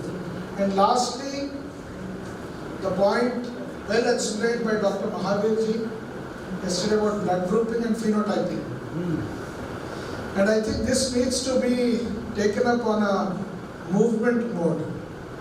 उद्यमम, in Hindi में इसको अभियान ऐसा बोलते हैं. So blood grouping or phenotyping, this needs to happen. For example, tomorrow NEC is going to be organized in Kerala in September of SAKSHAM. We have 3 months time. Can Pranada Kerala team organize blood grouping and phenotyping for all 300 Karyakartas who are going to come there? Can you do that? Can you talk to a laboratory, and can our Pranada Kerala team do that? Blood grouping and phenotyping. So we will be helping a lot of people, because 300 and some family members, 500 people are going to come there to Kerala. Anywhere where SAKSHAM and our affiliate organizations like Hemophilia Society or Thalassemia Society, Sickle Cell Society, anywhere, even for example, if there is a very big RSS camp where 1,000, 2,000, 5,000 people are coming, can we request that if we do your blood grouping and phenotyping, your blood grouping data will be useful? Swayamsevaks are always ready to do seva. So in a Sangha Siksha work, if we do a blood grouping for 10 days, suppose we run a camp and do for all 1,000 people, they'll know their blood group, they'll know RS typing, and they also know phenotyping. So Can we do this? So, the major role of SAKSHAM Pranada, this can pick up momentum if we do this in major places also. So, these are, because ignorance will kill our own children. So, we need to be knowledgeable, we need to let people know what their grouping is, what their phenotyping is and all. So, now I think Pranada has picked up so much momentum, and we need interns like Vikas Goyal ji and Kishore ji who have that energy.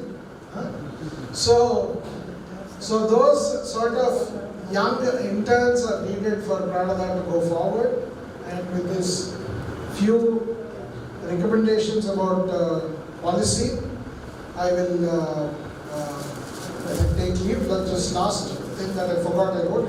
It's about the insurance program. The government social health insurance programs like Ayushman Bharat, like Arogyashri, like Tamil Nadu Kalainer scheme, Vajpayee Arogyashri scheme in Karnataka, Rajiv Jeevan Dai in Maharashtra. All these programs we can have thalassemia bone marrow transplant surgery. We need to write letters. When they can support cochlear implant, which is 6 lakhs, why they cannot support bone marrow transplant, which is life-saving?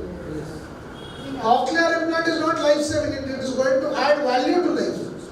Bone marrow transplant, I am not comparing one another, but I am saying bone marrow transplant will save life.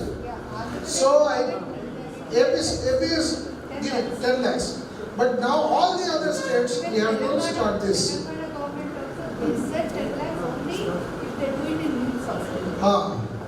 And NIMS doesn't have that capacity. So we need to write again to Ayushman. I'm again expressing that I will give full support. The CEO of Ayushman Bharat is very good, Dr. Sharma. The deputy CEO is also very good.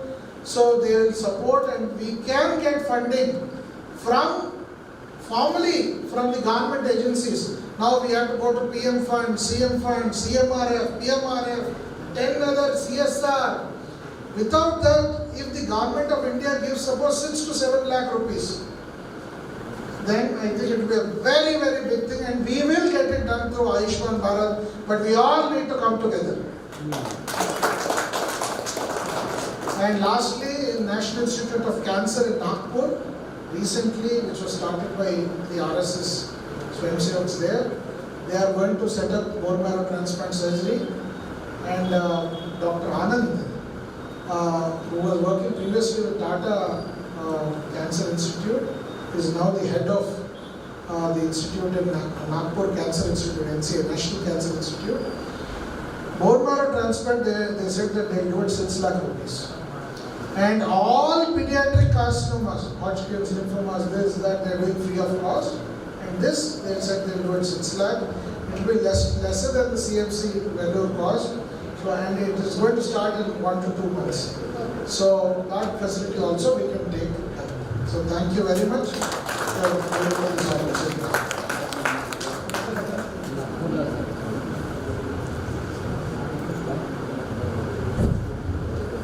Dhanyawad Santoshji for wrapping up the session and giving the way forward for SAKSHAM Pranada. So with this we are now concluding, and a few instructions now before we wind up. So we are going to have a vote of thanks now. Dhanyawad Santoshji by our Shri Kishore our National Pranada team and organizing committee member also. And then we will have guidance from our National Joint Organizing Secretary Shri Chandrasekharji, and then we will have Shanti Mantra. Then from Shanti Mantra, we all will give the space and we will go to 5th floor. Lunch has been arranged, it is ready. We all will go to 5th floor for lunch. And then after lunch, there is a visit planned for Rashtrattana Blood Center. So we all of us will move from lunch area, which go directly to the Rashtrattana Blood Bank. Then there will be live demonstrations. And we'll also arrange lunch parcel for people who are going to travel. So please reach out to Ramesh Kabuji, he is handling our lunch related aspects. So please reach out to him. We'll be arranging the lunch packets for people who are going to travel by train and flight or whatever the way. And then For any transportation related things, please reach out to Raju Saini or your airport departures and railway station pickup and drop related points. Please reach out to Saini. And then, if anything related to the Pranada, Kanajaal materials and any of the event related aspects, if you need future help, please reach out to Kishore for Pranada, Kanajaal related resource materials. And we are also publishing all the PPTs as per the approval we receive from the speakers. It will be published in Kanajaal group, and you can reach out to Shri Kishore for all the materials. And the live coverage of all the video is available now online. We are going to share the YouTube live link of all the 4 sessions of 2 days going to be shared. Already it is shared, we are going to share that. Yeah, that is going to be the final one. Now I request Shri Kishore ji to come on to dais and give the final vote of thanks. Dhanyawad Samarpan to Kanajaal for Thank you. Namaste. This event is very happy, become very happy event because of the resource persons who shared their experience and who guided us. So,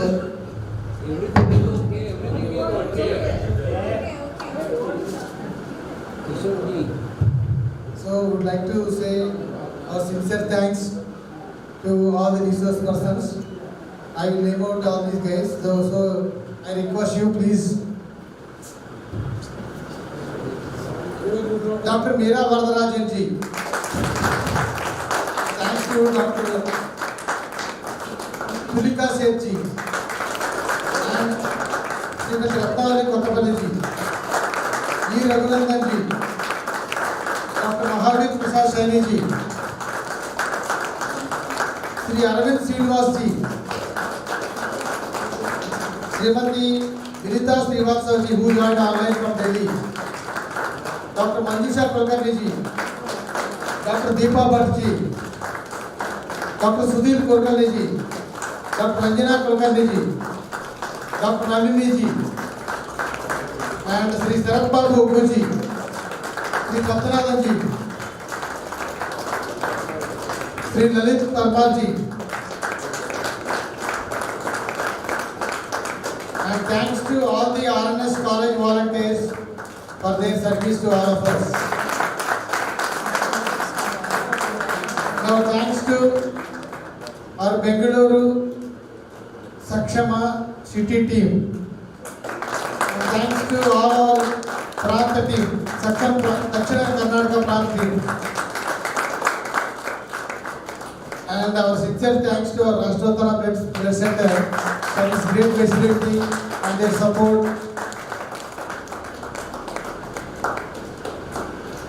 And also media and Prachar Vibhag who are doing all this job for us. Thank you. Our thanks to our national team for their great support and encouragement. They gave opportunity. We have 29 plants across Bharat, but our team, SAKSHAM national team, gave opportunity to our Dakshina Karnataka Prant to organize this good event. So thanks to all the national team members. Last but not least, participants. Thank you to all the participants. Thank you very much. Thank you. Bharat Mata Ki Jai.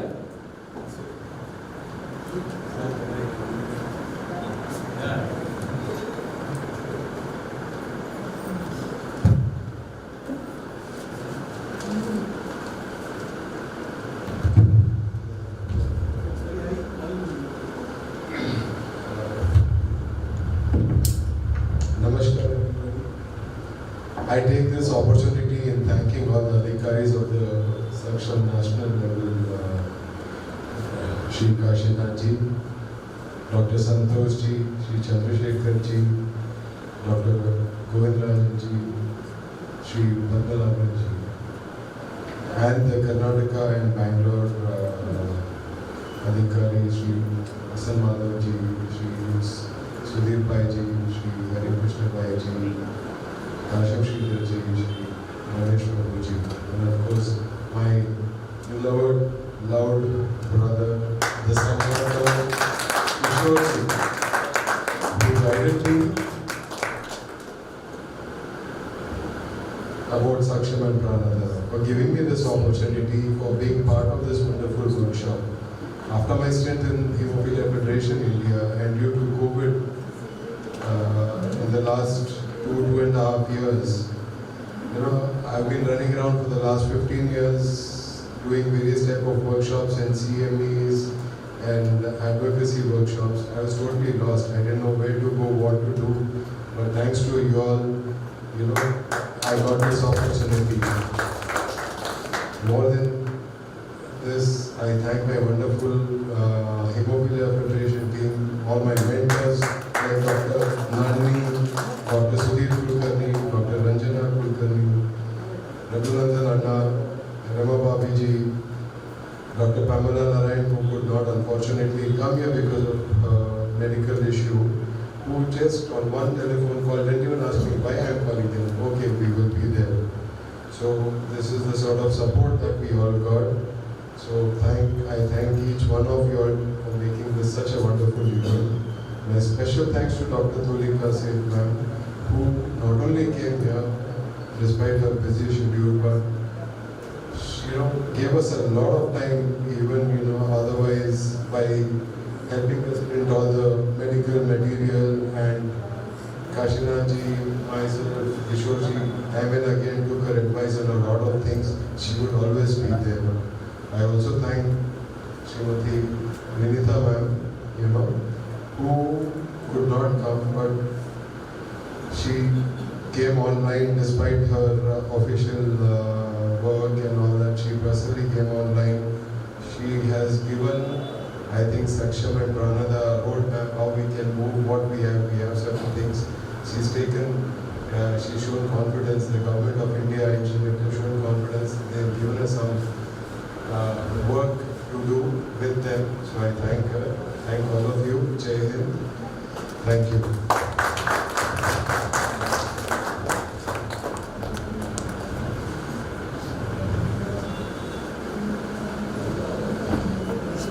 Before Manni Chandrasekhar takes over the mic, I would like to introduce him. He is born in the village Metta Road and Jilla Nagaur from Rajasthan. He did his BA honors in history and then MA in Hindi. As soon as he completed his studies, he joined as a pracharak. Full-time, he dedicated his life for the nation, reconstruction in RSS in 1998. He held different positions at Nagar, Mahanagar, Jilla, Vibhag, Pracharak, Dayat, and he was in charge of Vidya Bharati of Jodhpur Prant, and he was Prant Pracharak, a very important responsibility in RSS of Jodhpur Prant. And from 2018 he is associated with SAKSHAM, in charge of Maharashtra and Gujarat, Rajasthan. Now he is joint organizing secretary of SAKSHAM. I request him to address us and show us the path. Dhanyawad.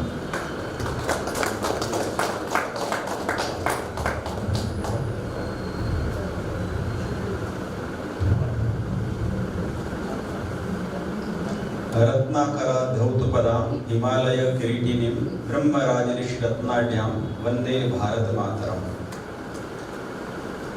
सम्मानित मंच एवं समुपस्थित सभी आत्मीय भाई और बहनों, निश्चित रूप से इस 2 दिन के अपने सक्षम के प्राणदा प्रकोष्ठ के कार्यक्रम में आकर के हम सभी ने बहुत सारी कुछ जानकारी और ज्ञान प्राप्त किया है।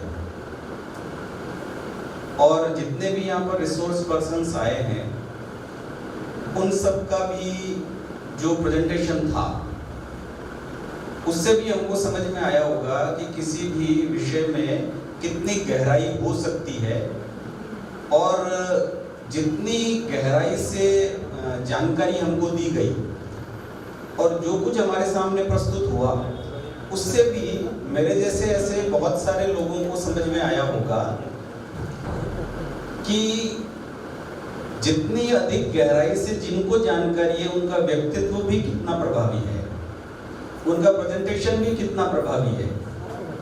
और निश्चित रूप से जब व्यक्ति थोड़ा जानता है तब उसको लगता है मैं बहुत कुछ जानता हूँ, और जब वो बहुत कुछ जानता है तब उसको समझ में आता है अभी बहुत जानना बाकी है। इसके कारण से और अधिक विनम्रता बढ़ती जाती है। और मैं आप सबको इस बात की भी शुभकामनाएं देता हूं कि ये जो एक प्राणदा प्रकोष्ठ का प्रवाह इस महत्वपूर्ण सेमिनार के माध्यम से शुरू हुआ है, ये निश्चित रूप से बहुत दूर तक, यानी इसकी अंतिम सफलता तक जाएगा। दूसरा, आज एक दिन विशेष है, उसकी भी मैं आप सबको शुभकामनाएं और बधाई देता हूं। यानी आज से बहुत वर्षों पूर्व, यानी 6 जून 1678, 6 जून 1674 अपने देश में एक महत्वपूर्ण घटना घटी, और सारे देश में जिसको हमने मनाते भी हैं, इसको बोलते हैं हिंदू साम्राज्य दिनोत्सव। आज ही के दिन छत्रपति शिवाजी महाराज का रायगढ़ के दुर्ग में उनका राज्याभिषेक हुआ। इस प्रसन्नता में सारे देश भर में हिंदू साम्राज्य दिनोत्सव मनाया जाता है। ज्येष्ठ शुक्ल त्रयोदशी, वो आज की तिथि है। इसके भी आप सबको हार्दिक शुभकामनाएं। निश्चित रूप से सक्षम संगठन, यानी अभी तक जितने वक्ता बोलने वाले थे अधिकतम इंग्लिश में ही बोलने वाले थे। मेरी अंग्रेजी इतनी अच्छी नहीं है, सामान्यतः मेरी हिंदी अच्छी नहीं है ऐसा बोलने वाले लोग मिलेंगे आपको बहुत, लेकिन मेरी अंग्रेजी इतनी अच्छी नहीं है, इसलिए मैं आपसे हिंदी में बात कर रहा हूँ। हो सकता है 2-4 बंधु हमारे तमिलनाडु के या शायद केरल के भी, उनको पूरी तरह से मेरी बात ना समझ में आए, लेकिन फिर भी मेरा भाव समझ में नहीं आएगा ऐसा नहीं है। तो हम भी ऐसा स्पिरिचुअली भी बोलते हैं कि भाव का महत्व ज़्यादा है, या इसको ऐसे समझना हो कि नफा और नुकसान ये वस्तु में नहीं है, भाव में ही होता है। तो भाव ज़्यादा महत्वपूर्ण है, तो मेरा भाव आप तक संप्रेषित हो, समझ में आए, ऐसा मैं थोड़ा प्रयास करूंगा। हमारी जो संस्कृति है वो निश्चित रूप से उसको ऐसा बोलेंगे कृतज्ञता ज्ञापन की संस्कृति। थोड़ा कठिन शब्द है कृतज्ञता ज्ञापन, यानी जिससे हमको कुछ प्राप्त हुआ है उसके प्रति विनम्रता पूर्वक कुछ देने का भाव हमारे मन में आए। मैं एक छोटी सी एक दृष्टांत आपको सुनाता हूँ। अभी तक जितने टेक्निकल जितने यहाँ सेशंस हुए हैं उनसे थोड़ा अभी आउट ऑफ द बॉक्स हम बात कर रहे हैं। अपने देश में एक इन्फोसिस करके कंपनी है, यानी नारायण मूर्ति ऐसा नाम सुना होगा आपने, उनकी धर्मपत्नी है सुधा मूर्ति। सुधा मूर्ति का बहुत सारा साहित्य भी है। उन्होंने अपना एक बचपन का अनुभव ऐसा लिखा, संस्मरण। तो वो क्या लिखती हैं कि बचपन में जब वो एक 8वीं क्लास में पढ़ती थी तो उनकी दादी, ग्रैंड मदर, उनको हिंदी पढ़ना लिखना नहीं आता था। तो एक बार उन्होंने स्वाभाविक जिज्ञासा की, सुधा तो बहुत अच्छे स्कूल में पढ़ने जाती है, तो मुझे भी थोड़ा सा हिंदी अच्छा पढ़ना लिखना आ जाए तो मैं भी अपने जो धर्मशास्त्र हैं, ग्रंथ हैं, उनको ठीक से पढ़ पाऊँ। छोटे बच्चों को हम कुछ सिखाने के लिए जब बताते हैं तो बहुत उत्साह से वो सिखाते हैं। बड़ों में उतना उत्साह नहीं रहता सिखाने के लिए जितना बच्चों में रहता है। तो उसने सहर्ष स्वीकार किया सुधा ने, हाँ मैं तुमको सिखाऊंगी। दादी ने लेकिन उनका एक शर्त है, जब तक मुझे अच्छे से पढ़ना लिखना ना आ जाए तब तक घर में किसी को पता नहीं चलना चाहिए, थोड़ा सरप्राइज देंगे बाद। तो दिन में जब वो 12-1 बजे स्कूल से वापस आती तो वो दोनों मिलकर के एक बंद रूम में सुधा अपनी दादी को पढ़ना लिखना सिखाती। कुछ महीने बीतने के बाद में दादी को थोड़ा सा बड़ी हेडलाइन अखबार की या मोटे अक्षरों वाले अपने धर्मशास्त्र ऐसे ग्रंथ थोड़ा थोड़ा पढ़ना आ गया। इसी बीच में एक बार गुरु पूर्णिमा का उत्सव था, तो दादी ने सुबह सुबह सुधा को जल्दी जगाया और उसको कहा कि आज अच्छे से जल्दी नहा करके बढ़िया नए कपड़े पहनना, उसके लिए नए कपड़े सिलवाए। और घर के सब लोगों को सुबह जल्दी ऐसा बारामदे में चौक में बुलाया, एक कुर्सी लगा करके सुधा को उस पर बिठा दिया। सुधा को भी बड़ा आश्चर्य हो रहा था, आज क्या हो रहा है। घर के सब लोग इकट्ठे हुए। फिर दादी ने कुछ नए कपड़े लाकर सुधा की गोद में रखे, एक नारियल भी उसकी गोद में रखा और एकदम झुक करके जमीन पर सुधा के पैरों में अपना सिर रख करके प्रणाम किया दादी।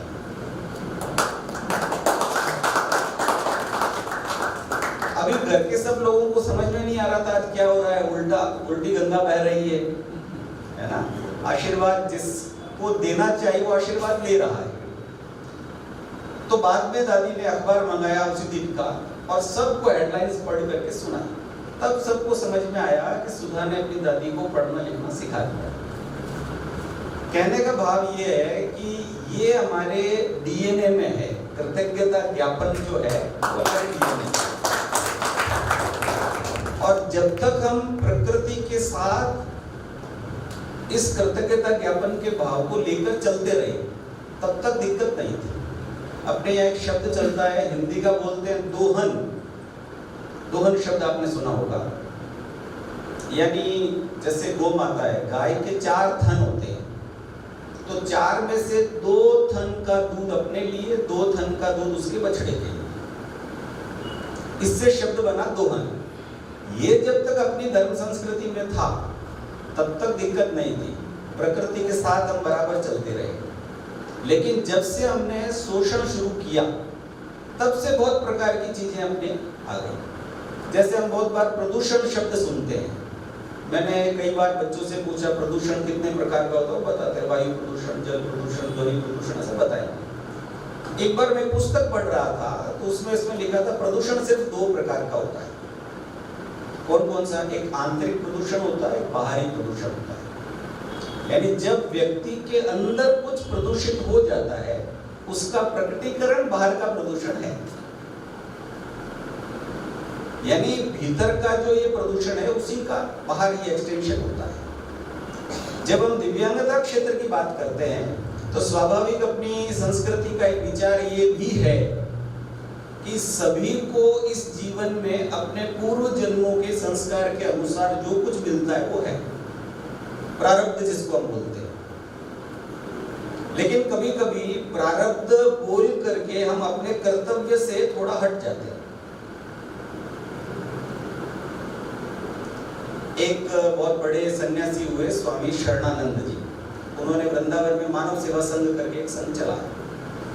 उनकी विशेषता ये 10 साल की उम्र में उनकी आंखें चली गई थी, लेकिन कभी भी बिना किसी के पूछे हुए पूरे जीवन भर सारे देश का भ्रमण किया, रास्ता नहीं पूछते थे कभी।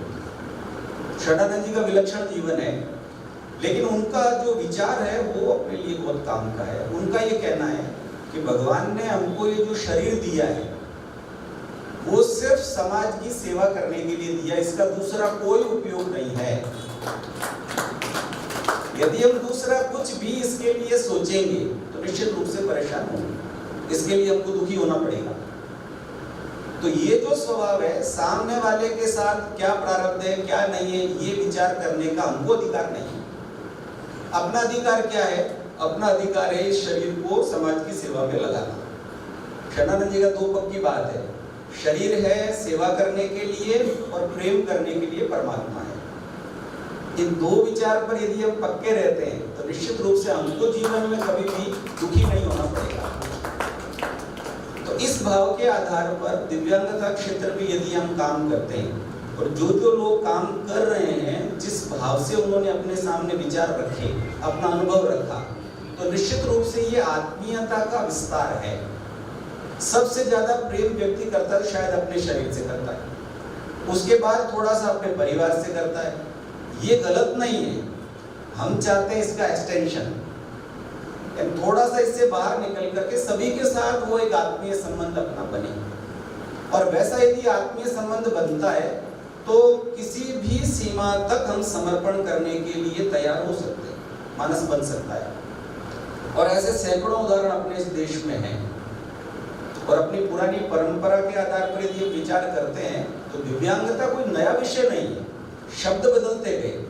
कभी हमने डिसेबल्ड पर्सन का, कभी पर्सन विद डिसेबिलिटी का, कभी डिफरेंटली एबल्ड का, ये शब्द बदले पर ये पुराने काल से चली आ रही अपने यहाँ पर व्यवस्था है। और हमने इसको इस अर्थ में कहा, भगवान की बनाई हुई जितनी विविधता है उस विविधता का ही एक पार्ट दिव्यांगता है। इसको आप अलग से या कम करके देखने की जरूरत नहीं है। तो ये जो भगवान की बनाई हुई वैरायटी है उसको उसी अर्थ में लेकर के समाज के लिए अधिक से अधिक उपयोगी बनाकर स्वाभिमान के साथ उसको हम कैसे खड़ा करें। बार बार एक स्टिग्मा शब्द आ रहा था, मुझे नहीं पता था इसलिए मैंने गूगल पर देखा। तो इस मानसिकता से हम संपूर्ण दिव्यांगता को कैसे बाहर निकाल सकते हैं। इस प्रयास में 20 जून 2008 से सक्षम काम कर रहा है और बार बार अपने ध्येय का स्मरण भी हम सब लोग करते हैं। इस आधार पर जो अपना मूल यहाँ की धर्म संस्कृति का स्वभाव है, उस स्वभाव को बनाए रखते हुए, अंग्रेजी की जो कहावत है ना, थिंक ग्लोबली एक्ट लोकली, हमने विचार बहुत दूर तक का किया है क्योंकि वहां तक हमको जाना है, वो बहुत आवश्यक है। यानी विचार का विस्तार और दिशा का विस्तार ये समझ में आना ही चाहिए। लेकिन फिर भी मेरा निवेदन है, जहां से हम शुरू कर सकते हैं वहां से करना शुरू करें। भगवान हमसे ऐसी किसी बात की अपेक्षा नहीं करता जो हम नहीं कर सकते। अपेक्षा किस बात की है? जो हम कर सकते हैं उसी की अपेक्षा है। गड़बड़ क्या होती है? जो हम कर सकते हैं वो करते नहीं, बस इसी को ठीक करना है। तो जो हम कर सकते हैं उसकी शुरुआत करें। अब बहुत बार बोलते हैं ना, 29,000 फीट की ऊंचाई है हिमालय की, उस पर चढ़ने वाले हर एक व्यक्ति का पहला कदम 29 इंच का ही होता है। बस वो शुरू करता है और वहां तक विजय प्राप्त कर लेता है। अभी हम कुल मिलाकर के जब विचार करते हैं, दिव्यांगता क्षेत्र में अभी बहुत थोड़ा सा काम हम कर रहे हैं, लेकिन जिनका हमने यहाँ पर सभी से विचार सुना, कितना करना है, ये सोच करके निराश होने की जरूरत नहीं, तो पूरे उत्साह से इस काम को आगे बढ़ाने की जरूरत है। और अंत में मैं आपसे इतना ही निवेदन करूंगा कि हर एक विषय में अपने को थोड़ा सा गहराई से अध्ययन करने की जरूरत है। यानी जो जिसको जो दायित्व है उसको और गहराई से अध्ययन करें। यानी जो लोग बहुत गहराई से जिनका अध्ययन है उनको हमने सुना यहाँ पर। कबीरदास जी का एक दोहा भी है, वो क्या है?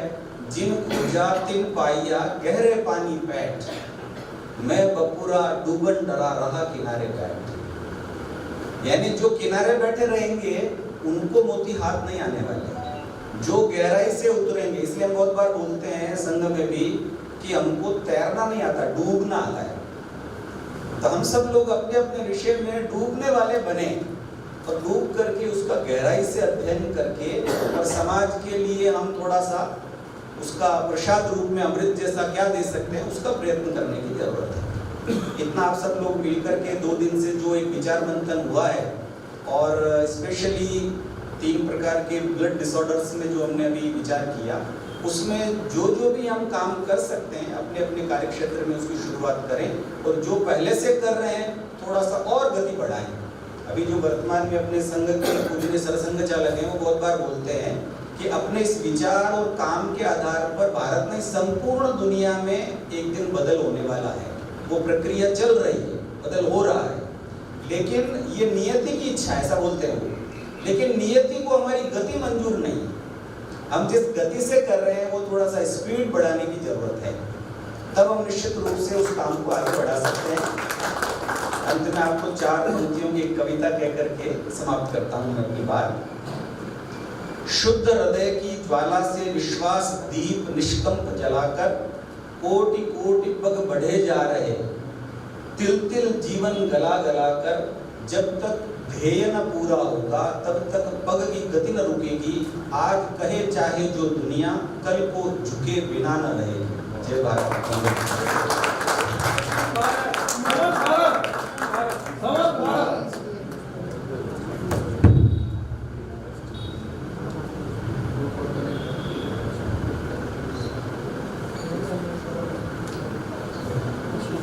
We are concluding Dhyana Sthiti Shanti Mantra. I will recite the first line and we will repeat. Sarve bhavantu sukhinah, sarve bhavantu sukhinah, sarve santu niramaya, sarve bhadrani pashyantu, ma kaschit dukkha bhavet.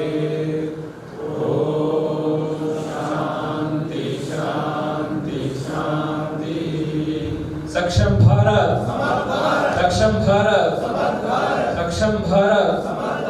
जीते जीते जाते जाते